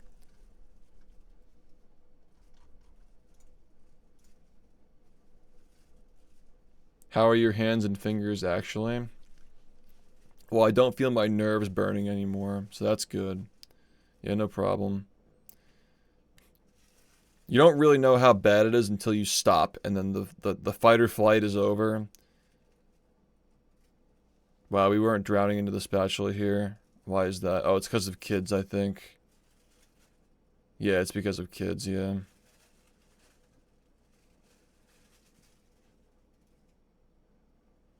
And also no hard disk, so there was no reloading.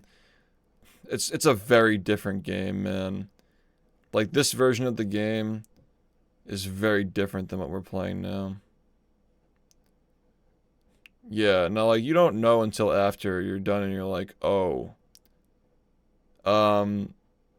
My hands feel like they're really, like, hot. Like, I'm not even doing anything. Yeah, I watched Star's video. Solid reflection.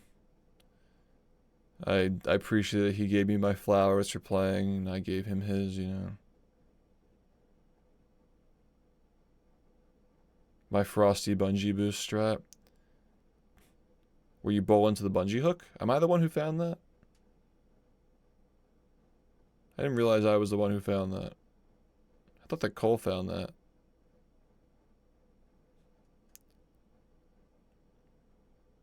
Look at me reading chat while playing. What did I not read? Could the pain and tinges be a vitamin D issue? No. No. I've been down the vitamin road, man. Vitamins are a big part of what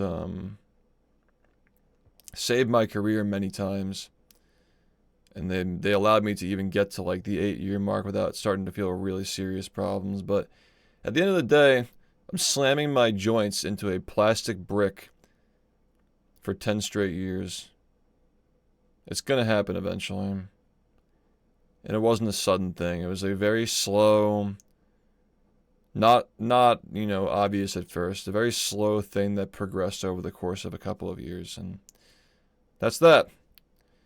You gotta wonder what could have been though, because that 4103 that I got right before this all started happening, like, imagine how much fucking better I could have gotten, you know?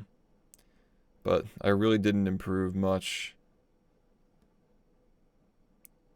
I mean, think about it, right? 4103, almost 9 months later, was barely like 5 seconds better than that.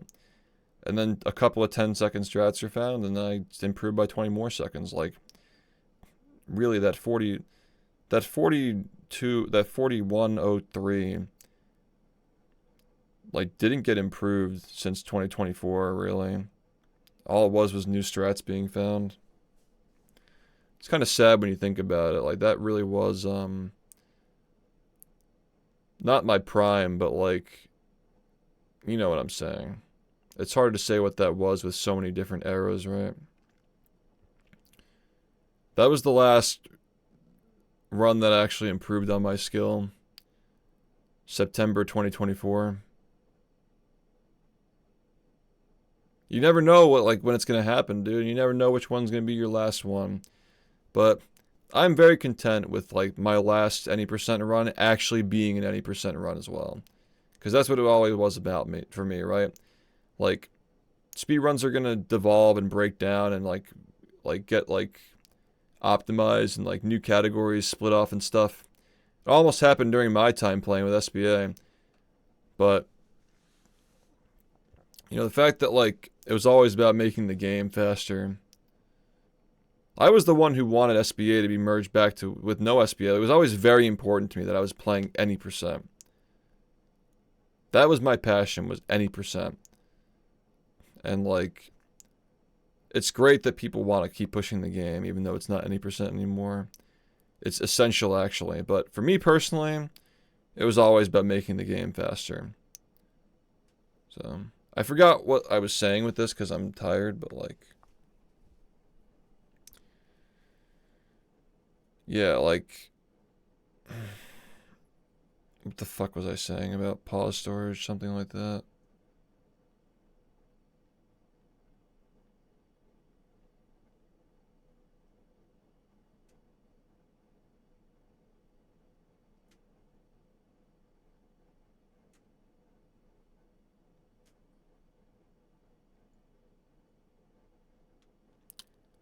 Do you feel you're better now than ever? When I was playing, I felt like I was more consistent than ever. I was literally getting every UCB in the game 15 to 20 times in a row. Like, literally, like, unheard of levels of consistency, even on OEM. But, I'm just not fast anymore, and I get tired easily, and my hands hurt a lot. And I have other things that are, like, you know, dragging me in another direction.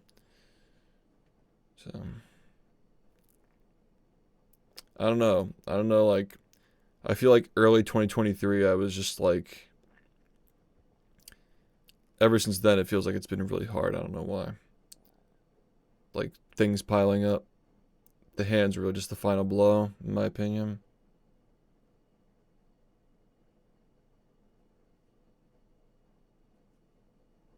COD players mostly stop before 25, yeah. 29 is crazy. For something like this with 25,000 hours. Like, I know that I've aged faster than my actual, like my biological age is, like, higher than my, actual time on Earth for all the fucking stress, physical and mental, that I went through with this shit. If it weren't for my hands, would I have continued? Oh, this is a cool strat. I forgot about that strat. Would I have continued? Maybe. Should I have continued? Questionable. I don't know how good I would have been if it weren't for that. I don't know if, like what would have happened, like, but things happened the way they did. It's a lot of factors, right? If it had only been my hands and nothing else, then I would have just taken a break. But there are a lot of reasons why it's smart. You know? This path is smart.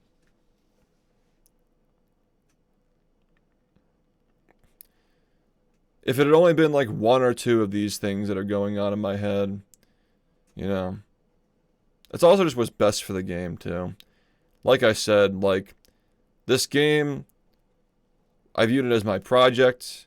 Well, I got into it wanting to be a part of something, and then I viewed it as my project, and then it was this big thing that I was like the poster child of, and then it went back to being my project again.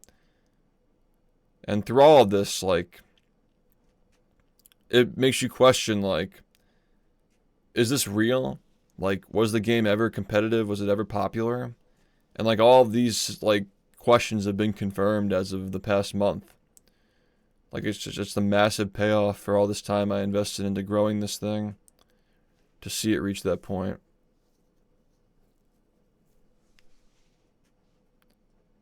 This game had a lot of really hard and risky strats over the years. It's just a different game. Like, it's just such a different game than it was. Wow, that almost ended it right there. I'm not sure if I would have been able to react to that these days.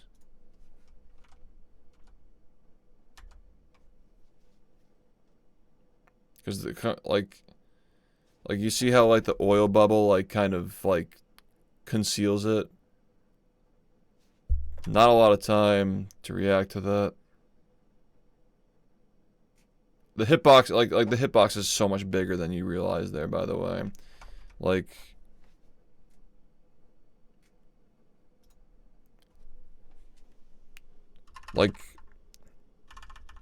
I'm literally like right up to the hitbox, like right here. Like the hitbox is like right there. It's a big fucking hitbox.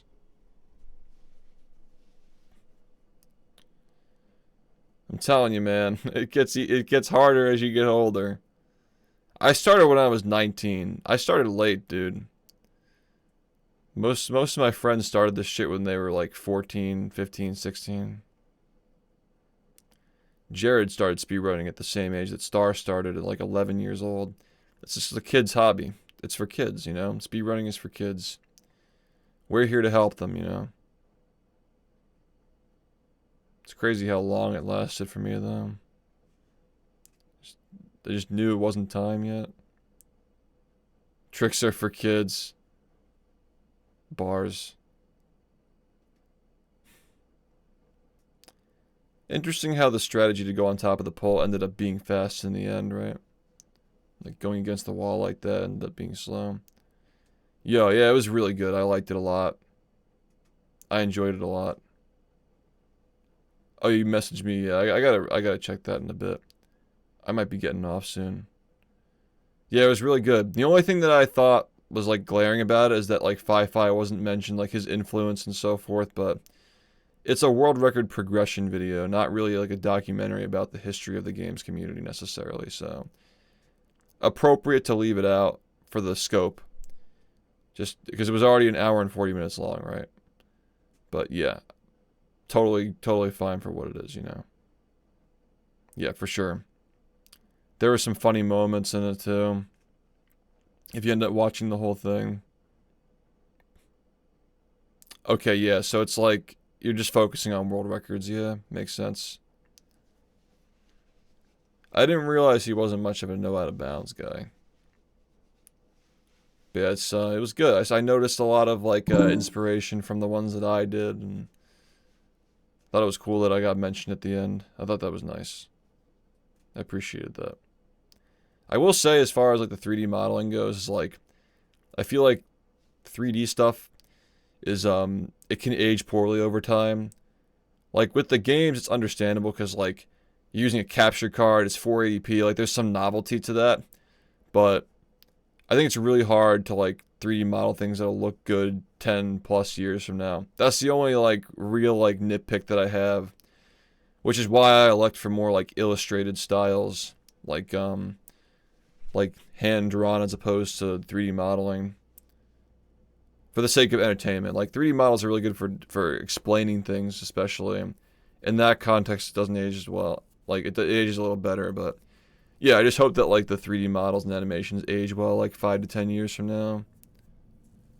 Dude, the fucking shock that goes through your body when that shit works. Man. What a legendary run. What's up, man?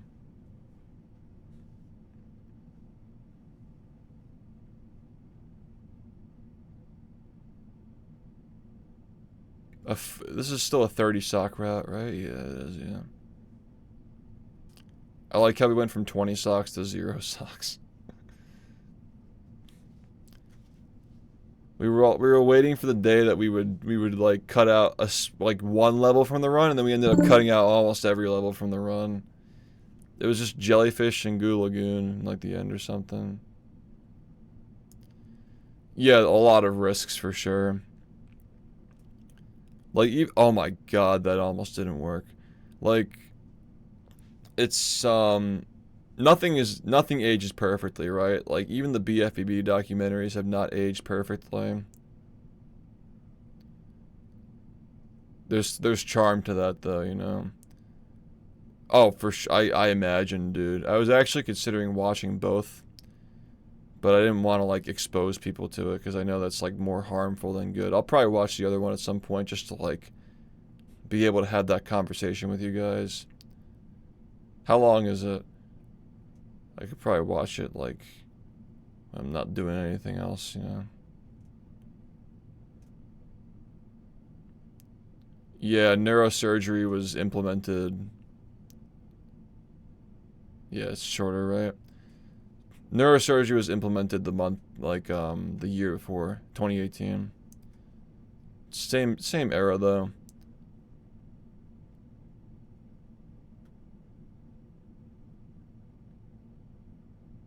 drink water. 1640 subs.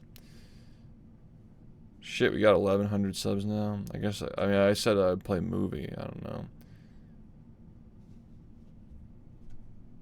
Oh. Yeah, sure. The fucking horns. MLG sound effects. Oh.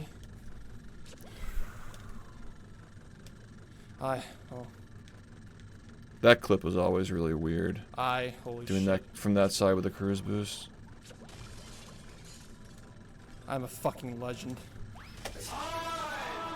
I'm a fucking legend. Crazy how that could have been a 53-40. I'm a fucking legend. And like, this is a route that like nobody ever thought would be like 2 minutes off of some of best like that. This was like a route like at the beginning of the UCB era when people thought like, oh, you know, within like 3 minutes of some best is good enough for how hard this is, but in a very short amount of time, it was able to be made consistent. That's what I mean is like, if 2018 SHiFT had been doing the UCB shit, I'll bet that shit would have been made consistent like by the beginning of 2024. It just took me so long, like it just takes so long to like ingrain memory as you get older, I guess. I don't know what the thing is with that, but you know, the game was always really hard. It always had frame perfects. It always had crazy movement. It's just different now, you know? Just a different game. Really cool game.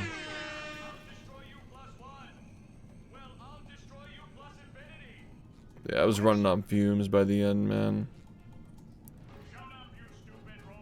I am optimistic that one day I'll look at my finger and I'll be like, oh, it's gone, you know? The fucking gamer glasses. Every time. I wish you could just see the chat. We didn't have the chat on the screen because of the doxing going on, but like, it's a shame that a lot of these chats are just like gone now. But that chat was so fucking hype when this shit happened.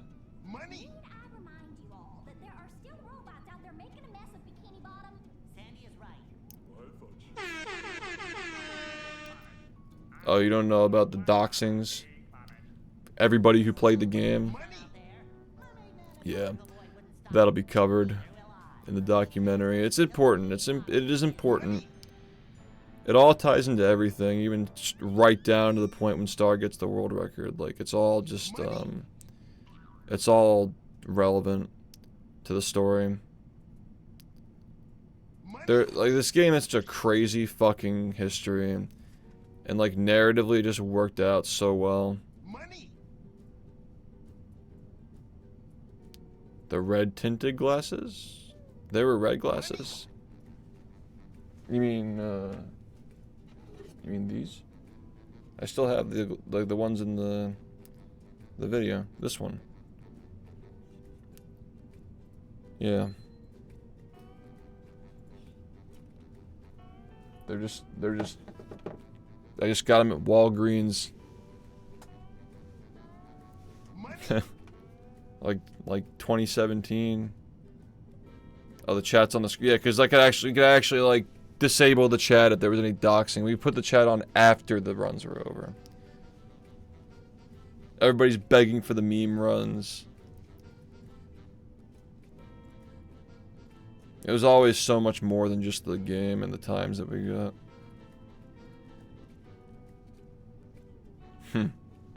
I'll be wearing them real soon, don't worry.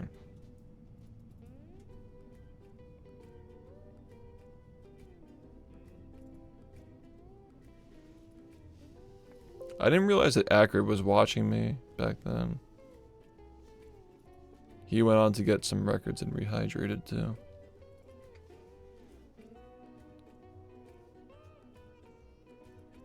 It will be, dude. You guys had a pretty sick storyline with like the quest to beat Ndide, and then he came back and got it again. You know, this game is just crazy. See, like, from my perspective, Nindide like killed the hype because he was not like appreciated. He was seen as like a villain almost because he was outside that friend group that was like essentially running shit. He was so good that he made the game unappealing to play. He was a very straightforward grinder, not much of a stream personality. He just played the game. And I think a lot of people were jealous of him.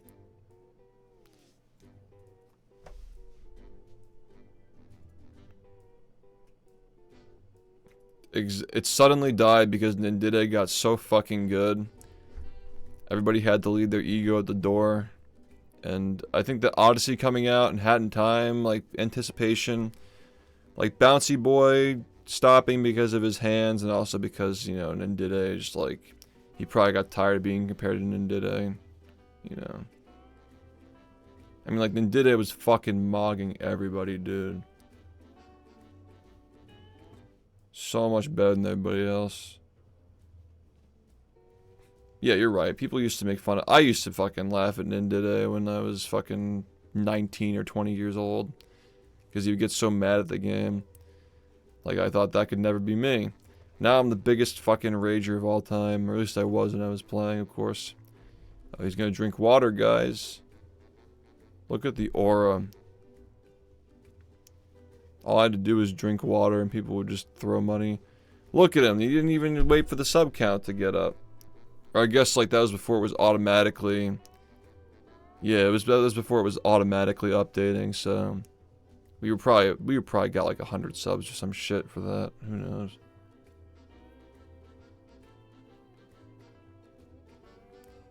Yeah. 112 by Tobo. So crazy that he got that. Now there would be 111 by Inkstar.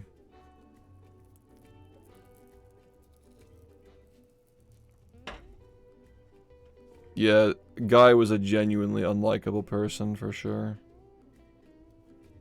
Like, it's not like me where I'm controversial. Like, Guy was just unlikable.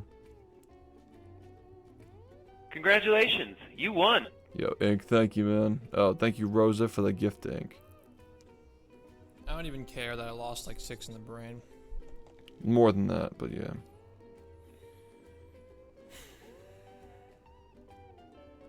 But Jesus Christ, man.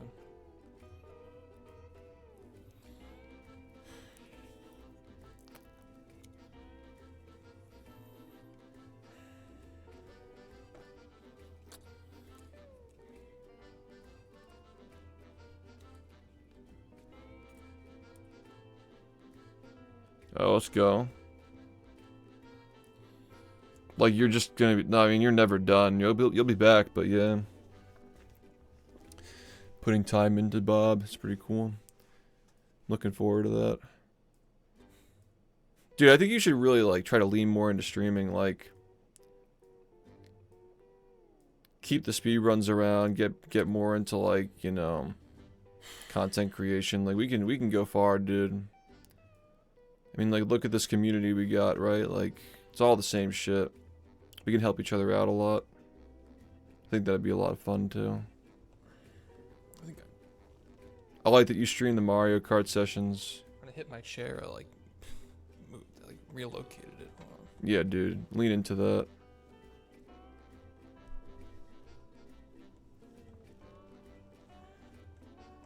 We have streamed, yeah. We've streamed Mario Kart together. It's like somewhere...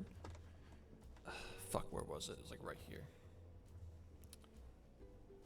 Yeah. Dude, my fucking obsessive compulsion over stuff. Like, I've gotten better over the years, but like, yeah. Speedrunning helped me with that.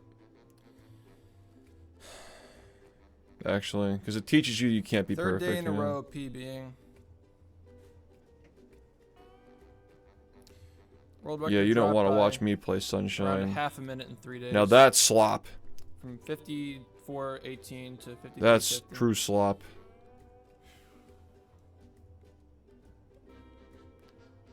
the best runners are the runners who don't win races because they go for like it's like the point of speedrunning isn't racing. Like racing and speedrunning are two totally different things.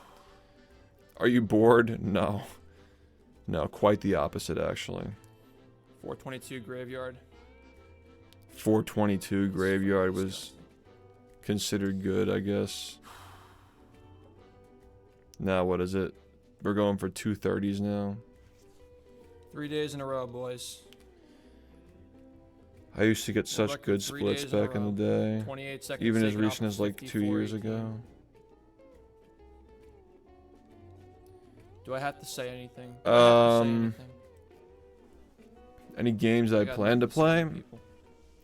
Yeah, but I'm not focused on like playing games more than I am like keeping the community together. Meet 1 and Meet 2. That's actually really funny.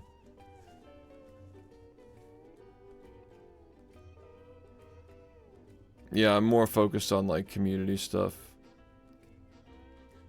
I miss everything, like, but like that doesn't mean that we have to relive it twice, you know? Like, I mean, like my whole adult life is on the internet. Like, you can just rewatch it.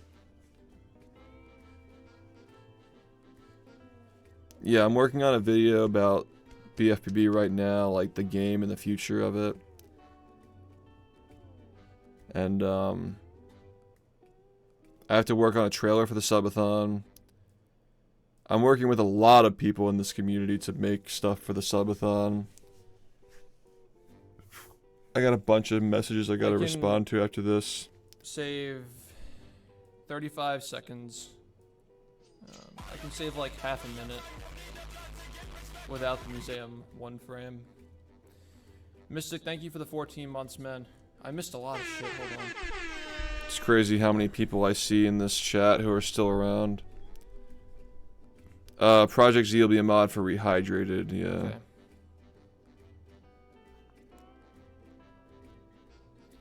$16. Oh yeah, no, don't worry about it. 6, thank you for the Are you Twitch Prime sad or sub. Thank you, something? 16 for the 1653 subs. I played for 10 years, man. 1653. You know how long new 10 emote years boy. is? It's like 10 Thank you for years. the 1653. That's like King Acorn, thank you for the I've been Twitch getting Prime for that 3 months. here Carl and Cat, there thank from you for the people like, 13-month resub. why'd you Visual stop? Force, It's thank like, you for the I subs. played for Index, 10 years. Sandman, Melbosh, 25,000 Barber. hours, like, Thank you, like, Action Pack for the 53 it was like, bits. why are you still playing? And now it's, Just why'd you Scotty stop? Bell. It's like, Thank you, SB, for the 28. Old Crow, like, thank you for the 27.50. what do people, like, what am I Toasty, supposed to thank you say? for the 5 months of Twitch Prime. Murphy, thank you for the 300 bits. Thank you, Zip, for the 530 bits. Death Express for the 53 bits. It's like, why do you still play this game? And then it's, why do you stop? It's like... Yeah, thank you for the Twitch Prime, dog. Yeah. Thank you, Edgy, for the 50 bits. Thank you, Shiny, for the 500 bits. Thank you, Epic Player, for the 25 bits. Negan, for the 25 bits. Golden Trees, thank you for the 100 bits. Yeah. Prettier, thank you for the 50 bits. Hasfar, thank you for the 535. It wasn't just like 10 years of like, oh, you know, I feel like doing runs. I feel like doing, like, it was literally a focused effort for 10 straight years with no breaks. 25,000 hours. We just count Bob's? Like 7 to 8 hours a day average every single day for 10 years, like, you know. I just don't know what to say. Like, I'm not interested like in 40 seconds off speedrunning of anymore, Human Theory here. like actually doing speedruns. Human Theory is 40 seconds off of this shit. 5310 is Human Theory. Yeah, that's the thing. Evil is like, what makes you legendary is knowing when to stop. Save like that's like knowing when it's time is like you really have to be like 6 to 8 in the brain. Like that guy to know when it's time to put it down. Like every passing day, I just feel more and more like I can skip it was 3x, perfect, you know. I mean 4x. If I skipped 4x, like if I wanted to too good like, to be true. if it were about my ego, I would have announced it last year probably. And Zert, thank you for the Like if it were really about retiring on top, but that's just not who SHiFT is, you know. It was always about keeping the game alive. So I think that like that was a great run. Dude. If I put it down after I got sub 41, sub 41, 1 second off of being a great run. You know, it was a very good. It would run. kind of just be. It was almost great. It was very. It wouldn't have been a SHiFT ending, you know. And then, of course, like, pause storage got found, and I got sub 40 and sub 30, and, like, we have 2 different categories now, but, like... I know the pause storage became slop, but it really was hype and interesting, and it was a difficult run to figure out when it was new. I don't know why that like, clip didn't having work. to do 1 Tiki SBA on the fucking PS2 controller is, like, crazy. Like, doing it twice in the same run and walking away from it, like... Those runs are really impressive, man. Let's not forget, right? I know that, like, the PS2 runs became slop, but, like, the earliest routes of the PS2 run that, like, eventually got us, you know, like, through the 30s, and then, obviously, like, sub 30 wasn't feasible on PS2 at the time we got on PS3, but, like... For the 2750. It was definitely earned, man. God, man. It's just a different game.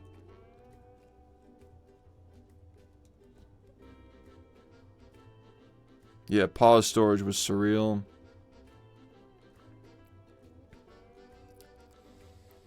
Look at that fucking flat. Oh my god. I just feel like, you know, it's perfect that the last any percent record for Xbox that I got was the last one before pause storage was found.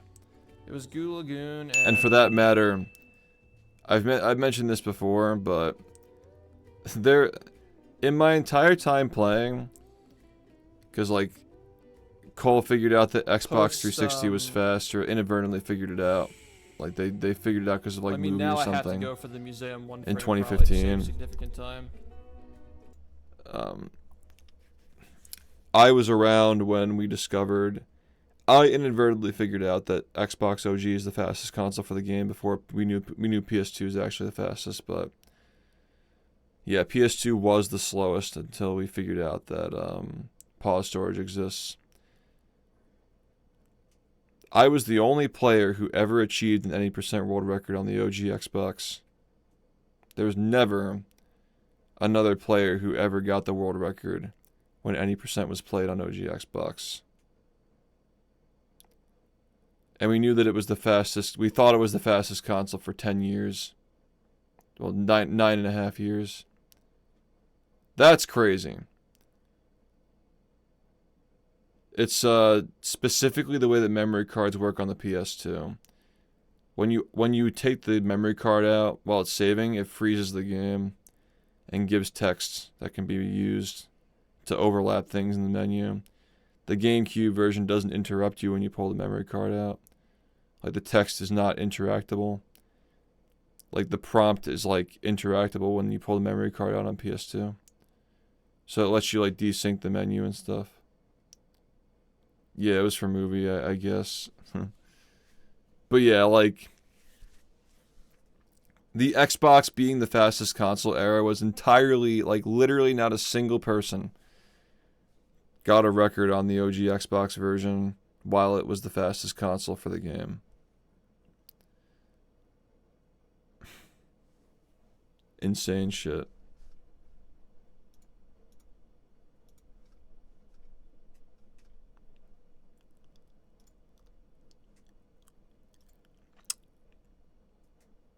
Whip out a slop run right now. Nah, I'm good.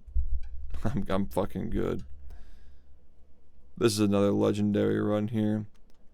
Not even a year later, he's already the metamorphosis into BfBB Jesus has begun.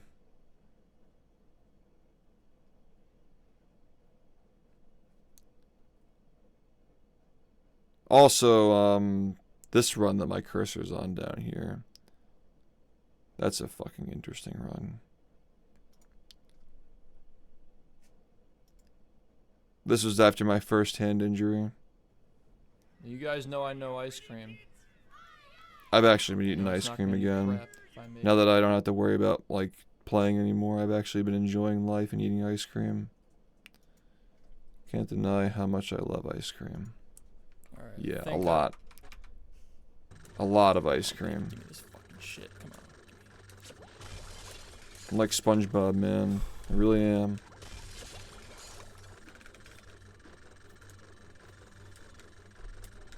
Oh my. Ugly, brother! Three months, 2 documentaries, 1 remake, and 1 wrist injury. I finally beat this shit. Yeah.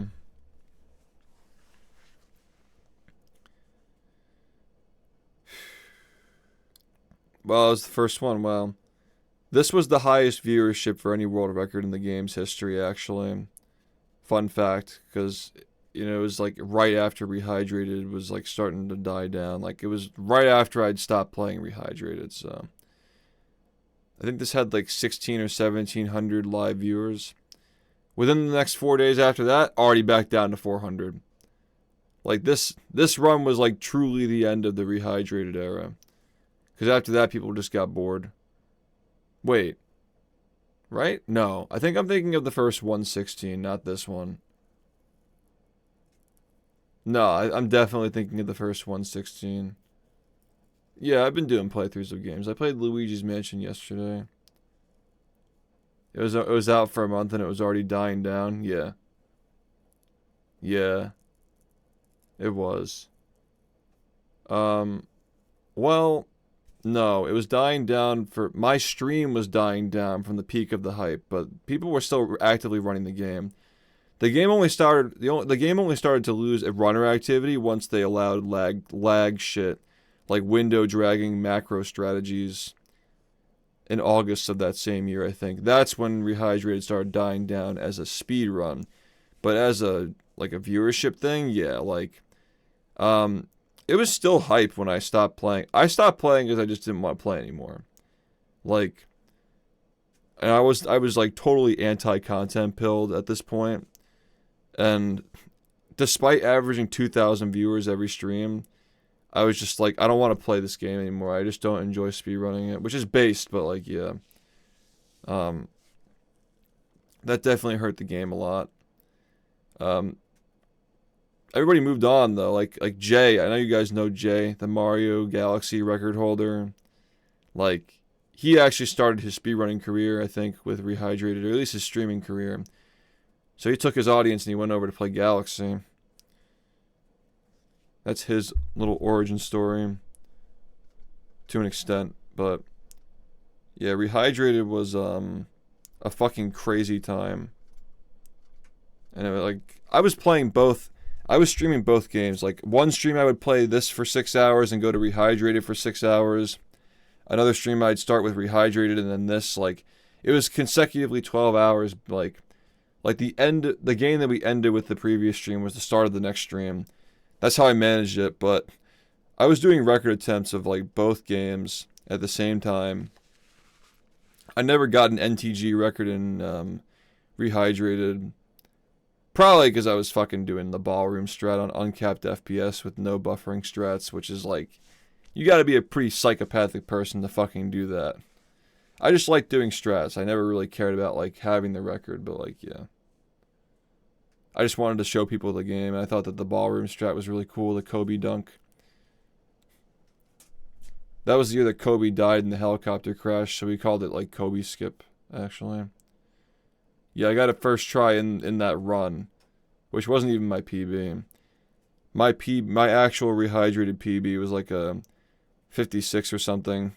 It was record pace, and I fucking died or something, and I raged really hard, so I'm like, I don't really care about this run.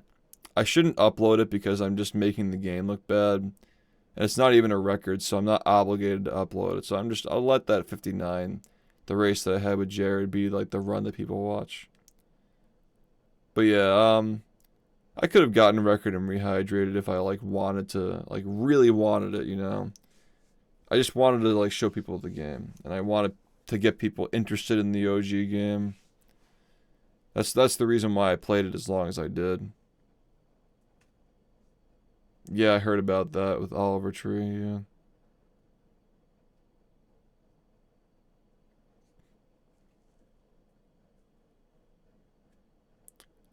Yeah, I wasn't streaming a lot because my hands were injured. I was offline working on the documentaries a lot. That's why they ended up being as good as they were in such a short period of time. Made that video in 1 month. Yeah, the brain down clip freezing me, and I had to like, the back-to-back happened after that, yeah. That was the hardest I've ever raged. That was true rage. Nah, we're not doing enchiladas. You look good today. Oh, thank you. Probably because you didn't eat fucking Taco Bell.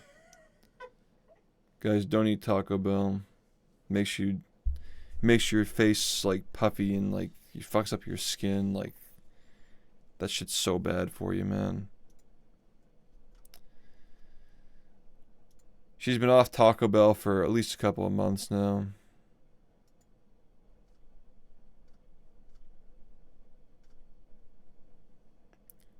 Would you say you're talented? Or the grind? I mean, like, you can't just be talented alone, dude. You have to be talented and grind to get a world record in this game. You can't just be one or the other. I don't know, man. Go watch my old runs from when I was young and tell me whether I'm talented. Hitting swingerless in 2022. Like... Come on. Who's the fucking GOAT? I guess time will tell, but I think we all know the answer to that question. Alright, that's that. What time is it? 3? Yeah, I gotta get back to work on stuff because I'm a content creator now.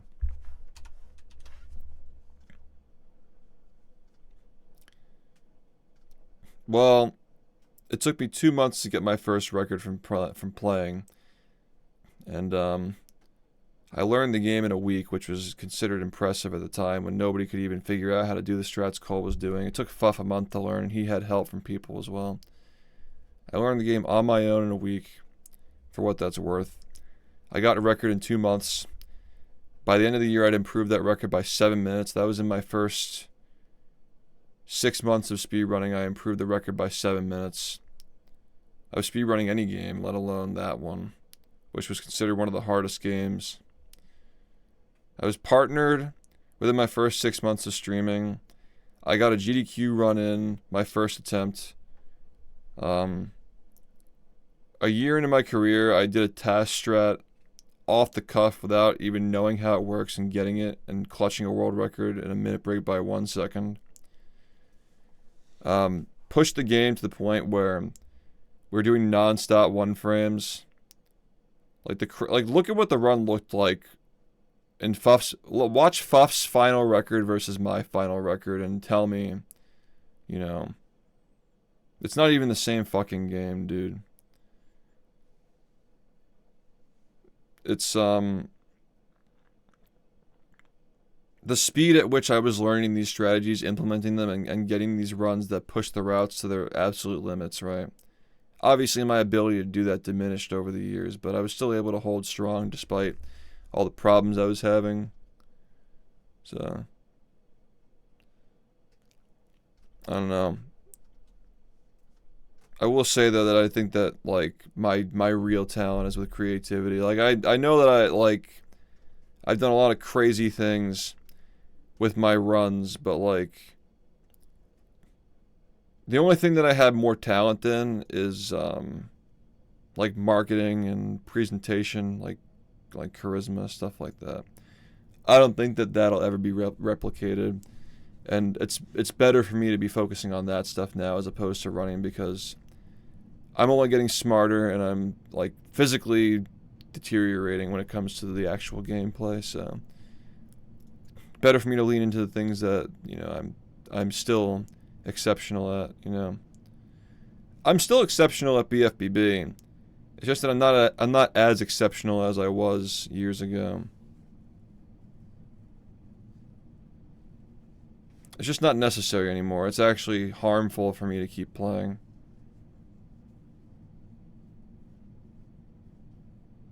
Yeah, I'll see you later. We're gonna wrap up now. Appreciate you all. Quite tired.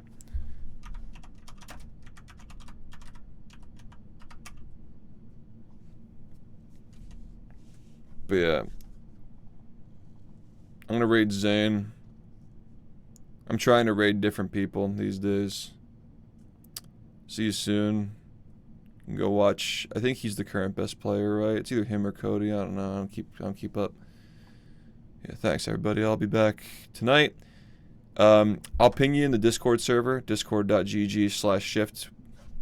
We're gonna be commentating a Luigi's Mansion LTA. Some of my friends are competing, so we're gonna support them, and then we'll go live after that. So yeah, I'll see you there. Peace out. And happy 4th. Happy America. Happy birthday to the greatest Crunchy in the world. And I'll see you later.